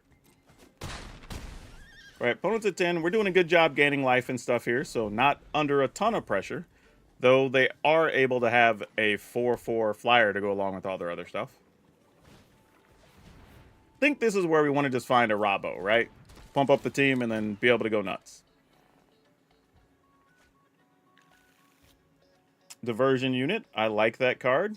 Doesn't do a lot against us. We only have, I think, 6 things maybe that can hit, but it is relevant. Please don't hit. Nope, they definitely hit. Oh, and with the end of the Flood Maw. That's like the worst. Ugh. Of all the ways that could have gone, that was the worst possible option for us. Alright, well, what are we going to do here?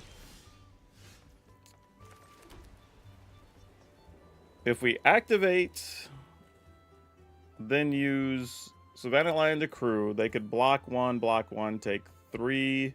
No, that's 4, actually. Take 8. That's not great for us.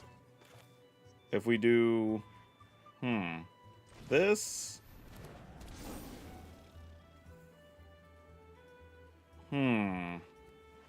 What if we... tap... Trying to figure out, like, the best way for us to go about this. Because we're at 22, we're going to gain 2 more, so we're not really worried about that part. So let's go ahead and play this. Tap this.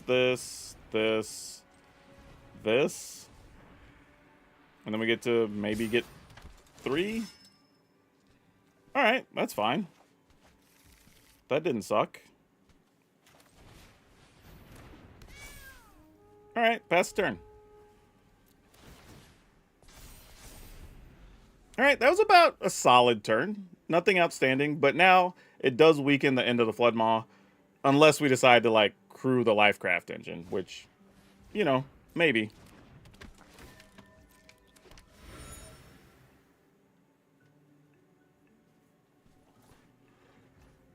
Alright.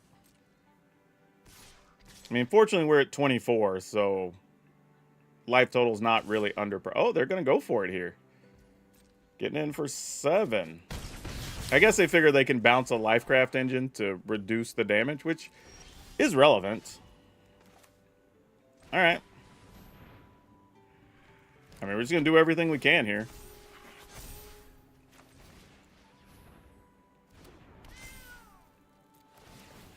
If you bounce the engine, you bounce the engine. Dudes are coming, you know?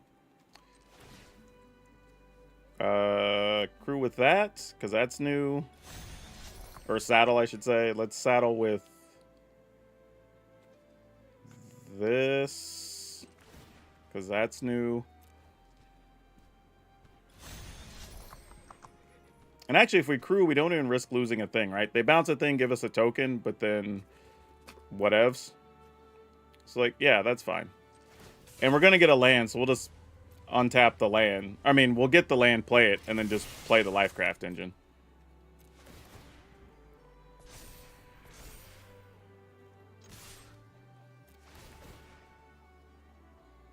Alright. Also thins the deck out quite a bit here. Alright. You got it.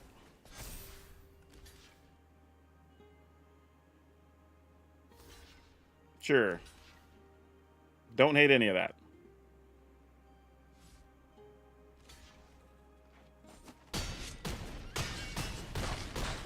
Love it. All right, cool. We'll take it.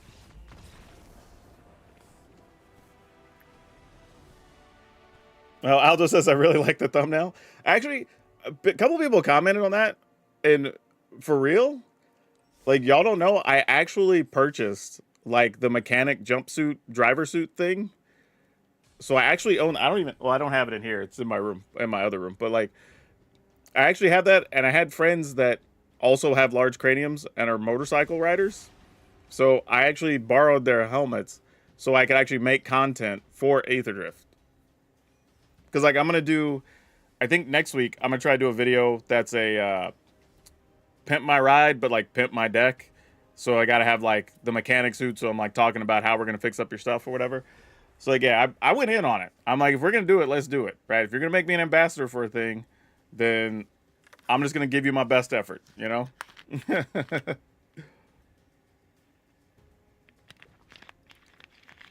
And it's not like it was crazy expensive, to be honest. Like I think I bought the thing online for like $20 or whatever, the outfit. But you know, here's the thing. It's the way I see it is this is our job, right? We spend the time to really kind of come up with ideas, come up with decks, have fun things for y'all to view.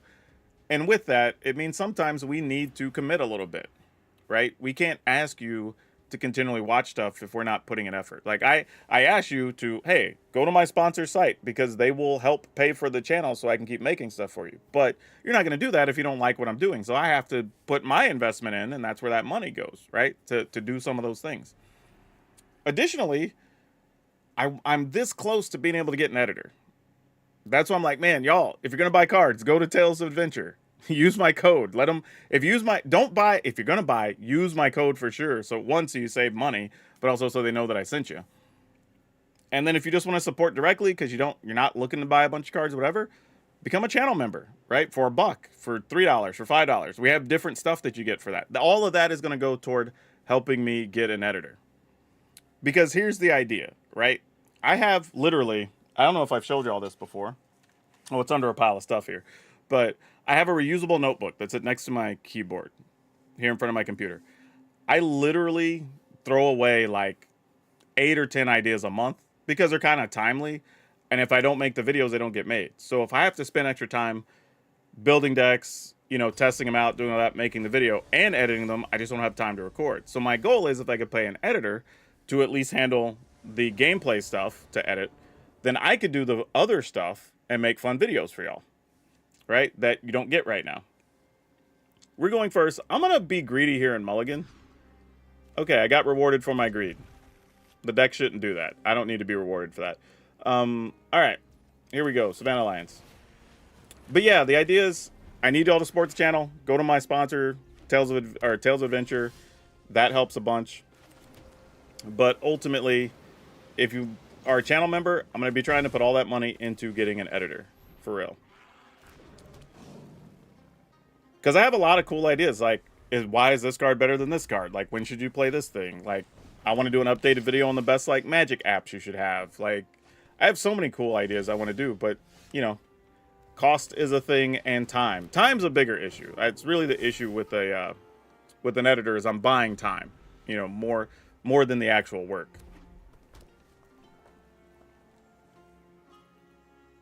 All right, what are we losing here? Probably losing the Squire. Everybody's doing discard stuff. Oh, we actually played Nunu previously, so we got to see this deck. This is actually really cool. Yeah, it makes sense Sky Knight Squire dies. I can't even be mad about that. If you attack, I won't block. They apparently didn't believe me. I don't know. They probably did. All right, just pass. Fortunately, we have some incidental life gain, so hopefully that helps while we're looking for lands. The other thing here, too, though, is even if we...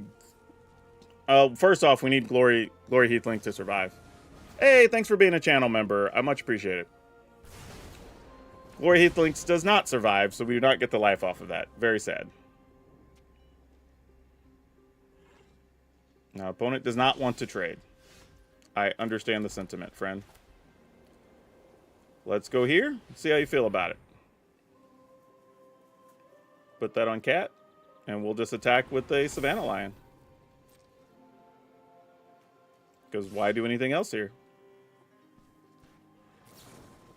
Alright, hey, we're okay with that. That's the whole reason I didn't play a Rabo on that turn. As it felt like there was at least one more removal. I mean, there might be way more, because this looks like a different version than the one we saw earlier. There's a lot of spells here, and they're just like cycling through. So they might just have a ton of removal. And if so, we'll just have to slowly work our way through it. Alright. Cool, makes sense. So they get a couple of hits in here. No blocks. We'll just have to take the hit again. Oh no, because it was after they'd already attacked, so they don't get to untap it. Fair. Okay, so we're just going to do this. They're down to one card. I don't know if that's good or bad for us. We're going to find out, but... this doesn't stay... Well, this is a new one anyway, so let's do that. Because we don't want to block with the Rabo, obviously. So we'll get in with these knuckleheads. Alright, that's a big hit. That's 9. Alright, what's this last card for the opponent? Well, they have 2 cards, and obviously if one of them's a spell, they could cycle into another one. And Inti can still find a card. So they have access to a lot of cards this turn, actually.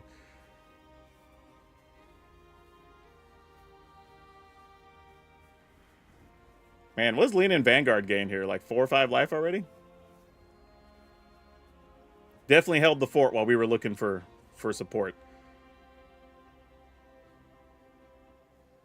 They can also turn that into a creature. That's a real thing, too, if they want another blocker.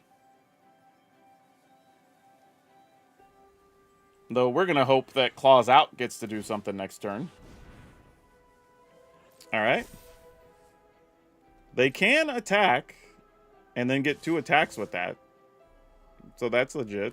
Though I think if that's the play, we might have a winner here. No, because those will be untapped, so you still get to block with them. So they're in good shape here.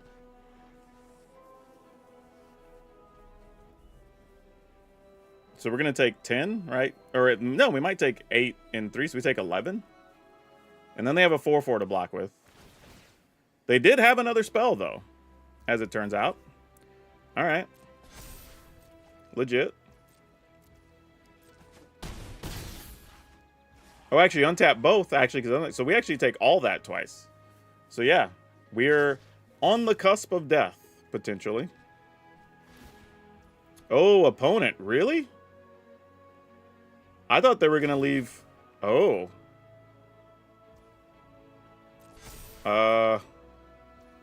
Okay, then I think we win. Because we're at 5. I mean, they obviously don't know about Claws Out. So, I mean, I don't blame them, I guess. But, sure. They have 2 blockers... No, we wouldn't kill them. We need another untapped land to be able to kill them, actually. And if not, we're dead. Oh, well, we did get it. All right. So, kind of like cheating, but here we are. And then we crew with this, one of the new cats. Then we attack for lots many, gaining more life, getting a better body. Get in there. And then Claws Out's going to do its business.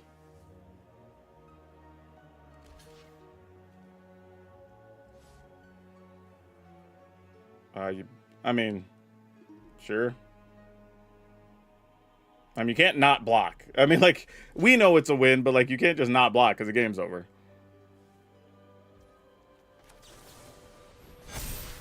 All right.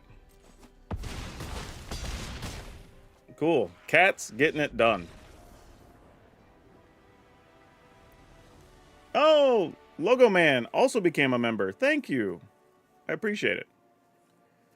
The commitment to consistency is recognized, appreciated. Ah, man, I love y'all.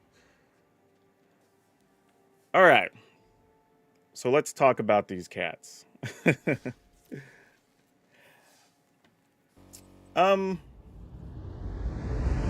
Actually, since some of you just became members, also want to remind everybody that if you are a channel member, each of the 3 levels, each one going up, you get everything in the lower level. But the first one, we will be sending out stuff that you get to help decide what goes on the channel, what things you want to see, whatever.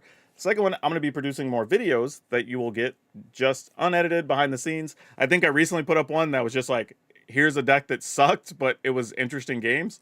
So I put that up just for y'all because it doesn't make good content for the regular stuff. And at the third level, which right now is a great time, if you're playing Aetherdrift, you get a private deck help session that every month, actually you can just go fill out the form and just goes right to your email, and then I see it, and once a week I go in and help people with their decks, so you can have that as well. So for support, I try to give you a little bit back. But anyway, let's talk about cats.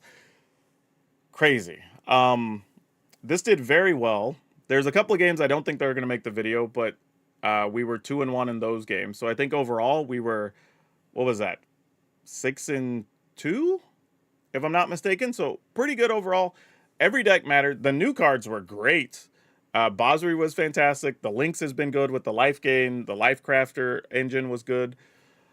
Nothing to complain about here. If you want to play cats, this is a solid upgrade. So, yeah. Again, there'll be a link that takes you over to Moxfield. Or if you want to buy this or check out other stuff, don't forget to check out our sponsor over at Tales of Adventure, because that'll keep us going. And we're starting to try to use all the membership money and anything we get from our sponsors to help us pay for editors so y'all can get more content and better content. So I don't have to edit myself, because we are literally at the point of almost 5 years. I have edited all but I think like 10 of the videos that have appeared on this channel. Like shorts, longs, whatever. Like, that's great. That's not true. I had somebody helping me with shorts for a couple of months, but everything else I literally have done myself. So it's about time. I'm trying to get some help. So every little bit y'all do will help me out. But otherwise, go build this deck, have some fun, play some Aetherdrift in Standard because it's fantastic. And that's all I have for you for now. We'll see you next time. All right, yeah, cats, man. Cats is crazy. Cats is crazy. The only thing I will say is this. We did run into the variation of the discard deck with 3 different creators playing it. We did play one person twice. We played Nunu twice. But we did do pretty well against that deck. So I don't...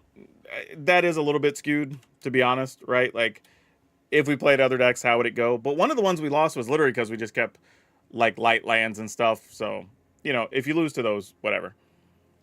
But yeah, cats. I'm wondering, on the Lifecraft engine, legitly, if this is good enough to play in pretty much any type of theme deck. Right? If I'm playing elves, if I'm playing, I don't know, bats. Maybe not bats, because bats want life gain stuff specifically. So maybe it's not good for bats. But mice, possibly, if you want to have something to play post-sweeper. For sure, something like rabbits could play it, so you don't just get wiped out, right? You could play another creature and keep attacking for 4. This card, I mean, and it's a big old body, man. It's a 4/4. You know, like, it can hold the fort. This is actually really good. You want to try it for Merfolk? Yeah. Like, here's the thing. This works for Merfolk because also, if you have the other stuff that lets you, like, the enchantment that when you crew, you'll make a 1/1, which will be a 2/2, right? So it fits that, too, if you want to do that. This card really showed out today. I was really surprised by it. Well, for Merfolk, yes. Being crew 2 makes a big difference, right? This is crew 3. But, again, if you're playing elves, cats, rabbits, right? They have a bunch of stuff that's already 2 power plus. So when you play this, it's automatically 3. Nice when they can't kill your lord. Yeah, that's exactly it, right? You can't just kill it to reduce the power of everything else. You can't just sweep the board or whatever. There was multiple times where we just played the Lifecraft engine because it set up the board. So if they did have a sweeper, then we just get in there, right? It's like, okay, cool. They're already at like 6. Great. We'll just do this, make a body, and then you could attack for 4. And now you're threatening lethal from there on, right? So pretty cool. Pretty cool. And this deck, if you look at this version, we really didn't have any removal. We were just literally all claws, no breaks. That's probably one to put on the thumbnail for this one, because that's all it was. There was no defense. This was just go get it. Honestly, worst card in the deck was probably Felidar Retreat. I'm probably going to cut those in the final version. Like, it's not like it's like trash, but it's just so much slower than everything else we're trying to do. We might as well just play like another Pride Mate, or maybe just 2 more Pride Mates. Honestly, I don't know. That wouldn't be bad, especially since we have Glory Heath links now. Or something else that bumps our team. We played that other version recently that had the automatons, right? It counts as a cats, pumps all your cats. Like, we could do that too, and that's probably better than Felidar Retreat. I like it in some cases. I don't know if I need it here. Honestly, I just don't think it does nearly enough. And then also, I wasn't even playing with Cavernous Souls, which is so funny. But I will say this. If I play Cavernous Souls, I'm going to reduce the number of Soulstone Sanctuaries. Mostly because if we're going to play Claws Out, we do need actual white mana we can use that doesn't have anything to do with cats. But then again, it's the only spell, and maybe we don't have to worry about it too much. Maybe just play Cavern. We'll play 3 of them.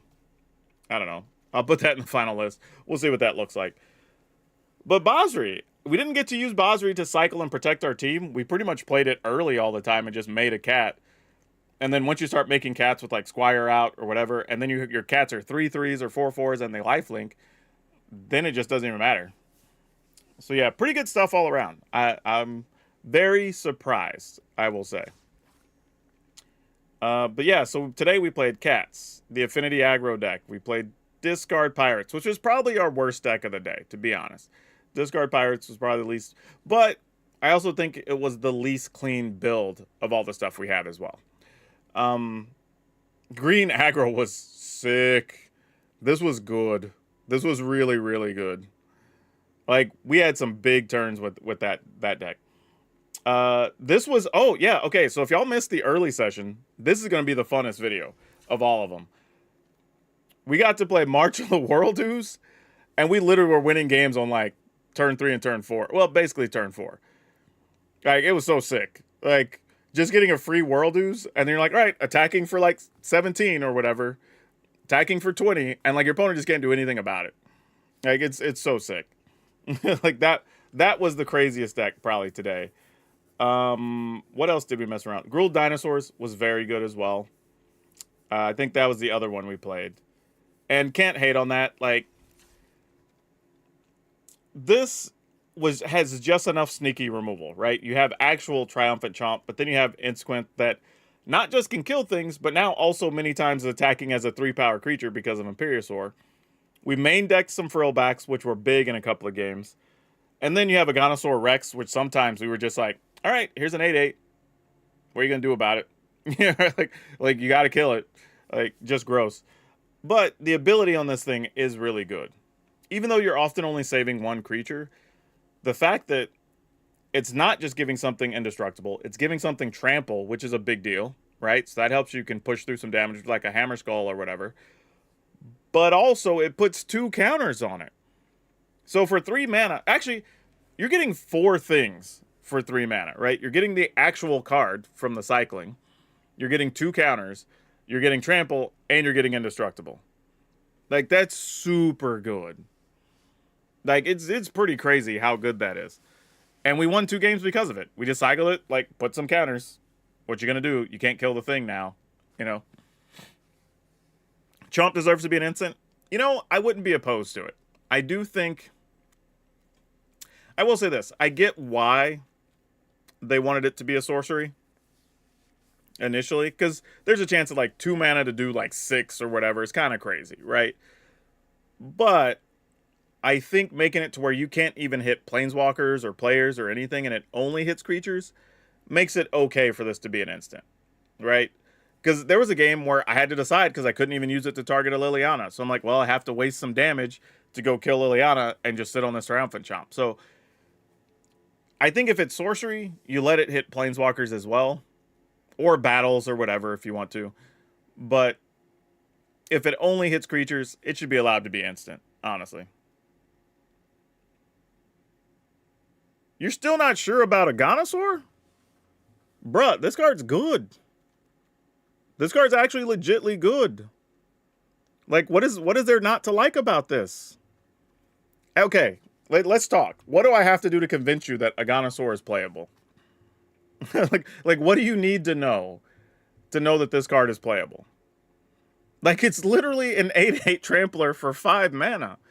There's nothing else you get to play that's that big. It's bigger than almost everything people are going to play at 6 or 7 mana. Like, it's insane. And size-wise. Like, how scared is your opponent if they sweep the board and you're just like, next turn, 8/8, go. You know what I mean? I'm not saying you go nuts and play 5 of these or 4 of these. Can't play 5, obviously. Like 4 of these, or you play them in like every single deck. But the card's really good. But is it better than just having... The deck already has removal. We've got Trumpeting Carnosaurs, we have Triumphant Chomp, and we have Itzquints. How much more removal do you need? We're trying to attack the opponent. Like, I think the thing to remember is the decks you're going to be putting this in want to be aggressive, right? So you don't want... It works in dinosaurs because our removal allows us to keep being aggressive, right? We have cheap 1-mana removal that could do a lot of damage. We have Insquint that can kill something and still attack. We have Carnosaur that if we don't need to use it to kill something, we just get other stuff, right? That's the type of removal you want to be playing. Like, it's nice to have like a lightning strike that you can just hit the opponent with or whatever, but you're not really adding anything to the board. You know, so like you solved the problem, but you still aren't killing your opponent. So you want things that can keep moving stuff forward. And the fact that a Ganosaur Rex can just blank some of your opponent's abilities, cool. Now, it doesn't give it hexproof. So if they do want to bounce something, they still get to bounce it, and there's nothing you can do about that, right? But if they wait till you attack, and they're like, okay, I'm going to go ahead and, I don't know, go for the thing. And you're like, no, you're not. And you're going to take 2 more damage, you know? 5/5 is a bit slow for something that doesn't do anything the turn it comes out. I think that's been logic for a while, but I don't know if that's totally true anymore. Like, we play a lot of cards at 4 and 5 mana that are still just fine doing the thing. And again, this is basically a spell that protects your creatures that happens to also be an 8/8, right? Because this deck already has, what, 20-some creatures? I don't know. It has 34 creatures in it, right? So if we never cast a Ganosaur Rec as a 8/8, that's fine, right? It can just be a spell, and we're not going to be short on threats, right? That's the benefit of a card like this. It's kind of like anytime you have cards that have some cool graveyard ability, whatever, they don't necessarily do anything right when they come to play, but they have an excess ability that does a thing. And that's kind of the same thing here. It doesn't have to do anything because you have tons of other cards doing things, right? But here's what's also crazy. Like, you could have a lot of turns where you just play like Surrak, and then you play a Ganosaur, and you're attacking for 13. You know, like, that's real. It draws a removal spell out of the opponent's hand. That's fair. But that's the thing, too, right? You're also, like, I guess there's a lot of decks, too, where that may be more of a concern because you don't have as many threats. Like, legitly, we go from turn 1 to playing Hammer Skulls and Imperiosaurs. So your opponent has to be using removal on these, right? And then a Ganosaur Rex shows up. Or Trumpeting Carnosaur, for that matter, right? So you're expending the removal constantly so you can get to one of these things. The worst thing, really, that you probably have to worry about is if you get a slow draw and it's just like the mono black kill a thing, kill a thing, kill a thing draw, right? Or kill a thing, play Liliana, kill a thing, whatever. And at that point, you're just hoping to get like Insquint and attack with haste into Liliana or some such, right? That's just the way it is. Like, that's going to happen sometimes, and you just got to eat it, right? I think that's the issue. That's totally okay. Oh, we already played the deck. It crushed. Like, the deck was good. Like, the deck was a lot of fun. So, yeah, like that. We've already done that part. We've done the scientific process portion of the day, and it has proven that the new dinosaurs matter. But I think the issue is, if you don't like a Ganosaur Rec, that's honestly totally fine. You could play the 5/3 that gives stuff haste or whatever. Like, that's a real thing, and it gives you a couple of bodies to chump block with. And I think some of that's going to be metagame dependent. And I think there will be times where you don't want to play the Rex. You want to play the other 5/3 dinosaur or whatever, right? Type dinosaur creates egg, I think is what that thing is. I probably haven't crafted any on this account. Yeah, this guy. Polani's Hatcher. So you might want to play this. Like, if there's a bunch of like small creature aggro or people are doing like artifact affinity stuff, then like, yeah, you probably play Hatcher because that produce you extra bodies, right? And that makes sense. So there are some times where you aren't necessarily going to want to play a Ganosaur Rex.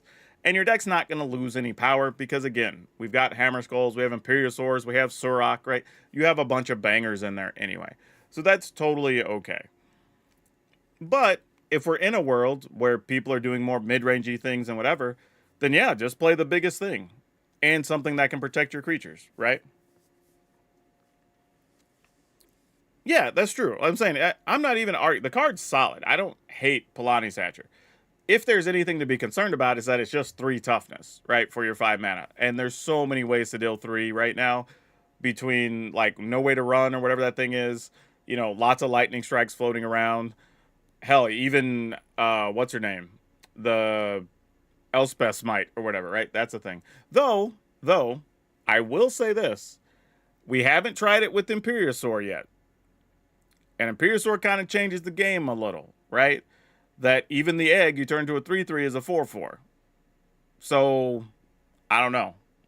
Like, that could change things quite a bit. So there's a lot to figure out. But yeah, that was probably the most surprising because I knew the new dinosaurs were going to help that deck. I just didn't know how much. And it turns out quite a bit. I will say this too though. I did play 3 Lore Keeper, 4 Llanowar Elf, and 2 Paleontologists. I think the answer might actually be to go 4-4-1. But it's hard to tell how much graveyard stuff there's going to be. But we are also playing Frillback, so I think since we're playing Frillback, Paleontologist just becomes like a late game play to be able to exile our dinosaurs and be able to replay them, right? So I think we're better off just playing Lore Keeper, mostly because our 3 mana things are so significant, and being able to turn one creature into a Hammerskull or a Imperiosaur is super good. So I think it's worth it to do that. Just getting 3 mana on turn 2 is worth it, I think. So I would probably do that. It's probably the one change I would make from what we played. But otherwise, I don't think I would mess with stuff too much. Like, literally, every card we played did something in variety of games. But yeah, it's been an interesting day. There was a lot of good decks, a lot of interesting decks. We saw some crazy designs, people trying a lot of new weird stuff. So I'm here for it. I think this was for people. Like, here's a tough thing, and we talked about this on my podcast, and this will go up tomorrow if you want the full discussion. So be sure to subscribe to the YouTube channel if you want this. But we talk about how I think Aetherdrift's card design was very good. As we've seen, right? Lots of cool stuff we could do with this. But I think we reached a point where people weren't sure about the flavor. Not even that they hate it or that they love it. They're just kind of like weirdly confused and indifferent. And I think it's because we kind of went... And when I say this, let me clarify. Is that we went a little too far. Not in that racing set in Magic on Amonkhet or whatever is weird. But... Or Avishkar, I should say. But that we did too many of them in a row, I think. Because I thought about it, right? We did Karlov Manor, which was like the murder mystery thing. And then we did Cowboys. And then we did Woodland Animals. And then we did Dustmourn, right? Which is horror stuff. And then we did this. And it was just like... I think if we got one of those every 3 sets or so... We'd have been like, okay, cool. Let's try an experiment. See what's up. Because they got to take chances. And I think it's worth it. But I think there's also the... If we shouldn't have crammed them so much into like basically a 2-year window, right? I think that was the issue. Because the cards themselves are great. Like, we saw people doing all kinds of wild stuff today, and that's great. That's what you want, right? New cards, crazy ideas, the game changes up, lots of stuff for Commander that's fun. Like, everybody got something out of the set. Even older formats got cards out of the set. So, good stuff for everybody. So, I don't think it's a set design. I think it was kind of the same thing that happened, though, with, like, there were people who... We're like, I don't know about Bloomburrow, whatever. But then those people love Dustmourn, and vice versa. The people that came in because they like Bloomburrow didn't like Dustmourn, right? Now, that being said, we know Final Fantasy already is kind of the magic-ish flavor. It's got magic and stuff, so it's fine. We will get Spider-Man. It'll be whatever. And then we do get Tarkir, right? So it'll be kind of back to normal the rest of the year, and it'd be cool.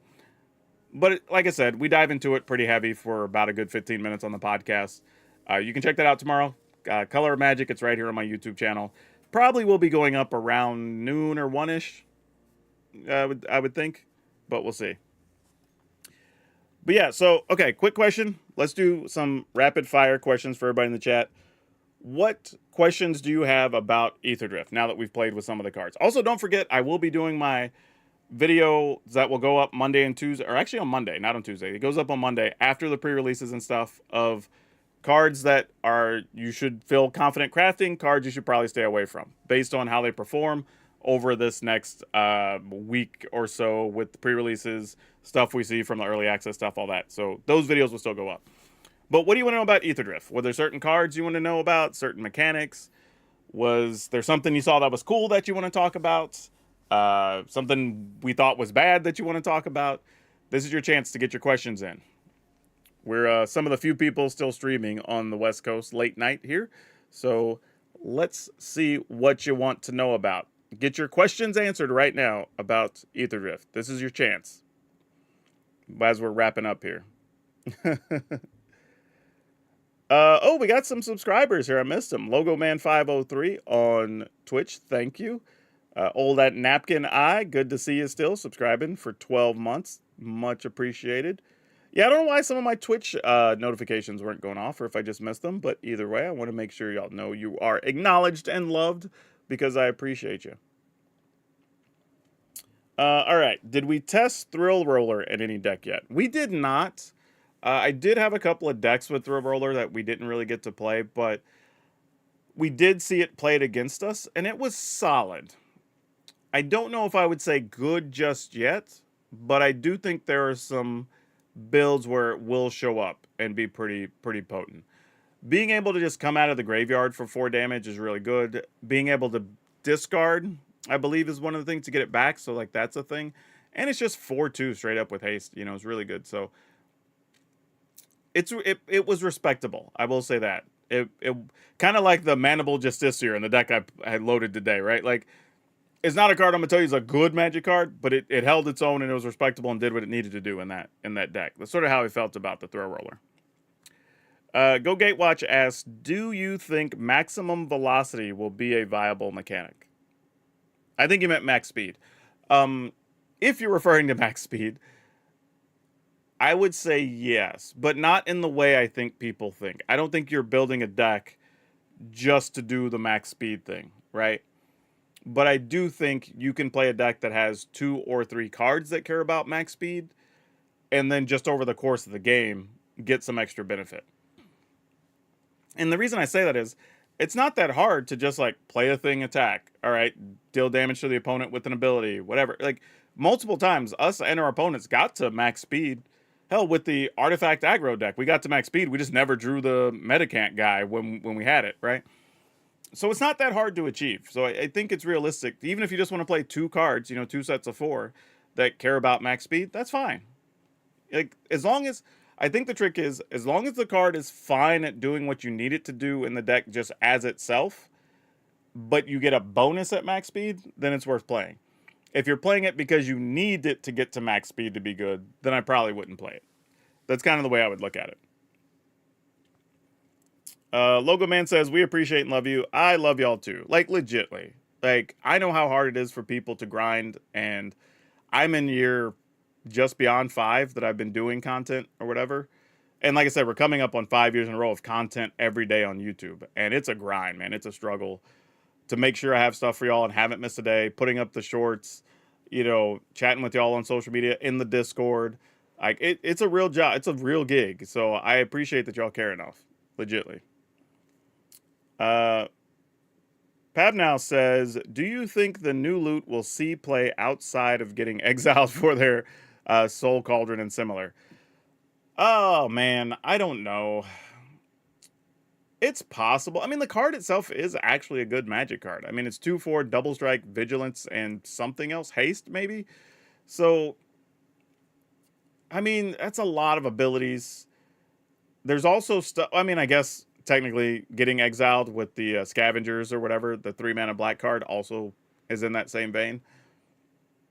But also being able to just use any of those 3 abilities is also solid. So I could see a world where if I'm playing a Sultai deck or a Teamer deck, I could probably play a copy or 2 without needing to do the graveyard stuff and still feel okay about it.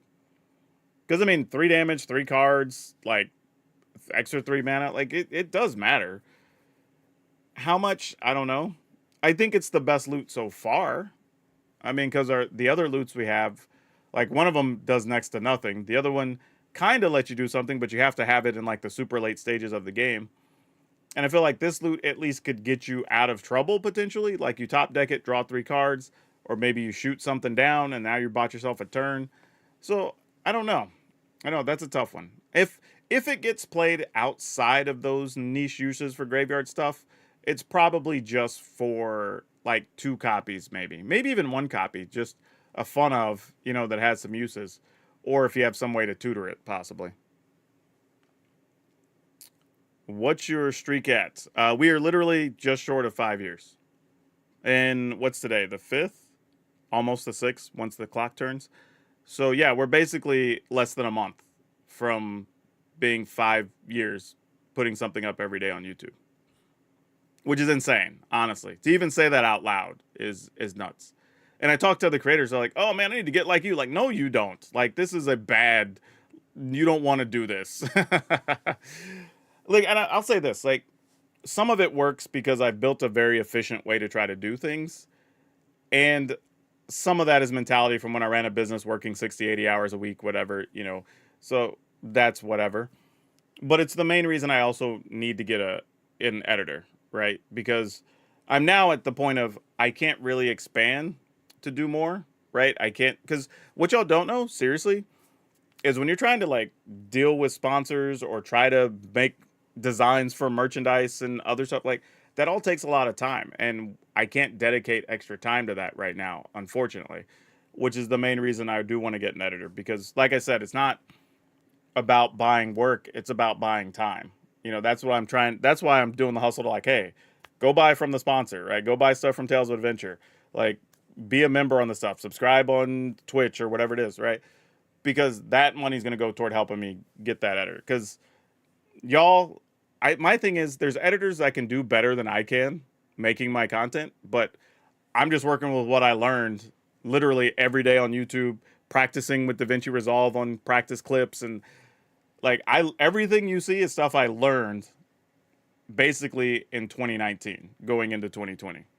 And then I just kept learning all the way through 2021 to get to where I'm at now. And I know while it's solid, don't be wrong, like it's better than a lot of stuff out there, fully aware, because I mean, you learn a lot of stuff when you put up 2,500 videos. But actually, I don't even know if that's the number right now. I need to go check. Give me a quick second. I want to do an official thing to tell how many videos I put up, because I don't even know what the number is right now, which is insane. I have, oh God, I have almost 2,800 videos on my YouTube channel. And only like 8 of those aren't Magic or gaming videos, because they were stuff I put up before I started doing content of just like local stuff we did with disc golf or whatever. So yeah, that's crazy. That's crazy. That's why I need an editor. Like, just to get more time back, do more local stuff. I want to, and again, I throw away so many ideas. Like, I want to do stuff with local game stores. I've already talked with them. I want to do some, not more Commander stuff, but maybe like Commander cards to look out for type things. I want to do card comparisons, more versus video stuff with other creators, because that also takes time to like reach out to them, match out our schedules, find content we want to make. If I have somebody that I can just record all the gameplay footage after I've done all the testing, whatever, and just send that to them and they can edit it, then I can start putting time into, okay, now my editing time, maybe once or twice a week, I can spend toward doing this other stuff. Because an interesting thing, this is kind of like a peek behind the curtain. This is what you get when you're a level 2 member on YouTube. But it's easier for me to make, and this is going to sound crazy, but it's easier for me to make a 40 to 45 minute gameplay video than it is for me to make a 15-minute, like, talking head in-depth video. And the reason is, I already have a whole system, all the graphics are built, whatever, for exactly how the gameplay video needs to break down. But for those other videos, like, I have to go find card images, maybe add effects, add some text on the screen, some subtitles, like, maybe have to reshoot stuff because, like, the context doesn't make quite enough sense. Like, those take way longer. Like, sometimes a 15-minute video you watch has literally taken me the better part of the day. I've spent like 5 hours on it or whatever, 6 hours, right? And I might put a couple hours in an hour into deck building, 2 or 3 into testing, an hour into recording, and then an hour into editing on a gameplay video, right? So it's like, all that in a gameplay video for you to get to the end was still less than it was for you to make that 15-minute video sometimes. So it's kind of crazy. Let's see. Back to the questions. Favorite card of the new sets? Yeesh. I don't know if I have a favorite card. That's not true. We had a blast with that March of the World ooze or whatever. Oh my god, that was gross. As far as like functionally best card, I guess most surprising might have been the Lifecraft engine. It was better than I thought it was going to be. And the Imperiosaur, the Regal Imperiosaur, the 5/4 3-mana green creature, was as good as we thought it was going to be. So probably something between those three cards was something I would pick for my favorite, probably. Pop now says, yeah, the other loots were kind of disappointing. I tried as well, friend. Don't feel bad. It's coming up on midnight here, so I got to go. But thanks so much for the stream. Love seeing you experiment with decks. Gave me the inspiration to work on my own brews. You know what? Thanks for watching. But honestly, that's the biggest thing to take away from all this. Like, I think in some world there's people, and I've gotten comments sometimes where people are like, well, this deck doesn't convince me that this video doesn't convince me this deck's good. And I'm like, great, then don't play it. Right? The idea for what any of us creators put up, you shouldn't be trying to build every single thing we build. That's crazy. That's honestly madman behavior. Realistically, it should be watch for entertainment because we enjoy watching Magic. Learn how some of the stuff works, right? So if cards you don't play with, you get to see interactions and whatnot, or cards you're thinking about playing. You get ideas and you get to kind of see them in action. And you also get to understand what your opponents might be doing when you go up against them, right? When you're playing on the ladder. Because now it's like, oh, I've seen this deck before, or I know how this interaction works. I should keep an eye out for that, or whatever, right? Almost use them as research more than like instructions, if that makes sense, right? We're not telling you, hey, this is the best deck ever, you should build this. It's like, hey, this is really good. If you want to play this type of deck, build it. If not, be aware that this is a thing. And then other times we play decks and we're like, I've literally played decks and gotten in the video and told y'all, don't build this. Right? like it was fun, but it's not good. And that's why I tell people, watch the end of the video as well, because I try to give you feedback that will help and make your life easier. I've literally had somebody build a deck that we said not to play in the video and then got mad. They're like, oh, I went like 8-15 with this deck. This deck sucks. And I'm like, yeah, I told you not to play the deck. But what happens is they'll watch one game and then be like, oh, this looks awesome, I'm going to go build it and whatever. And it's just like, this is why we have 30-minute videos or whatever. At least watch the wrap-up or like scrub through it, watch it at 2x speed or something so you can get our dialogue and understand, right? It's crazy to just go out and do it. But hey, I know human behavior. Humans are humans, right? What are you going to do? Maybe MTG Arena code sent PM thanks. Maybe MTG Arena code send PM thanks. I don't know what that means. Does anybody understand what that's supposed to mean? Hackers Zek says maybe MTG Arena code. Are you asking if I have an MTG Arena code that I can PM you one?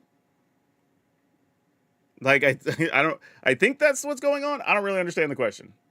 I'm confused. But thank you for redeeming the points. Well, I don't have them to send. I will say this though. When I do have stuff to send, I just send it. I will send it either in a PM or I will send it on Discord or whatever. I don't do it by request.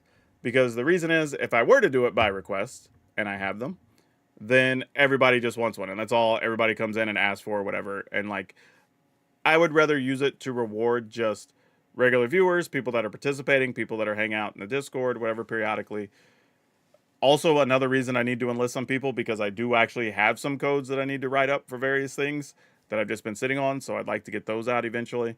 So yeah, the money you're giving me, it's not even going to go directly in my pocket. It's going into a stash to pay for editors and help making content and making your life better and more entertaining. That's what we're going to be trying to do. That's what our goal is for 2025. I don't generally set goals. I usually just go, hey, what's the next thing we got to do? What's the next thing we got to do? What's the next thing we got to do? And just like knock things out. Like I do long-term goals, like, 3 years out, maybe 2 years out, whatever. But this is one of those ones where it's like, no, this needs to happen. Right? So that's kind of where we're at. But all right, any other questions? This is your last chance, last call for alcohol, or I don't know, whatever the equivalent is. Last call for ethanol, since we're in Aetherdrift. I don't know. But yeah, any other questions you have about Aetherdrift at all? Card mechanics, strategies, good, bad, favorites, least favorites, most annoying, or just how something works, you know? Ooh, etherol. That's a good one. Yeah, that's a good one. Maybe they have etherol on Aetherdrift. They don't have ethanol at all. Maybe it's etherol. Ooh, biggest surprise today, good or bad? Man, the discard pirates was real bad. Honestly, like I don't know if that's really a surprise because I kind of assumed it wasn't going to be great. So I guess it's fine. Um, Man, biggest surprise, good or bad? I guess the 4-2. I guess there's two. How much people loved the 4-2 goblin. Like, you use an exhaust ability, you can play it out of the graveyard, that guy. That was a little surprising how many decks people shoved it in. And then I would say the various iterations of goblins, right? We saw a lot of that today. We saw red-black stuff using goblins. We saw green-red goblins. We saw mono-red goblins. Like, the goblins in this set really motivated people to build a variety of interesting decks. So don't be shocked if you see a fair amount of that next Tuesday when you get on the ladder and people are playing all these crazy goblin builds, because I think that could be a real thing. What do I think about Chandra? Sadly, I didn't see enough Chandra. We had, I think, 2 opponents play it against us, and I think I saw something with Jim Davis where he was playing it. And I do think she's pretty good. I mean, honestly, I think Chandra is a legit Magic card. I just don't know if making a vehicle is as good as, like, is making a 3-2 vehicle as good as just making like a 2-2 token. I think that's where I'm still kind of up and down on. But if you're already playing the build that's got a bunch of vehicles and mounts or whatever, then like, sure. But that's the thing. She doesn't work on mounts. She only works on vehicles. But she's very easy to cast. She has a reasonable amount of loyalty. So I think it is a viable card. Truthfully, I do think it is. I don't think it's like gangbusters, but I do think it is very good, and you're probably going to want to get rid of it if your opponent plays it. Monument was a pleasant surprise. The thing is, I don't think Monument was a surprise though. I think we all knew Monument was good. Like, we just got to see Monument, and like, hell, I feel like every deck we played against at least 2 Monument decks. Easily the most popular card of the day. Because people were using it in blue-red, people were using it in mono-red, people were using it in the Boros control stuff, people were using it in Dimir stuff, right? Like, anything where you're just able to discard cards, the value is too good, especially in multiples, because then you're like, okay, I get rid of a thing, but then I get to draw 2, so now I'm never even down on cards, and I just keep doing my thing. Can goblins dethrone prowess mouse? I can't answer that, honestly. Mostly because, like, we don't know what those final builds look like. I would say the mice are probably still just going to be better because of all the things that have haste and prowess, right? So haste and prowess, and then some of them you can pair with like trample with rage and stuff like that. So I would think they still have an edge, but the gap's definitely a lot smaller than it used to be. Haste makes Krinko playable. That is true. That is true. What do you think about Hazaret? I think Hazaret's fine. We just didn't really get to see much of it today. I do think it's not unreal, though, to get to max speed. Honestly, it's fairly easy for red aggressive decks to do that. And I think the difference is, though, you're not trying to play Hazaret on, like, turn 4, right? You're probably playing Hazaret on turn 5 or turn 6, because those decks are also spending a lot of cards in their hand to do other things, right? To make sure they can punch through the damage. But it is a great late game card to deal with. Hard to deal with. Big body. Again, I think it's one of those cards you're probably putting like 2 of in your deck. Actually, you know what I didn't see today? Thinking about it? The God cards. Well, we saw them, but I didn't see Sabsunin. I think it's the card. Definitely have not crafted one of those yet. But I definitely want to build something to play with this. I don't think we saw a single one of these today. And I think this card is very good. Enough that I almost, during my break earlier, just almost built a deck for this. I think this card is very good. Spell Pierce going to have an impact. Maybe. I mean, I'm not going to say a non-zero impact, but more so probably in best of 3. But that's not true. That's not true. I think it's going to come down to how many vehicles are being played. You know, probably. Because vehicles aren't creatures. So, because I think, or does that say instant or sorcery? I think Spell Pierce says non-creature, right? Or is it instant or sorcery? If it's instant or sorcery, then like, yeah, it's non-creature. That's what I thought. So, if that's the case, then this could have some use, right? You have a Spell Pierce open, your opponent goes to like turn 2 vehicle or whatever, and there's like, nope, gonna stop that. Or if the, what do you call them? Insidious Root stacks are popular, Spell Pierce also gets action, right? Because turn 2 Roots is no good. The green enchantment that like you mill and get a thing back to your hand, like that's no good. So like you can turn off a lot of their engine-y cards with this early. So yeah, there's a world where this could be played and be important. I don't know how important, but I think it's viable for sure. I think Spell Pierce is a card that totally could get played. Well, all right. I think we got all the questions. I think we did the thing. We ran the gauntlets. We played a bunch of decks. We played a bunch of different opponents. Did opponents play Cauldron deck? Oh, got another question there. Did any opponents play a Cauldron deck? I do not believe we ran into anybody. I think we might have, but they didn't get it down in play. I feel like we ran into some Boros vehicle deck, but they didn't get it. So we didn't really get to see it in action. But all right. With that, y'all, I'm going to check out of here. Again, click all the things that make the dings if you're on YouTube, because that helps. Hitting the like button, subscribe, all that good stuff. Again, I appreciate any support you're going to give to our sponsor down there, Tales of Adventure.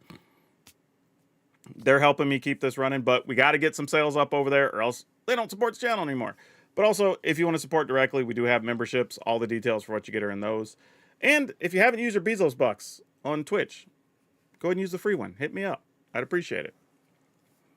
Yeah, I'm trying to think. We're going to have a bunch of stuff going up for Aetherdrift, so keep your eyes open. Obviously, we're going to be putting a video every day, but also we're going to take the time to do the videos for things you should craft, things you shouldn't craft, or whatever. Expect those on Monday. I try to get those done on Sunday afternoon, Sunday nights. Super Bowl's this week, you know, so I'll probably get them done late Sunday nights. They'll be up Monday for you in time for you to have those before you log in on Tuesday once the set goes live on MTG Arena. So I try to take care of y'all as best I can. But all right, y'all, I love you. Seriously. I'm going to check out of here because I got to make sure y'all have stuff loaded to watch tomorrow. But this was a good time. The set was a lot of fun, for sure.